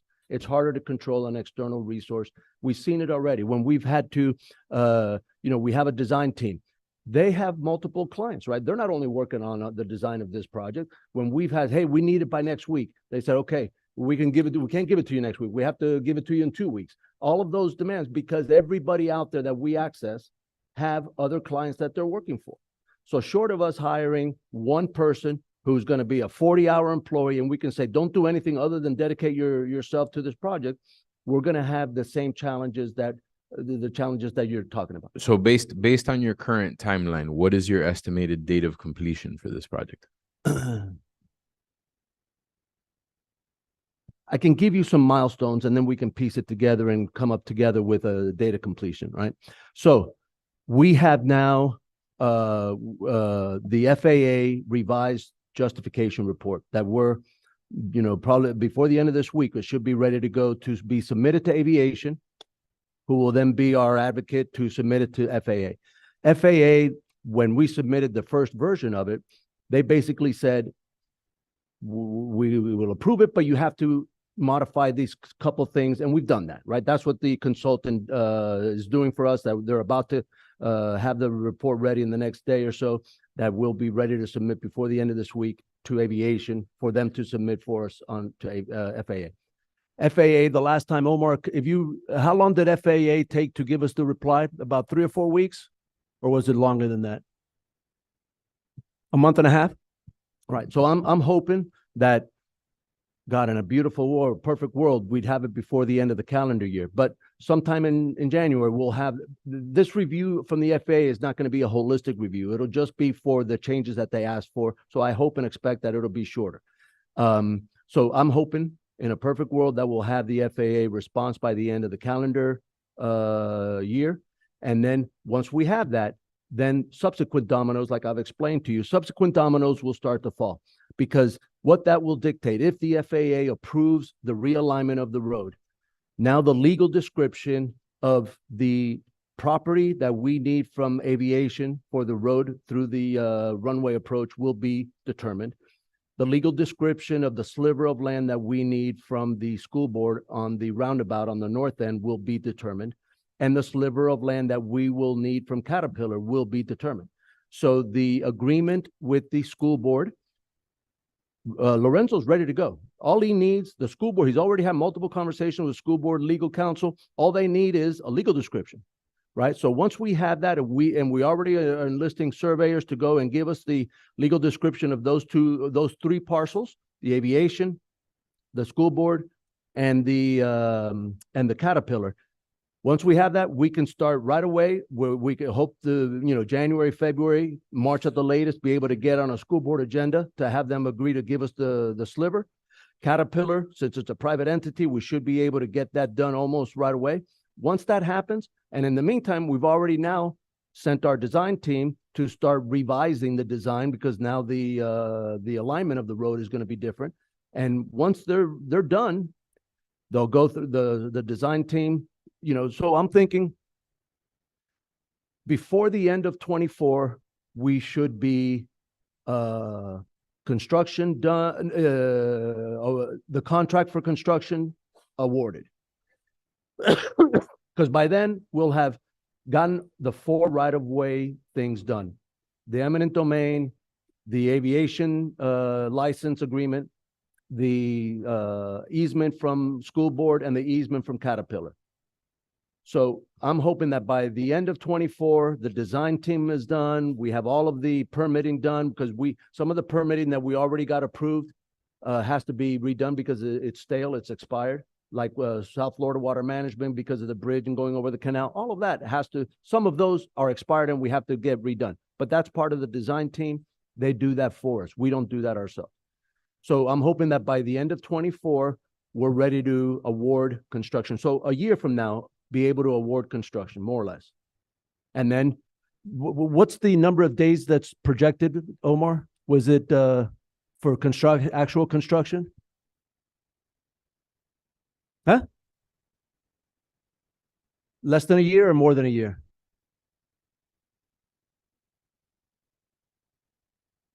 Yeah. So late 25, early 26 to complete construction, to do a ribbon cutting. Groundbreaking, much sooner than that.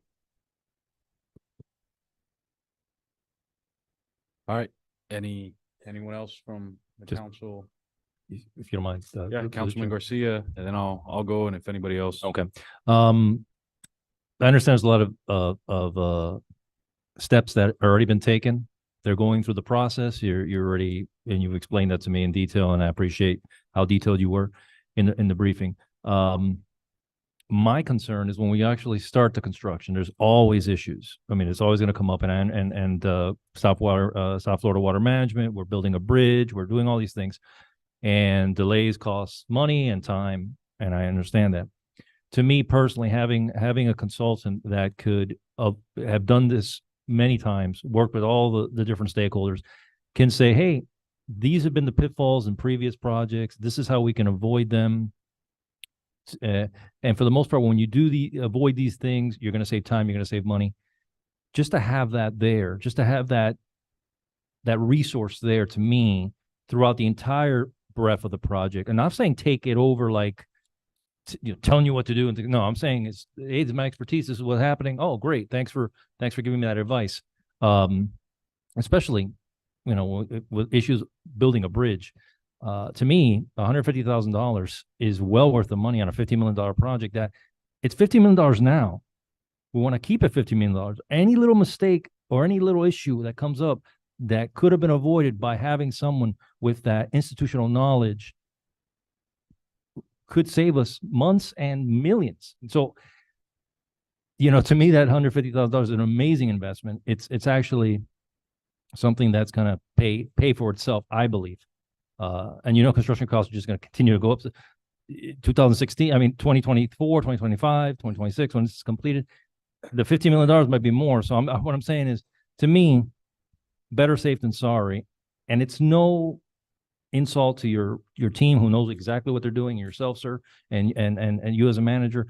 I just think, like we did with the grant department, if we can give you that little bit of assistance that can make your life a little easier, and maybe we avoid a pitfall that none of us see right now, not even you or Omar or anybody. Maybe we can, because somebody has gone through that in the past, and say, hey, this is where most projects fail or get delayed. I think it's worth the investment, and that's my 2 cents. So I'll be as concise as possible so we can get the meeting moving. I can tell you this part of the problem to me is what we heard tonight, right? There's no timeline. I think if you heard the questions that Councilman Collazo asked, the replies were very calculated, right? It wasn't a yes or no. It was, I don't necessarily believe so, right? Leaving some sort of room. So you start analyzing that, and then you look at the history. When this was first taken on by the previous administrative team, you saw it got to the point where FAA submittal was imminent. When everything got taken over 4 or 5 years ago, there was a major pump in the brakes on this project, which in hindsight, it's created now this project's doubled again, doubled in cost. The mistake I won't make again is what happened with Optimus Park. That all of us, the council, we didn't grab the bull by the horns, require an independent cost estimator, require some independence on that. And look what happened with that one. Costs went out of control. Voters rejected it. This could easily become a boondoggle. Tomorrow, I'll give our staff $50 million more in the drainage with my eyes closed because they'll do it. Sidewalks, roads, parks. This can easily become us acquiring a building and having to figure out to turn it into a cultural affairs center or to a senior center. Like, I'm being for real. This is not that since day one. no, and it's not a joke. But wait, give me a second. So my issue is different. My issue is not an option. I'm just my point on this. It's a must. I want to see some independence on this. Somebody reporting to the council independently. Somebody communicating to us. Somebody creating a real timeline. Somebody keeping costs down packed. Because I just seen this project go out of control. I've been talking about this. I talked about this 2 years ago. I was removed right off the bat from even in being involved in this project. I was intimately involved from day one, going to every single meeting, going to see the county, going to see the aviation department, going everywhere, and completely cut off from communication besides emails that you all get randomly once in a while.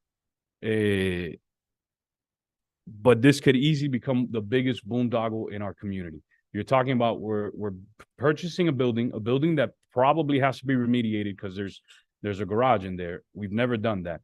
We have to build a bridge over South Florida Water Management right away. We still haven't, I don't know if maybe they figured that out yet.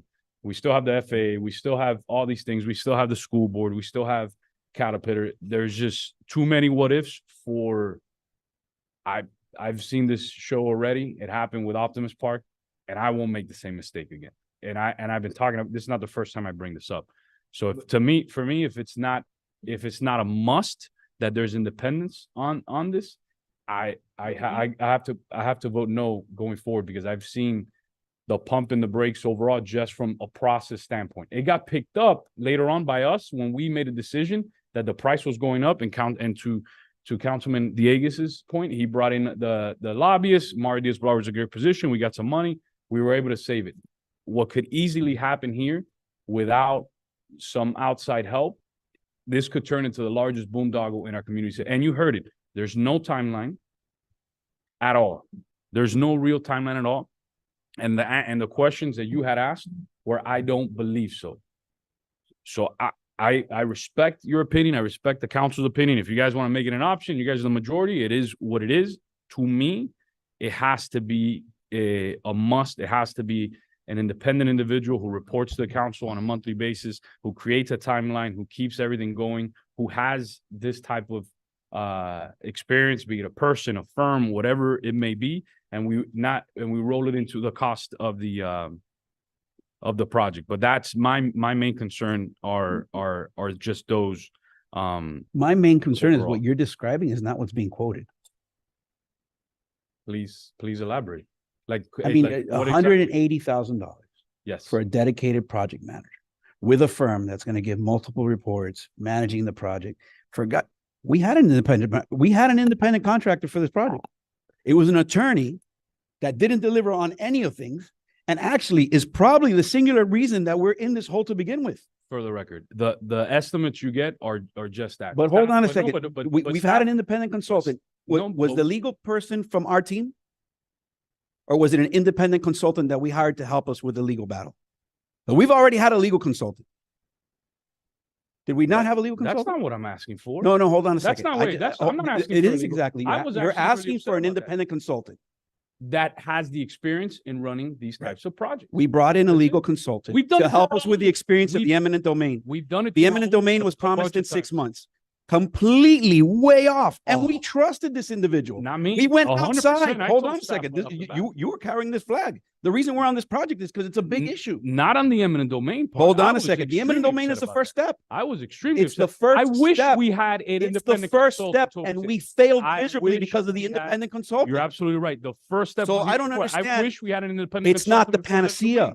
I What wish. you're proposing is not the panacea, and we should be smarter. We already lived it.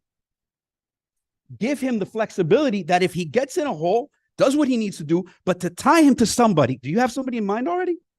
To tie him to somebody.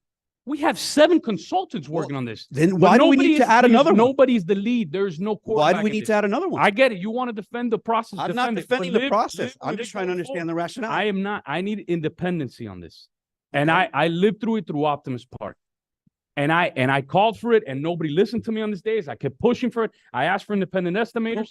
Everybody over listened to you and on this over dais. and over. The It problem was- is you didn't it listen to was- the It residents. was too late, Councilman Okay. Collazo. And that's why everybody that supported this, you know what, everybody? Ray Garcia won, Carlos Alvarez won, Josh.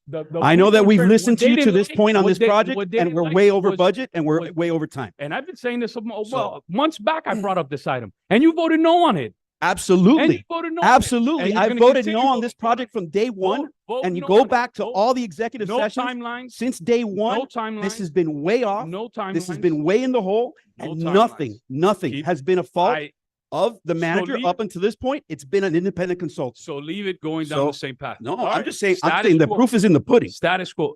The proof is in the pudding. Exactly. We what hired I'm an bringing independent up. consultant and we're For 2 what years you late, had, 2 times over budget. Staff, our attorneys hired an eminent domain. To Raul's credit, we forced Raul's hand on even with the bridges and everything. Raul had to step in right now to take care of this. Nobody could figure it out until Raul said, "I am done dealing with outside people." So we had the I'm right people in taking it place. 100%. I believe in Raul from day We one. have the right people I in believed in place. Raul Then- Gestesi. Then from why do day we one need to and add should have done another it. person? I was completely against going If through. we I have the said- right people in place, Go why back do we and need to listen add to those another tapes. person?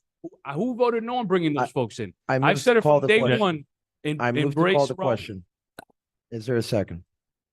I'll second. As Madam Clerk, can you repeat the motion that's on the table, please?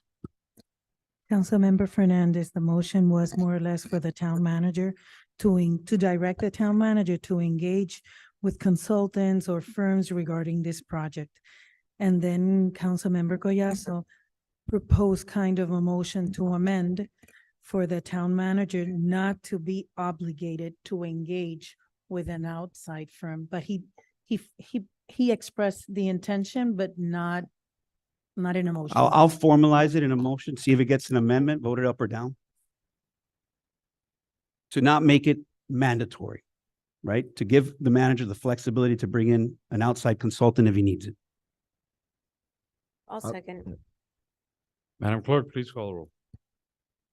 So the motion from Councilmember Collazo, the amendment to the motion, seconded by Ruano. I'm gonna call the roll. Councilmember Collazo, Yes. Councilmember Ruano, Yes. Councilmember Garcia, No. Councilmember Alvarez, No. Councilmember Diegues. Yes. Vice Mayor Fernandez, No. Mayor Sid. No. So the amendment does not, it fails. Thank Okay. you, Madam Clerk. Back on to the Motion. motion. The main And motion. to be very clear, that main motion now requires the is that correct, Councilman Fernandez? Okay. That was my intent. I don't know if we want to revise the language that you have Let's there. Would you but that like was to- let's put it on the You record. can restate it for the record, your motion. Yes, so the motion is to direct the town manager to retain a project management professional to lead the management of this project. Second. Councilwoman Ruano. The project management professional would be retained at what point and for how long and at what cost? At what point in this process would that person be retained? I can answer the first one, which is at what point should be immediately. Okay, so then that extends the timeline and the cost. Correct. So at what cost? Because the project was funded, it had a little bit of a surplus. I don't remember the exact amount. And that surplus wasn't, I guess it wasn't defined properly, right? There was a little bit of money that we had an overage, but we weren't 100% sure. And that's part of the money that I wanted to put back into the PTP fund for some of our road infrastructure projects. So that would be the money that would be utilized for this particular professional. So I'd like to know, I remember it being 200,000 and change, but I don't remember the exact number. Yeah, I don't remember the exact amount of the overage, but what Omar in his professional opinion estimates that this would be about 10 hours a week. And he did use rates, and it would be from now until 2025, through the end of 25, May 25, mid 25. Mid 25, but we think that this is gonna run It could possibly go to through- the end of 25 or Right. beginning of 26. So those numbers that Omar projected was in the 180 range? So I'm sorry, Omar, I didn't mean to put you on the spot. come on. Thank you.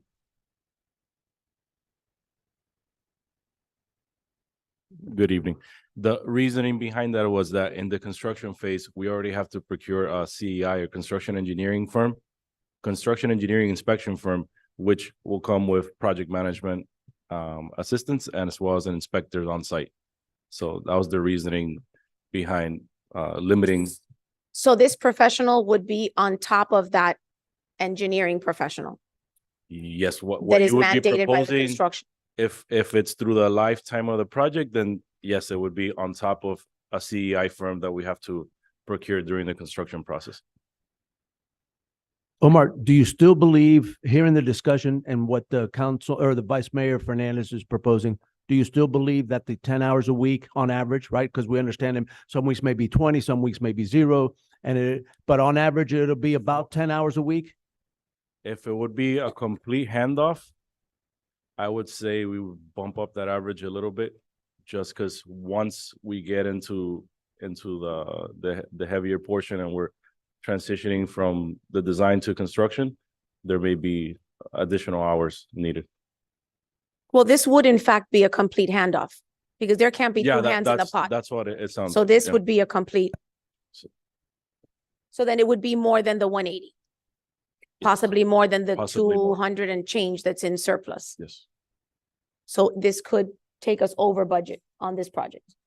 Yes, potentially. and because of the realignment, we do expect new design costs or added design costs, right? Because now they're going to have to redesign a portion portion of the roads coming over the bridge is going to have a new alignment. So there is going to be added design costs that we were planning budgetarily to use from the surplus. surplus. Yes, and that's why, that's why we were always cautious about some of the discussion about moving money out of this project back to PTP. We thought we hope that at some point we'll get there, but it's premature at this time because, of these other things, like some of these things that are being discussed. Through the chair. I'm sorry. Are you? No, Yeah. go ahead. Oh, thanks. Omar, real quick, besides construction that the engineering consultant would do that you already have coming up, a project manager would also deal with all the stakeholders, real time, going through the life of the project, correct? He'll be making sure that he's directing his troops and making sure things are can you the kinda one proposed through this? Yes. Yes. If it's a full handoff, it's I guess what the mayor And- was and- mentioning is that person would take 100% ownership of the project. And they would give us, as requested, monthly reports in front of the council. This is where we are. This is the war, like a war, like where Yeah, it would be written into the scope of that procurement process and part of the scope. Yeah. Okay, so we would see, percentage wise, service level, where we're at with the different aspects of what's going on, the timelines, where we're at to you would have meet. to specify that. Okay. And all those asks may affect will affect the hours and No, the and I, cost. and I, 100% understand that, and that's what I'm getting at. The point of this exercise is to make sure that we're getting everything real time, that they're anticipating issues, letting us know the issues before they happen. So so decisions could be made by using his experience, things like that. Yes, it is a little bit more money. I understand that. And to my colleagues, I just say that I truly believe we're going to find some issues that we weren't anticipating. And I'm telling you, that's going to save us. That'll pay for itself. It'll pay for itself. Usually, and anybody in construction will tell you, there isn't a time where a plan goes perfectly and timelines go perfectly for the most part. Now, the stormwater projects have been going great. I totally understand that. And we still have a lot more to go. And that, I think that should be 100% focus on that to complete that. But in a project this complicated, I just ask my colleagues to think about what would it cost additionally if we miss something, because we didn't hire somebody that has that experience that can say, hey, look, this is going to happen. This happened before, and avoids an issue. How much more money are we going to save? How much more hundreds of thousands or millions might we save by doing this? No offense to anybody here. You're all professionals. You're all professionals. But someone else in the bullpen, someone else you can call. Hey, let's go in there, throw some fastballs, get these last 3 outs. I just think to me, it makes perfect sense to me. So. Yeah. Well, okay. My analogies might be, I suck at analogies. Just letting you know, guys. Point What of I'm saying personal is, privilege. I At 4.1 of the charter requires that we adjourn at 11 o'clock, and Melissa has to present her item if we're going to get the audit started on time, because we're not meeting in December unless we call for a special call. So my suggestion is we vote this one way or the other already, and we move on to Melissa's items, the audit for the There's a town. to begin. motion and a second. Madam Clerk, please call the roll.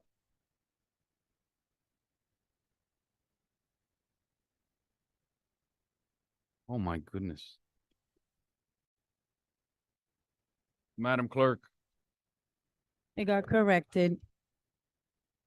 call the So we're calling the roll on the motion for the town manager to retain a professional and for this professional to lead the town manager in this project. That was the motion by Councilmember Fernandez and seconded by We're Mayor not- Sid like 5 minutes ago. We're still not attaching a dollar amount to it? Open-ended? I think it needs to be procured. I mean, it's like everything else in this project. We have a number, right? Every single number we have in this project is speculative. So that, why don't we procure it before we vote for it? Well, in essence, you have Or to. at least get more of a better understanding of what it's gonna cost, because we need to know where it's gonna be funded from. Councilmember, this has to come back to you. Yeah, exactly. The procurement, because it's going to be more than our threshold to do administratively. So the contract, we'll go out for solicitation and we'll bring you back the contract, and then you'll have much more detail on exactly. If we get the contract back and there isn't the appetite to do it, you can always kill it then, but. Yes. So Councilmember Ruano, No. Councilmember Garcia, Yes. Councilmember Collazo, No.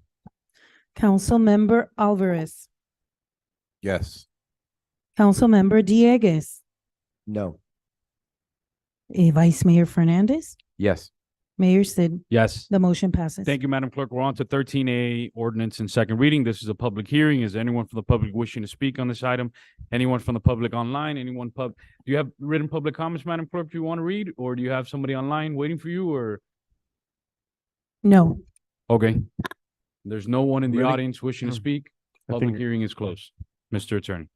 An ordinance of the town of Miami Lakes, Florida, providing for a short-term interfund loan from an unrestricted general fund balance to capital project fund in an amount not to exceed $2,500,000, providing for transfer of funds, providing for expenditure of funds, providing for amendments, providing for conflicts, authorizing the town manager to take all actions necessary to implement the terms and conditions of this ordinance, providing for severability and providing for an effective date. Yeah. Mayor, as stated in first reading, this is the temporary transfer of cash from the general fund to the capital projects fund to be able to complete the acquisition of the warehouse for the 59th Avenue project. There is a stipulation in here that once the money is transferred, that we have 365 days to repay the general fund after we get reimbursements from all the different sources for the acquisition cost. Any motions to get the conversation going? I'll move it. Second. Discussion. Seeing none. Madam Clerk, please call the roll. Ordinance in second reading, item 13A. Councilmember Diegues. Yes. Councilmember Garcia. Yes. Councilmember Collazo. No. Councilmember Alvarez. Yes. Councilmember Ruano. Yes.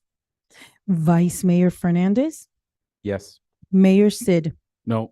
The ordinance in second reading passes. Thank you, Madam Clerk. We're on to 14A, budget year end revision. We don't have to read resolutions. Melissa Hernandez. Yeah, this is the closeout. This is the very first step in eventually the quote unquote March money. This is the closeout of last year's budget. These are the budget closeouts. This is the first step also that will then give us the numbers to be able to complete the audit that will start. They've already done some preliminary work, and then they'll start in earnest in January. Motion on the table, council. Motion. Second. There's a motion and a second. Discussion. Seeing none, Madam Clerk, please call the roll. Resolution 14A, Councilmember Alvarez. Yes. Councilmember Diegues. Yes. Councilmember Collazo. Yes. Councilmember Garcia. Yes. Councilmember Ruano. Yes. Vice Mayor Fernandez. Yes. Mayor Sid. No. Resolution 14A passes. Thank you, Madam Clerk. We're on to 14B. Jeremy Badwell. I'd like to reopen public comments, Mr. Mayor, because I see the representative from the Optimist Club that was not here during the public comments, and I don't know if the gentleman, Mr. Hamilton, wants to provide any public comments. I'd like to second. Public comments is open, and we could also bring them up when the discussion happens if we have any questions. I just wanted to make sure that that even though we don't have public comments anymore, he's more than welcome to come to the podium. We'll bring you up, Jim, when the conversation, after Jeremy's presentation, and I'm sure the council, there were some questions already that were brought up previously, so I'm sure that conversation.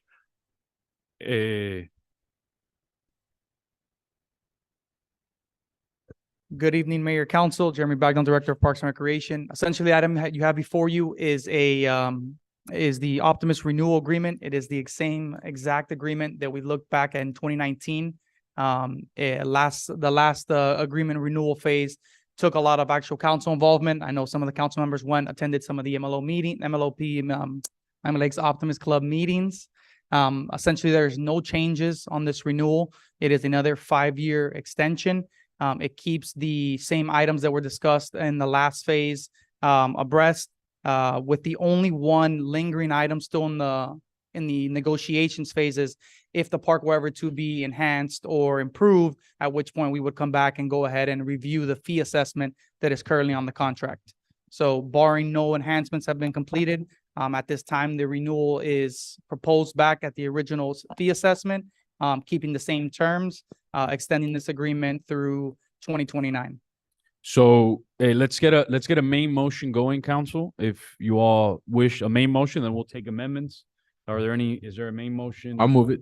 There's a motion in a second. All right, so I'm gonna make a motion because I promised it to change the 5 years to 7 for the Optimist Club.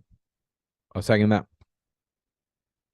There's a motion in a second. Discussion. Yes. Councilman Diegues. I'm not comfortable with the 7 years. Again, like I said, you're tying future council's hands, not to mention there's no rate increases at all contemplated in this. So that's 7 years of keeping the rate flat as our expenses continue to rise. I don't think that's fair to the other taxpayers of this town. And I just think that this is bad public policy. So for that reason, I'm voting no on the amendment. I'll be voting yes because I think any raise will be a raise to the kids in our community. And I think raising costs to kids to play baseball is bad public policy. Well, I would just also want to point out that there are plenty of other kids who aren't part of the Optimist program who get kicked out of those parks on a regular basis. I was one of them growing up. So I don't think it's fair to monopolize a park for a certain set of kids to the exclusion of others. So. Okay. On the 7 years, anyone else on the 7 years? On the 7 years on Councilman discussion, if future councils were to want to revisit this contract because conditions have changed at the park. Either, how would that go about? There are the same clauses for termination if it's necessary. But other than that, I would have to check with legal as far as amending the contract midterm. So that's something that would have to be looked at. Right now, the only thing that is stipulated is if any improvements are had, there is a immediate call for fee assessment.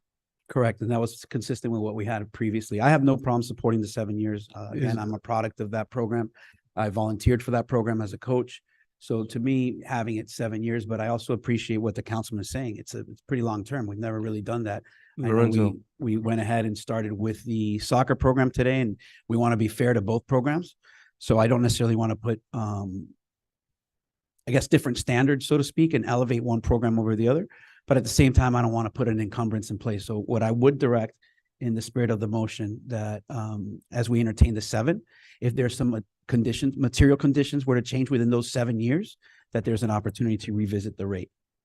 So I'm actually gonna get there. There's a bunch of other items I want to add in there and get your feedback on. So we'll take the 7 and then we'll take every other change in the contract after that. Well, I think my 7 comes with strings, right? So Right. 7, and if there's material changes, right, either to the park or to material changes within the operation of the club, right, that the contract needs to be revisited. Can I make a Right. suggestion? And I think we had the good example of the MI flag, which you cited. There was a significant material change in the product that was being put out to the point where the product left the community, right? So, well, there was some issues, right? MI flag wasn't proprietary to the Optimist Club. There were some intellectual properties. Something created a group of people to exit, right? So something changed there. And I think that was material to the point that one of the best flag football programs in the county, as you highlighted, Mayor, that's kind of I'm not quoting you, but I'm kind of using some of the language that you use, exited, right? And we want to keep that from happening. So I want to make sure if there's a significant material change within the 7 years, we have an opportunity, right? Future councils have an opportunity to look at this. I don't think it's. That's fine. That's fine. That's fine. Mr. Attorney, what did you? Right now, there's a 30-day clause with cause, meaning if you breach. Maybe you might, I'm just throwing this out there, you guys are the policymakers, maybe you put in there a 180-day clause, either party can terminate with 180 days notice. That way you're not tying everybody's hands. You know, if that's a concern, you can always say, hey, we vote to give you 180 days notice. That's 6 months. Right. Just a thought. You can do 30 days, you can do 1 year's notice, whatever you want. I actually, beyond the 7 years, I actually wanted to see if we can appoint Councilman Collazo, and maybe, I know you're close to Jeff Rodriguez, who's there also to. No, but this is something that takes weeks to relook at the contract and look at things like the possibility of allowing multiple travel teams per division, like how you said, allowing travel teams to select players from the rec program, provide travel players the option to also play in the recreational league, other rules. No, and I actually typed up what you said earlier as well. Other rules, and so I like to appoint Councilman Collazo to go back with the Optimist Club and negotiate the contract. So I would like to see that happen. That's not my skill set, but I'll happily defer to Josh and link with him in a sunshine meeting, kind of like you did with Councilman Fernandez, and tell him some of my experiences, what I'm seeing, right, in other opportunities. And I think with his legal skill set and my personal experience, be more than happy to see if there's anything that we can bring back. Sounds like everybody's happy. So are you going to take action on this or? Yeah, Councilman Ruano, then I don't, so it doesn't sound like there's definite. If not, we'll move forward with the contract. I would have liked to seen that opportunity since you're there, since you brought up so many great points. I would love to see if you have that opportunity to be the lead of working with Jim and make. Well, I'm going to be quite honest with you. And you could bring Councilman Dieguez and he can. Mayor, I'm going to be very honest with you. I'm no longer there, right? I left because the product couldn't accommodate my kids. Right. And I think that's the personal experience that I brought forward. And just like that experience, I had the opportunity to travel, represent the park. I had the opportunity to travel to many other parks, right? I had basically my team disintegrated because they didn't want to focus on travel ball, right? And I'm not misspeaking. I'm not speaking for you, Jim, but please, I'm trying to echo the sentiments because I did explore this, right? I spoke to the travel commissioner. I've spoken to board members, right? Travel is not the focus of the Optimus program. And you have many, many kids year in, year out exit the program because you have a philosophy and a mindset, which I agree with 100%. You want to focus on rec. And I think that's the problem that I brought forward. The solution may not be with the Optimus Club, right? But again, I'm only here for one more year. I think you have a heavily invested baseball person right here. I trust, hold on a second. I trust his staff. And I know his perspective. I know he knows what's out there. I know he knows what the kids need, what the kids don't need. And I know his relationships with the Optimus Club. I don't mind sitting down with Jeremy. I don't mind sitting down with the club. But what I do want to address is this gap. Is the gap that we have kids from Miami Lakes leaving, right, to other programs, which they could stay here, they could generate revenue, they could be expanding services, but it's just not in line with what the Optimus Club is doing. And I want to continue to make sure rec is number one. Don't get me wrong. Rec is number one and should take priority. But I also want to give our kids that want travel ball the opportunity to play. All right, so we'll bring it back and you'll hold a sunshine meeting with Councilman Dieguez and Councilman Collazo to work this out. Unlike soccer's agreement, this contract is coming to an end now, January 23rd of 2024. So, and we wouldn't meet Right. till. So we'll have You wanna time come to back bring it back for early the January? January meeting. So if there's any, if the negotiations are ongoing or what have you, then we'll bring back an alternative item to continue the contract on a month-to-month basis if negotiations aren't complete. But we should hope, we have 2 months, so we should be able to consummate any further discussions with the club between now and the January meeting, and we'll still be in time before the expiration. And I want to be clear again, right? I think rec needs to be king. Right? I think rec needs to be the priority, just like we do through the football program, the soccer program, the football. But at the same time, I hate to see so many kids leaving our city to actually further places, right? Less convenient places. And it really has to do with real estate, right? And it really has to do with the limitations of how many fields we have. So I think, it's a process. And what I don't want to do is keep the Optimus Club from not renewing. So if we can extend month to month, if we can work towards that end without necessarily having, I don't want the Optimus Club to suffer, and I want them to know that we support them 100%. But at the same time, we also have to look out for other kids. One last thing, and I'll go to Councilman Morano. I apologize, Councilman Morano. Would it be and I want the Optimus Club to have the flag football contract, but flag football has done so well that I think should be 2 contracts. It should be an Optimus Club baseball contract and an Optimus Club flag football contract. Optimus has always operated in multiple sports back to their origins. They had soccer before Miami Lakes United Soccer. So Basketball. And basketball, summertime basketball, and then the only reason I say it because flag football has matured so much. When I started here, flag football didn't exist, right? We made the transition. The Optimus did great. I don't know. I mean, if I'm fine with the way it is, I just brought it up as an idea. But Jim, if you're not good with that, I'm not. I'm fine with that. It's actually flag football's come back to a board base, just like baseball is, and they all meet back under the Optimus board. So all right, that's good. I love Jim and does a good job out there. Councilman Ron. Thank you. So I guess this is going to come back, but I still want to ask the questions that I wanted to ask. Do we have the figures of the children that participate in the Optimus Club that reside in Miami Lakes versus the ones that do not? the last numbers we have from the previous season were 54% baseball resident rate, 59%, and typically we see this flag football rate being a much higher. And this is from the spring season. So now in the fall season, which is a shorter season, we would expect to see it a little bit higher, more resident rates only, resident participation. Okay. And the contract is being renewed without an increase in rates. Why is that? The only discussions previously of assessing any rate changes were contingent on enhancements to the park.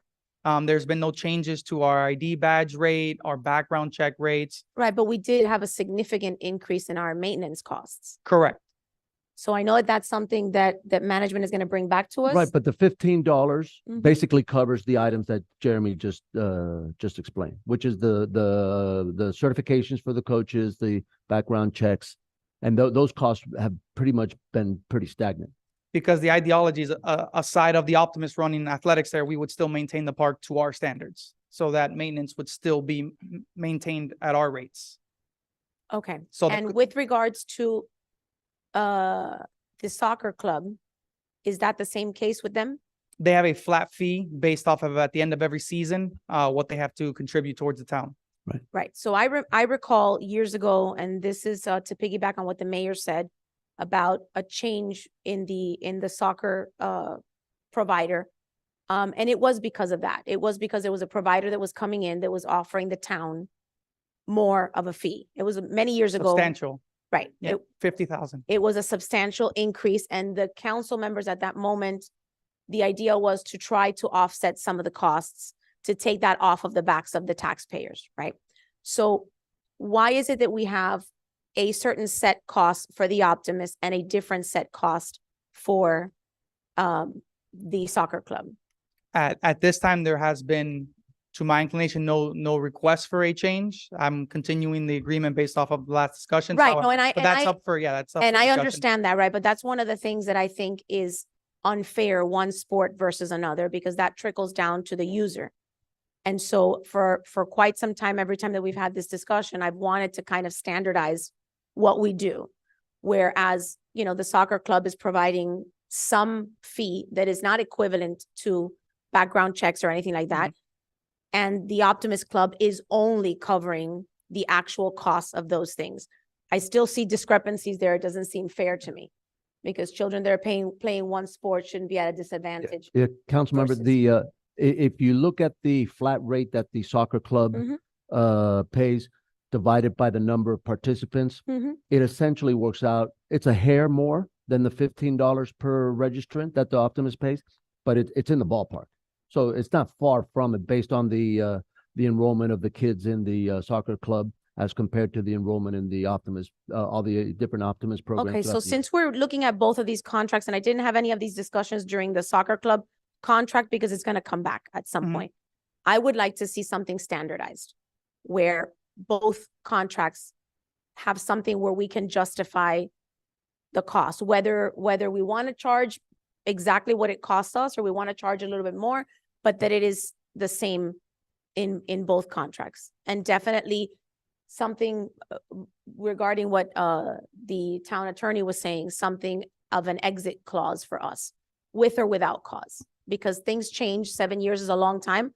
And we've been working with both of these providers for many, many years and are very, very happy. My son is 22 years old and he played soccer with the soccer club and played baseball with the Optimist. And so they've been around for a very long time and we're very happy with them. But I do understand the concerns of handcuffing future councils to these super long contracts. And that doesn't seem fair either. So in both contracts, I'd like to see the possibility of us canceling within a reasonable time frame without necessarily anybody breaching the contract. Understood. Thank you. Jim, I know you've been sitting there. If you want to come up, say a few words.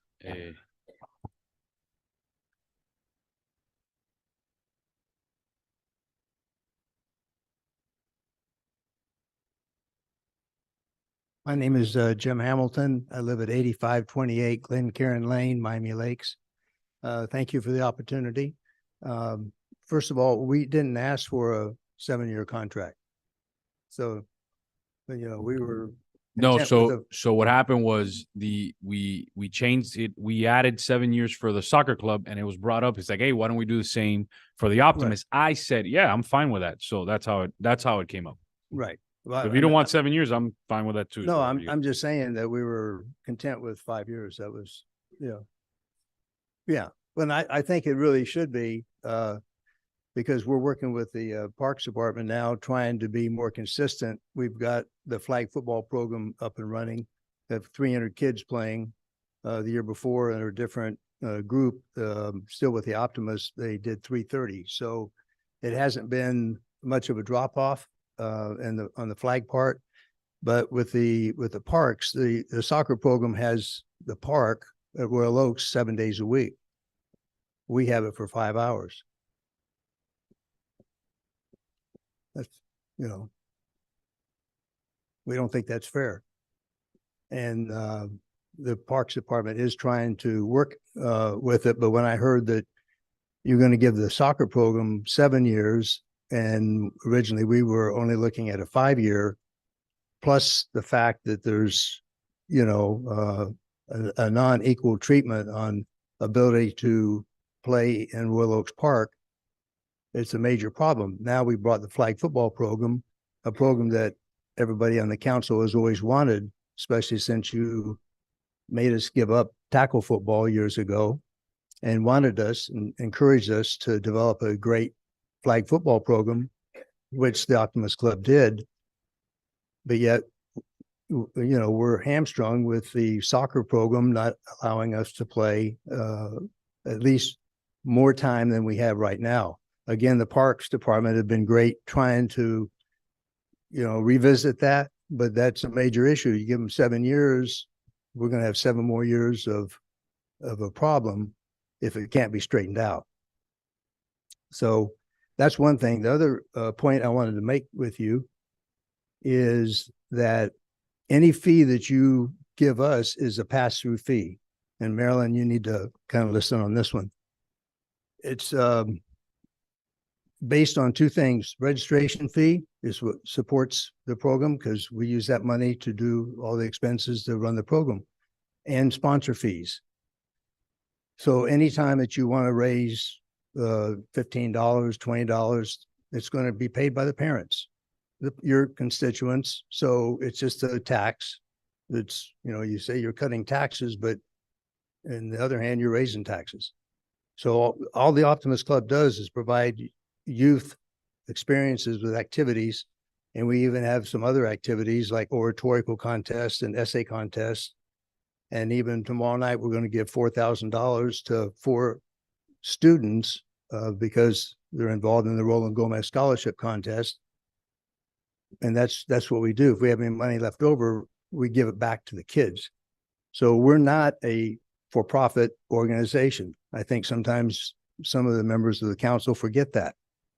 You know, it's all about the kids. If we can get a new activity, if we can get basketball started up again, we do it. We just have to have volunteers to make that work. On travel baseball, Pembroke Lakes Optimists had 1,000 kids playing baseball, 1,000. And that's when we had 800. So we were the 2 biggest programs around for years. Now, Pembroke Lakes basically doesn't even have a recreational baseball program for kids. It's all what they do have is travel. So little Johnny that wants to learn baseball, he can't play there. He's got to come to Miami Lakes or Miramar or some other place because his own neighborhood can't sustain recreational baseball. So I agree with Councilman Collazo that recreation is super important. If we don't control the travel, it will take over like Pembroke Lakes did. So, you know, we have rules that we've expanded from 0. That's not really true. We've had maybe 2 teams for the last 15 years in travel, but now we're up to 7. We have 7 teams playing based on certain age requirements. And we only want 1 per age group until we can see how we can manage it. And if we start seeing our rec program go down, then we've made, you know, the wrong decision. Right now, it's actually, you know, pretty steady at over 400 kids. And travel's got like 7 teams. So that's about 84 kids. So again, we're trying to take baby steps to make sure we don't ruin our program like Pembroke Lakes did. Jim, if I could pause you right there. Sure. And, you know, you and I consider our relationship more Yeah. friendship than anything, but I've been you've been great for the Optimists. Yeah, and I've been a volunteer for the club, and I put my money where the mouth is when Right. sponsorship season comes around. I, for one, and I brought up my personal experience with the Right. club. I couldn't be happier. Right. What my kids learned there has turned into a lifelong passion. I mean, those kids are going to love baseball because of what they learned there. Maybe they heard a few words that they shouldn't have heard at an age that they shouldn't have, but they yeah, right. But they've had a very positive experience. My only opportunity that I see that I would see as an opportunity for growth for the club, and you highlighted it now, and some of the trepidation is, I had the opportunity to be part of an all-star team. I got to visit Pembroke Lakes. I got to visit all the fancy parks, right? By the way, not one time did anybody say our fields were horrible. I hadn't had anybody, but my kids left after that travel season because there wasn't enough travel opportunities. Right. Right. There was only 2 kids, right, out of the 30 or so between A and B team, right? You can only take 2 from the park. Out of those 30, I say 20 of them left and 10 came back into rec. And what they had to do was play up a division, right? So or they were already moving up to a division like 8U to 10U. Right. That's the only thing that I had brought up. You know, if there was some way where we're not taking kids out of Miami Lakes, right? And you've kind of mentioned how that's kind of been a conundrum to the club. Right. Right. And that's really where I think the crossroads was for me. Is like, how can we keep these kids here? Right. Is it some type of partnership with what you said, another field? Right. And what the reason that you didn't mention that, but I had brought it in. I'm now part of MYBA, which is an affiliate or a conglomerate. They have rec, they have travel, and they have different divisions within the 2 to almost space out the kids, major league, minor leagues. And I thought that was a great way to kind of stagger that, right? And kind of temper those so many kids leaving the park, right? Because that was the thing that killed me. I had some kids go to Miramar, some kids go to Hialeah Gardens. I had a bunch go now with me to another academy in Miami. And that was the only reason that I had mentioned it up, is because I think the program is great. We want to continue to support the program. I don't like the fact that so many kids are leaving. Right. You know, so that was the thing that kind of you came in on the tail end of it, but I wanted to be very transparent with you, kind of the discussion of why I wanted to work with Jeremy, why I wanted to have further discussions, because I had a very positive experience. Right. And I have no problem supporting it for 7 years. I do agree with Councilwoman Morano. It's not an issue of taxing, so to speak, but kind of leveling. Like, why is one program treated different than the other? And to my shame, right, I didn't know that the soccer fields, right, have a higher, I guess, usage rate than what you guys. So that's kind of how they're framing it in their mind. Well, they have more benefits, right? They can use the field 7 days a week, right? And I know Sundays for the club has always been a big faux pas. I play on Sundays. In the league that I'm at, Sundays is fair game. I know that that's not something that you guys traditionally do. We leave the Sunday park for the adult leagues, right? So, and now I understand a little bit more the perspective of the park. Say, hey, we don't have the opportunity to schedule on Sundays. Right. Right. So I just, that's what I want to work towards. Right. And if I can go through Jeremy and you, I kind of threw Josh in there as well, but you know, whatever I can do that I can share with you why, you know, or the whys or how I came to kind of give those remarks, be more than happy to work with you guys. Okay. I look forward to it. Is there any other questions? One more comment. Last one, Councilman Dieguez, and Thank we'll you. move on. And Jim, I have tremendous respect for you, and the program, I think, does do good work. I don't want my comments to be taken out of context, that somehow I was accusing anyone of enriching themselves, of the Optimist being a for-profit organization. But just as you reminded us some things that we need to keep in mind, I think something that does get lost sometimes is that ultimately, while that fee that gets paid by the families that participate is a user fee, it's not a tax. So if we're asking for the flexibility to adjust it, it's because it's a fee based on who's actually using the park, right? But I just want to note, though, that it's artificially kept low as well by the fact that everybody else who doesn't have their kids in the program also, you know, are subsidizing the maintenance of the fields and everything else. Right. You guys provide a great service. Obviously, that does help us keep our costs down, you know, by not having to hire as much in the park staff side. So that's a point to you guys on that. But I just want to be clear, though, that again, we're talking about giving the town flexibility, not binding its hands for 7 years to not even address this subject should something change. So obviously, I look forward to working with Councilman Collazo and staff to go ahead and, you know, have mutually agreeable language. But I just thought that was a major flaw to not have anything addressing when the user fee should be revised. I mean, what happens if the Optimist Park, the improvements that were contemplated, it does happen in the next 7 years, you know, and yet we haven't addressed it at all. So I think it's better to just have, you know, to look ahead. And especially if the majority is going to push for a 7-year agreement, that we address these issues up front, right? And not be scrambling later to try and address that. So I just wanted to put that on the record. But again, thank you for all you guys do. And I just want to be clear, nobody's accusing anybody of pocketing money. or anything like that. But I did want to point out that I don't view the user fee as a tax. I just view it simply as a user fee that is subsidized by the other taxpayers. Right. I- So, I have a- just so you know, the resident doesn't necessarily pay the same amount of money as non-residents. So non-incorporated and Miami Lakes residents have an opportunity to get a discount if they sign up in the first 2 weeks. So if there's gonna be discussions, I would love to see a parent that's at the park, like Jeff Rodriguez, who was on this dais, be part of that conversation as well. So if Councilman Collazo is okay with that, and so is Councilman Dieguez. I have actually parents that are involved, that would be more than happy to participate. Some of them from the actual travel program, and I think those would be great. So yeah, if we're going to open it, I'd like to have it open-ended, and maybe John Estrella, another member from our community, and a couple other parents love to bring the stakeholders on board. Absolutely. And that's actually, another thing. Some of the Bandits play in one division, the other ones play in, I'd like to give you the feedback, right? And see if we can work towards that. So that'll be great. Thank you, Mayor, for suggesting it. Of course, idea. Jeff, John, 100%. Good guys. Yeah. We need them there. Okay, thank you very much. Okay. Yes. Councilman Fernandez. Yes, question for Jim, or Jim is kind of sort of the Jim, Josh, the Jeremy, everybody with the entire J team. So I'm a little confused because I was under the impression that there is already a provision in the contract that stipulates that the fee structure gets revisited if and when there's substantial improvement to the park. Yes. Correct. Okay, You're 'cause right. I thought I heard something that sounds. No, you did, because I said that, but again, it has to be addressed in a holistic way. Again, so you're right. I misspoke with respect to the part. If the current plan were to pass within the next 5-7 years, then obviously there would have to be a discussion. But my understanding from that time when we discussed this, it was almost more an agreement to discuss it. It doesn't really actually, or at least there's no formula whatsoever. It's almost an agreement that we will reach an agreement in the future. So that's what we call an illusory promise.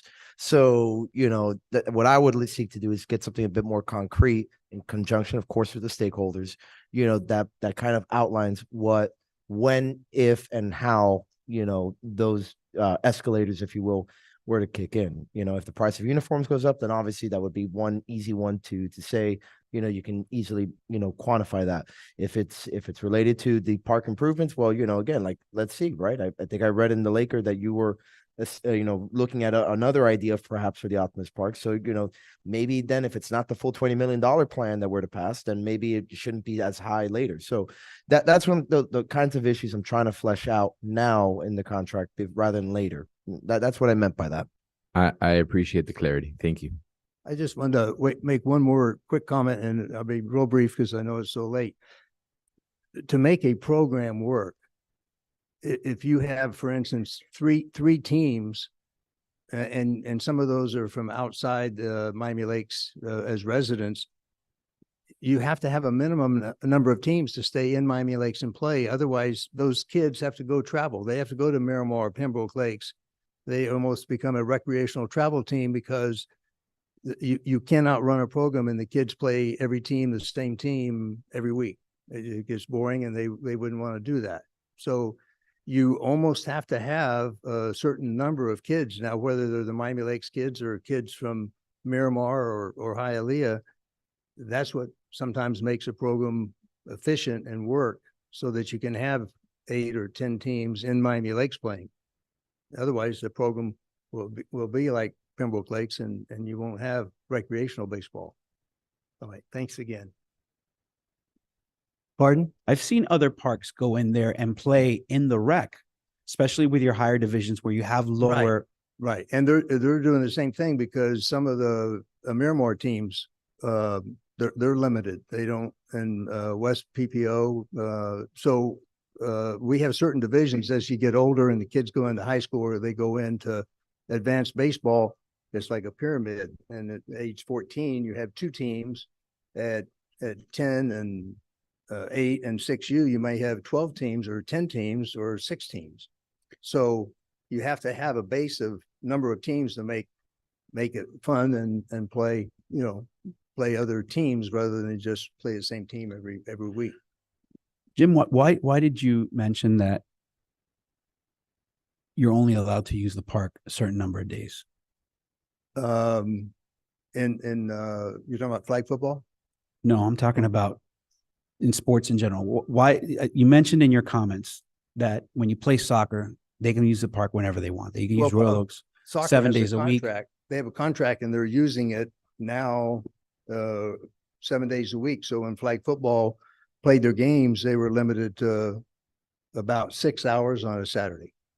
Now we're trying to expand it or even use it on Sunday. Right. And I've seen, I know what you have to do. And basically in the outfields is where some of the flag football, in those open green Well, areas. the biggest problem is parking. Right. Because, I mean, I'm sure you get neighbors that complain if you're parking all around outside, the park area. And Some of the so we're parks- trying to limit it just to the park. I mean, Yeah. the parking. And this question is now more for Jeremy. And what I've seen through the city of Miami and their relationship with Metro-Dade County, they have been able to organize a league where they use multiple sites, and they're not all within the city of Miami. Some are incorporated with Miami-Dade County. Have you ever considered the opportunity to partner with sister cities facilities to kind of expand the use and maybe not have that perceived, whether it be a real limitation or perceived limitation for Hamilton's program? Like a multi or scattered site. So we haven't evaluated that. That would be something more geared towards travel, where you're intending your users that are signing up or registering for your program to know that you're not going to play at just your home field. You are going to have to be going to whatever site it may be. That's something we can look into and evaluate if there's any other local, so we're not driving too far, putting our participants at too much of an issue to get to the fields, but we can definitely evaluate that and see. I know Hialeah is trying to research their baseball as well, so there may be some potential. They have heavily invested with the Marlins in Babcock Park, and one of the interesting things, and I like how the mayor thinks about bringing more people into the secret sauce, so to speak. The school board member has expressed the opportunity that the school board has to leverage more of their fields when they're not in play, right? So leveraging HML, leveraging Goldman. Bob Grant will leveraging- be the best. Leveraging American. What he has shared with me is that those are also opportunities, right? So scattered site, multiple field sites to maybe embrace, where everybody has the opportunity to play, I think is the way that I'm thinking, right? So it's a little bit broader. It's not as siloed as we were thinking of before. And maybe that ameliorates some of the issues that he's bringing forward with not enough, no hay cama para tanta gente. There's not enough supply of field, so to speak. Thanks, Jim. We appreciate you, brother. Thank you for everything you do and you've done for this town since 1960. Was it 69? 73. Mayor, before we leave resolutions, I made a mistake, which was on the budget revision. There was something that surfaced today, which was good news, which is the school board finally approved the light installation of the tennis courts.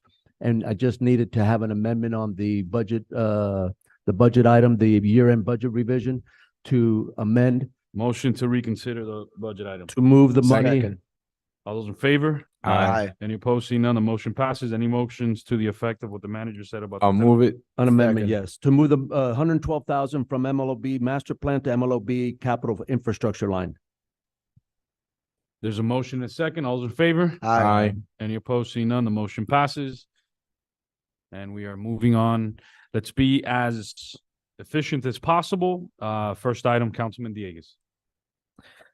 Thank you, Mr. Mayor. I don't think you guys so- ever voted on the Oh, The yes, the that's amended right, we didn't. motion. But can you reread that motion? Well, the on last resolution? motion I have was For the to optimist, switch we from five we to tabled seven. the item. It's gonna come back. It was a resolution. Okay. The item's been tabled, so.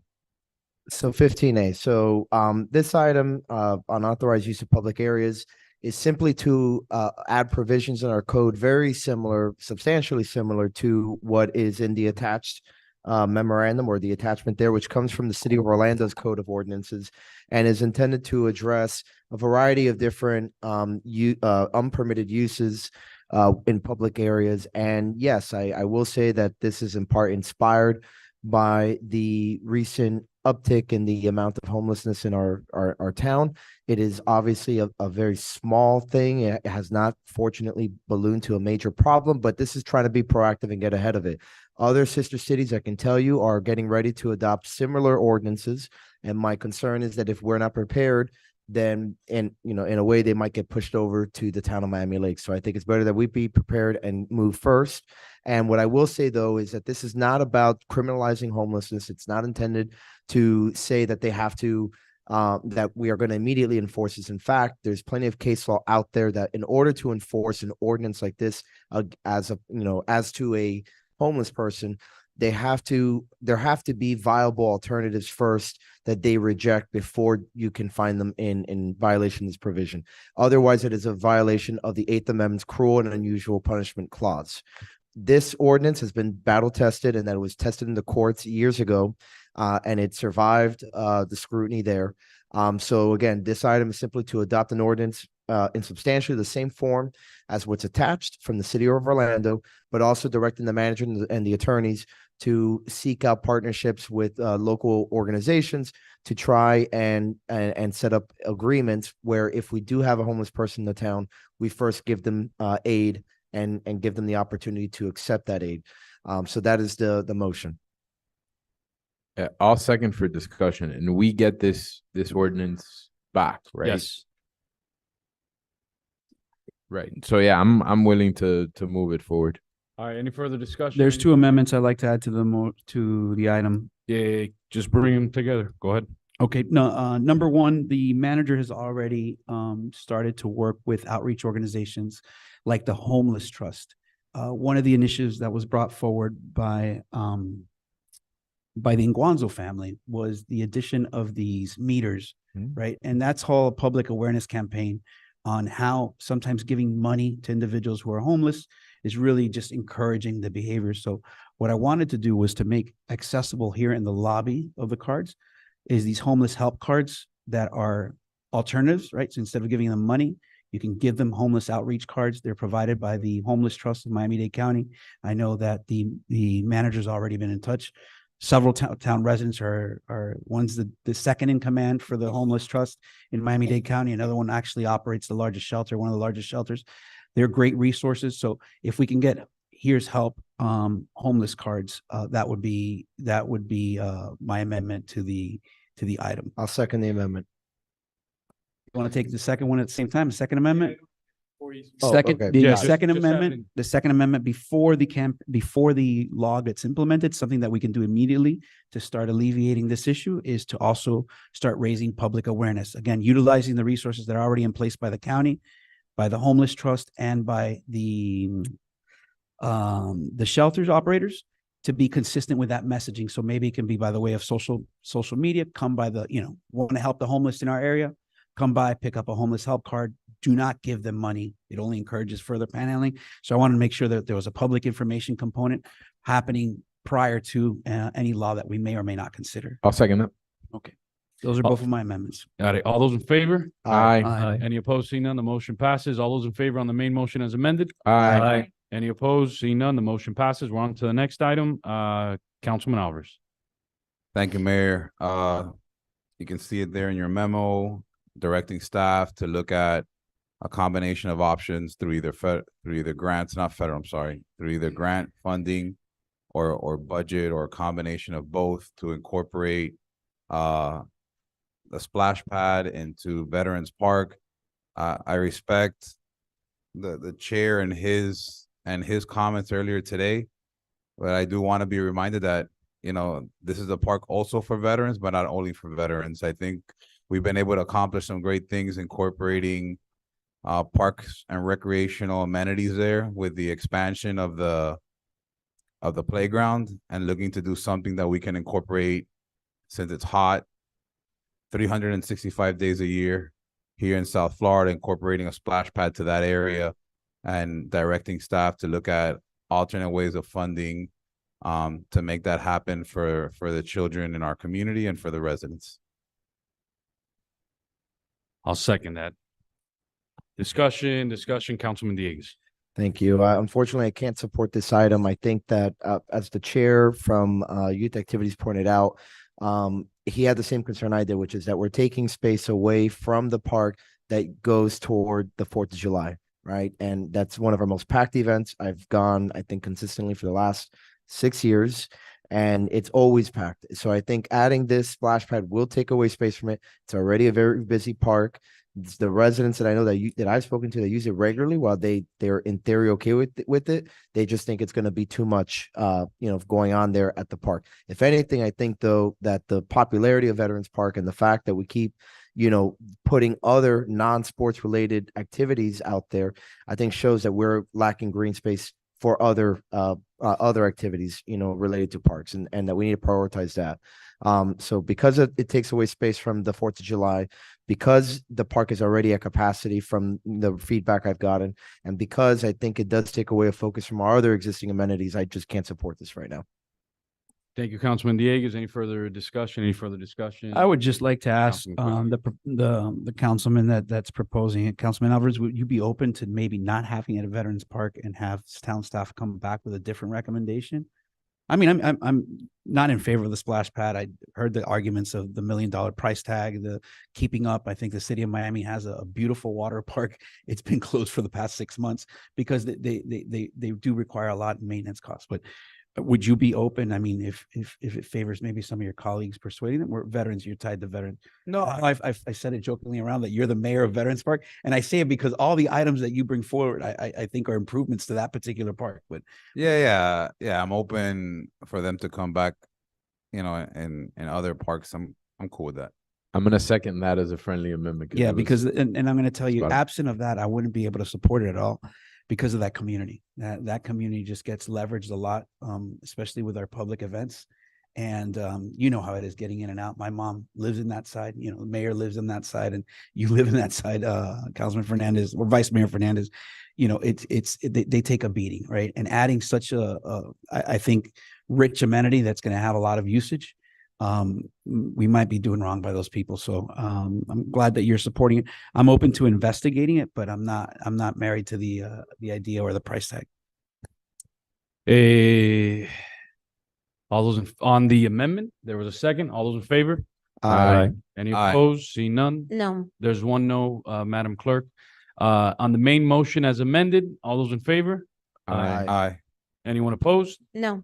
There is a no vote, one no vote, Madam Clerk, and we're moving on to. Mayor. I wanted to mention one more thing. Before we Yes, continue, Councilman Alvarez. with new business items, and I wanted to address the council and the mayor. So just real quick, some things I wanted to share. It's something really deep in my heart and something that I think it's kind of where I'm at in my life right now. So one of the things that what I did want to mention is that, as my professional career continues to expand, and after careful, consideration and reflection, I've made the difficult decision to announce that this November 2023 will be my last council meeting as a member of the Miami Lakes Town Council. I do want to extend my heartfelt thanks to the community for their trust and their support in my time here in office. This decision was not made lightly, as serving our community has been a great honor and privilege, and really something that I challenged myself in really diving into and learning about, local government. I am forever grateful to the thousands of residents who believed in me, but God has made it abundantly crystal clear that my true calling in life is to help underserved children throughout the United States. As such, I'll be leading the opening of over 6 charter schools in underprivileged areas in the United States.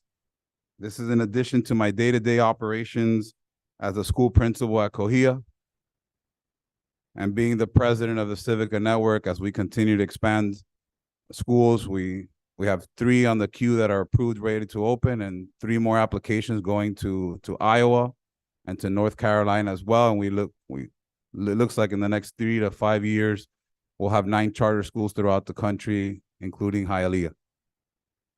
Not to mention that I also serve as the chair of Pinecrest Academy and School, which is Academica's 3rd largest network of charter schools in the country, where we serve over 26 campuses and more than 1,800 students. I'm forever grateful. Again, in my personal life, I'll continue to focus on my family, which is clear as I have a daughter in 9th grade and one in 7th, and my duties as a father, as a stepfather, and a soon-to-be husband. I'm proud of the legacy that I've left behind here in Miami Lakes. I've helped leave the most infrastructure funds in our community's history. We fully funded 59th Avenue. We rolled back the millage.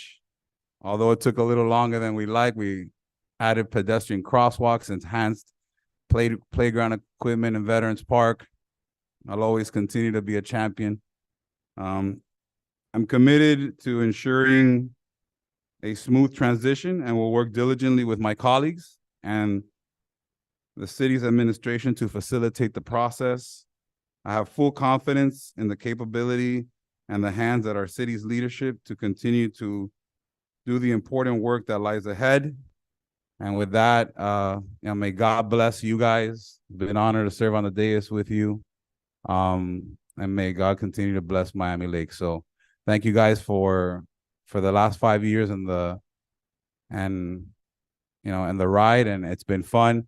But I did want to mention this because I don't think it's my position, to be voting on new business items where, I won't be sitting here with you all in January. You'll be missed. Thank you, Mayor, for everything you've taught me. I appreciate you. It's been fun.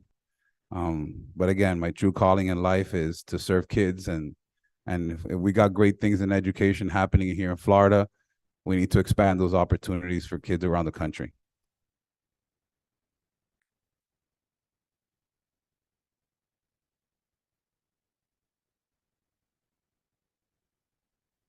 Good.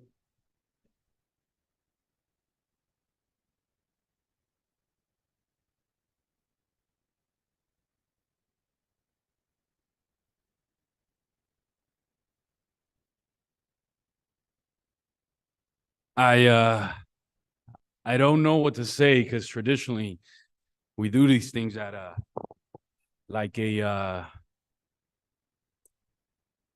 state of the town address, or we do them at different events or stuff like that. So we'll coordinate something really nice to honor you. But I will say this, your leadership style will be missed.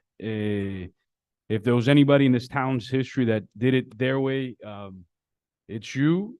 And the proof is in the pudding. The elections results twice, sometimes against all odds, right? And it was your style always. But thank you for your years of service to our residents. Thank you for opening up even a little bit of your personal life, right? I think a lot of folks don't empathize sometimes without them knowing what's really going on. So for you to open that up, I'm sure it means a lot to a lot of people. And while I would love for you to continue here, I think you hit on the head. If your calling is helping underserved children, I mean, that's a lot bigger than our footprint, even here in the town of Miami Lakes. So sure, I'll have a written speech later on when we do something really, really nice. But man, I miss you. I'm gonna miss you. I hope you still play on our basketball team in December. We got to figure that out. Now I got to recruit Lewis. We got to get Lewis out there and Ray. But man, to be honest with you, I love you as a brother. I'm gonna miss you, man. And on the dais, I know still see you all the time. But thank you for doing it your way, and thank you for showing our town, our residents. Thank you for always being the voice sometimes for those folks who never get heard in the process, and for really changing the way that government works, or even the perspective of that. So man, you'll be missed, and I love you, bro. You guys are great. Say anything. Wait for the right time where we can all gather our thoughts. Yeah, I don't know. Surprised by that. But why didn't you do that at the beginning?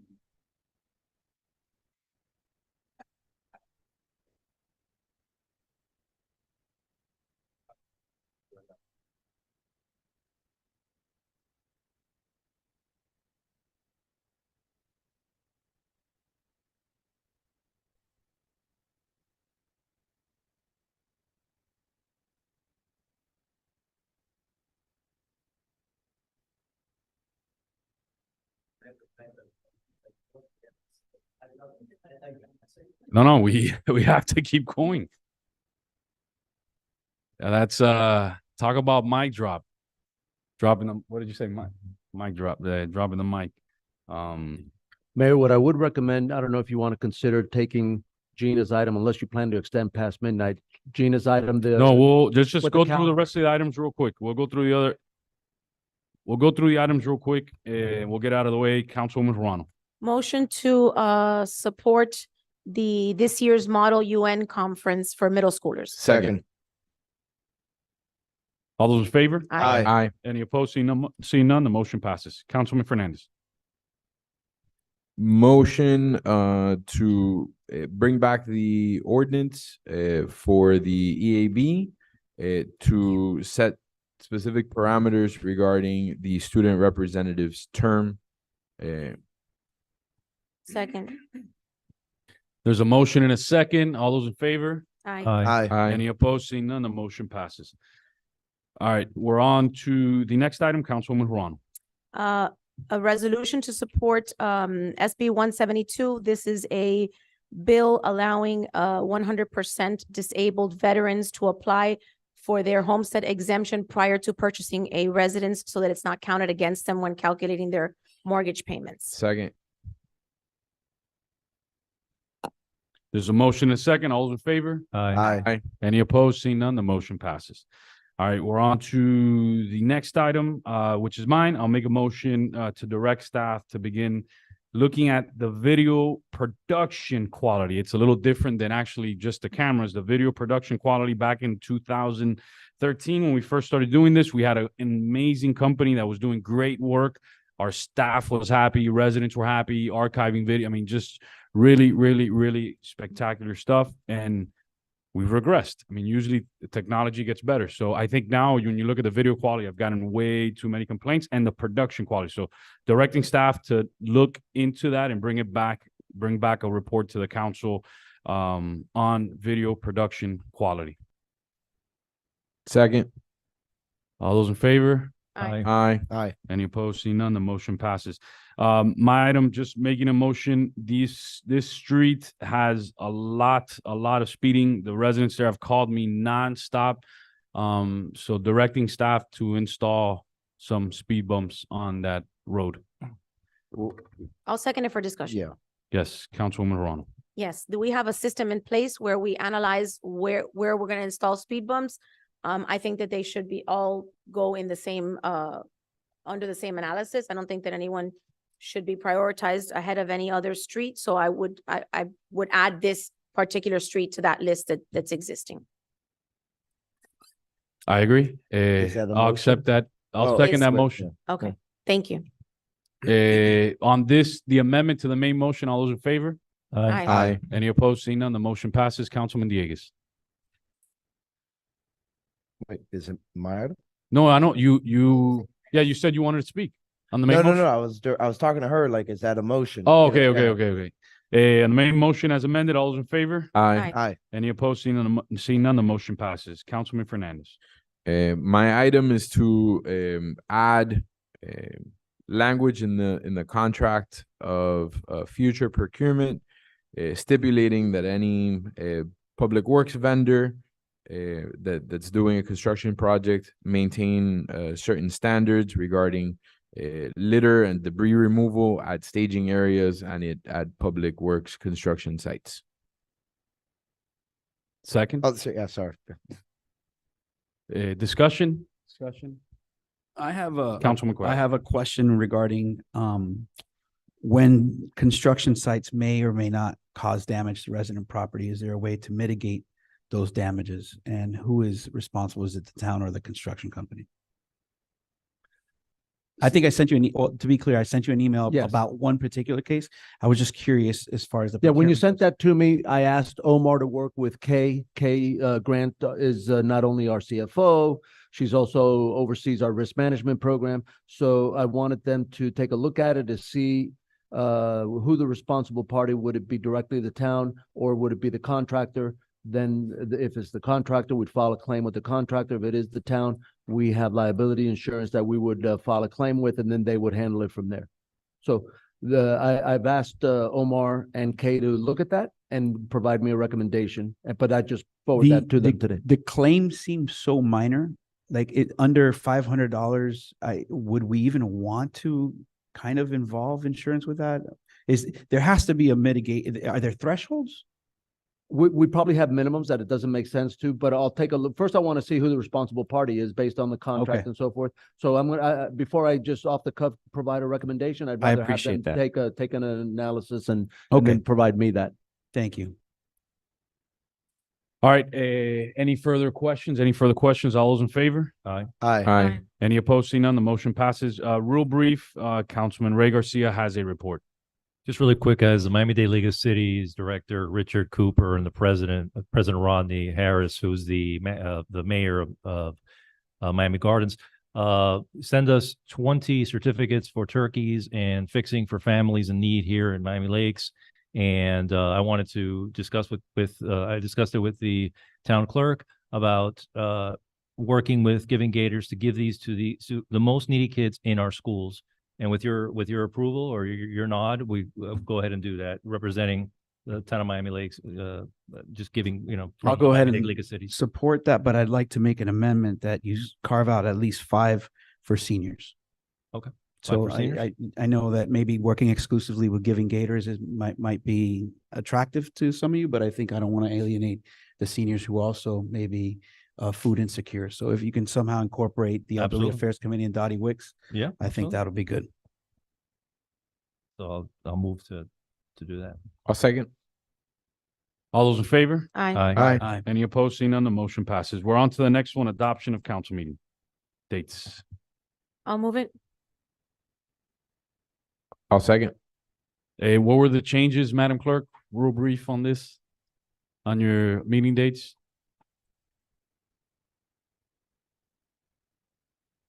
We are proposing January 16 to be the regular council meeting. Second Instead, Tuesday of every month, every single month? no, only for January. January is an exception. Yes, everything else would stay the same as always. But instead of meeting the second Tuesday of January, it would be really the third, January 16th. Okay, Because otherwise, the agenda would have to be done like the 1st of January, days that many of us are gonna be on holidays. So that is really the reason why we thought it would be better, more effective to see if we can move the council meeting for January 16th. And then the other proposed change that we're looking into is towards the end of the year, the November meeting, due to the elections. all right, any motion on the table? I'll move it. Discussion? All those in favor? Aye. Aye. Any opposed? I'm a no. So 1 no, Madam Clerk. County Waste Incinerator Sites, Councilman Diegues. No, actually, that's the manager. I guess they just put my name on it since it's a report based off of my item. Yeah, and I emailed you the latest update that we had after a conference call or a Zoom meeting with the staff from the county, and they gave us an update. I emailed it to all of you October 25th. It's attached here as an exhibit, and there is no update after that. Well, just remember to please follow Yes. up on the Southwest Broward issue. Thank you. Right. Thank you, Major Gonzalez, Town Commander Gonzalez. Good evening, Major Gonzalez, Town Commander with the October Police Report. Reporting on the crime, it remained stable. Pleased to announce that we did not have any residential burglaries or commercial burglaries or robberies in the month of October. We continue with high visibility patrol during the midnight shift and traffic enforcement. Covering some of the events that we had, we prepped for the state of the town with conducting security sweeps prior to the event. We also provided security for the Halloween event that went very well at Veterans Park and throughout the Loch Lomond community. Also did the golf cart PSA for social media with educational tips and the new law that was passed on October 1st. And our officers continue to conduct educational contacts with golf carts, educating the parents and the children on the new laws that have changed effective October 1st of this year. And for that, I open up for questions. Questions of Town Commander Gonzalez, questions of Town Commander Gonzalez? No questions, just a compliment. I was there for the Halloween event. The crowd control there was amazing. You had lines going around the corner to attend the haunted house. But it seemed, and I should have given the same compliment to the chairman of the committee and Maritza Costa as well. Probably the best run event that I've seen for the amount of people and how reckless that event can get, right? Halloween, a lot of trick-or-treaters in the middle of the It's dark. dark. It's dark. You guys did an amazing job, and props out to all the people who helped out, not just in the committees, but all the staff. And it was very clean. Thank Probably you. one of the best, Make sure I cleanest try run to I've pass seen. that on to my staff. Thank So you got to keep that up, man. Yes, sir. Great We always job, do Major. better. Next year, we're gonna add more officers and do a better job. No, I don't think anybody caught that. I caught that. Well, with the crowds, if We're once adding it gets officers. more popular. Yes. And you say beautiful. You're the one that laughed. No, you got me going. You got me going. All right. Thank you, Major. We Thank you. appreciate you. Have a good night, Thank you, sir. guys. Monthly infrastructure report, Director Santos. 30 seconds. Goodbye. Good night. All right. So briefly, in the past month, we started one of the biggest drainage projects we have in the program, the Commerce Way Drainage. They have been working on the easement that we have in the Grand properties doing the outfall. That's almost completed, and you'll start seeing them on the main road. I think they're going to be moving to 79th Court. So some of the road closures have already been in place with a detour around 77th Court. Brief overview: out of the 29 projects for drainage, we have 7 that are already completed, 7 in construction, 7 procurement, and 8 in design/planning. We're already projected to be on target to spend or encumber the money before our deadlines. So far moving good. I want to highlight the great job Anaili Padron is doing, our CIP manager, and our new public works engineer, Stanley Morantes. They're doing a great job managing these projects and making sure everything stays on schedule. For roadway, we have 6 projects ongoing. 4 of those are in design, which are the Fairway Bike Improvement Project, and also the Park West Bicycle Improvement Project. So we're hoping to get those into construction next year and just keep those moving forward. As far as facilities, we have the Roberto Alonso HVAC system. We will be getting the bids, I believe, this week or next week. And then the orders were already placed for the units above us that will be replaced. And then if you look behind you, we completed the In God We Trust installation. Oh, wow. I don't know if you guys noticed it, but then finally sidewalks. We have work going on in Lake Martha, and our stormwater crew continues cleaning the drains. So, any questions? Thank you so much. Director Santos, just one quick question. The park right across the street from the elementary school has a big hole that I know you guys are working with the county because there's a sinkhole there. You guys did a great job of identifying it as a marker. The sooner the better. It's just a heavily traveled road. And I don't know if you have any I'll be update on that. checking because I believe that was added to the work order of the team that's doing sidewalks in that area. Okay. I It's believe not a it's sidewalk issue. It's a sinkhole next to the sidewalk. Yeah, but I think it's because of the drainage structure that's right there. Correct. Yeah. Correct. And the last one is for kind of a tandem item between you and Badwan. That part gets beat up extensively, received multiple complaints from residents. Can you repeat that? Yeah, that park in particular, the one across the street from the gets really beat up by the kids using it in school. I was at Career Day today. It was one of the things that they asked me to see if we could take a look at. And I promised Ian and Logan that I would bring it up on the agenda today. So I just wanted to make sure that So the park facility itself. yeah, it's just it's a lot of trash, a lot of debris, and I'll speak with director, but I promised them I was bringing it up in public record. Well, And the debris and stuff, we'll talk with our litter vendor to make sure they keep an eye on that. yeah, I appreciate it. Thank you. Okay. Thank you, Director Santos. Raul, attorney didn't have anything? No, on December 20th, there's a hearing in the Pizzi matter. I'll get back to you in the January. All right, for thank that. you. Have a happy Thanksgiving, Merry Christmas, and a Happy New Year. This meeting's adjourned.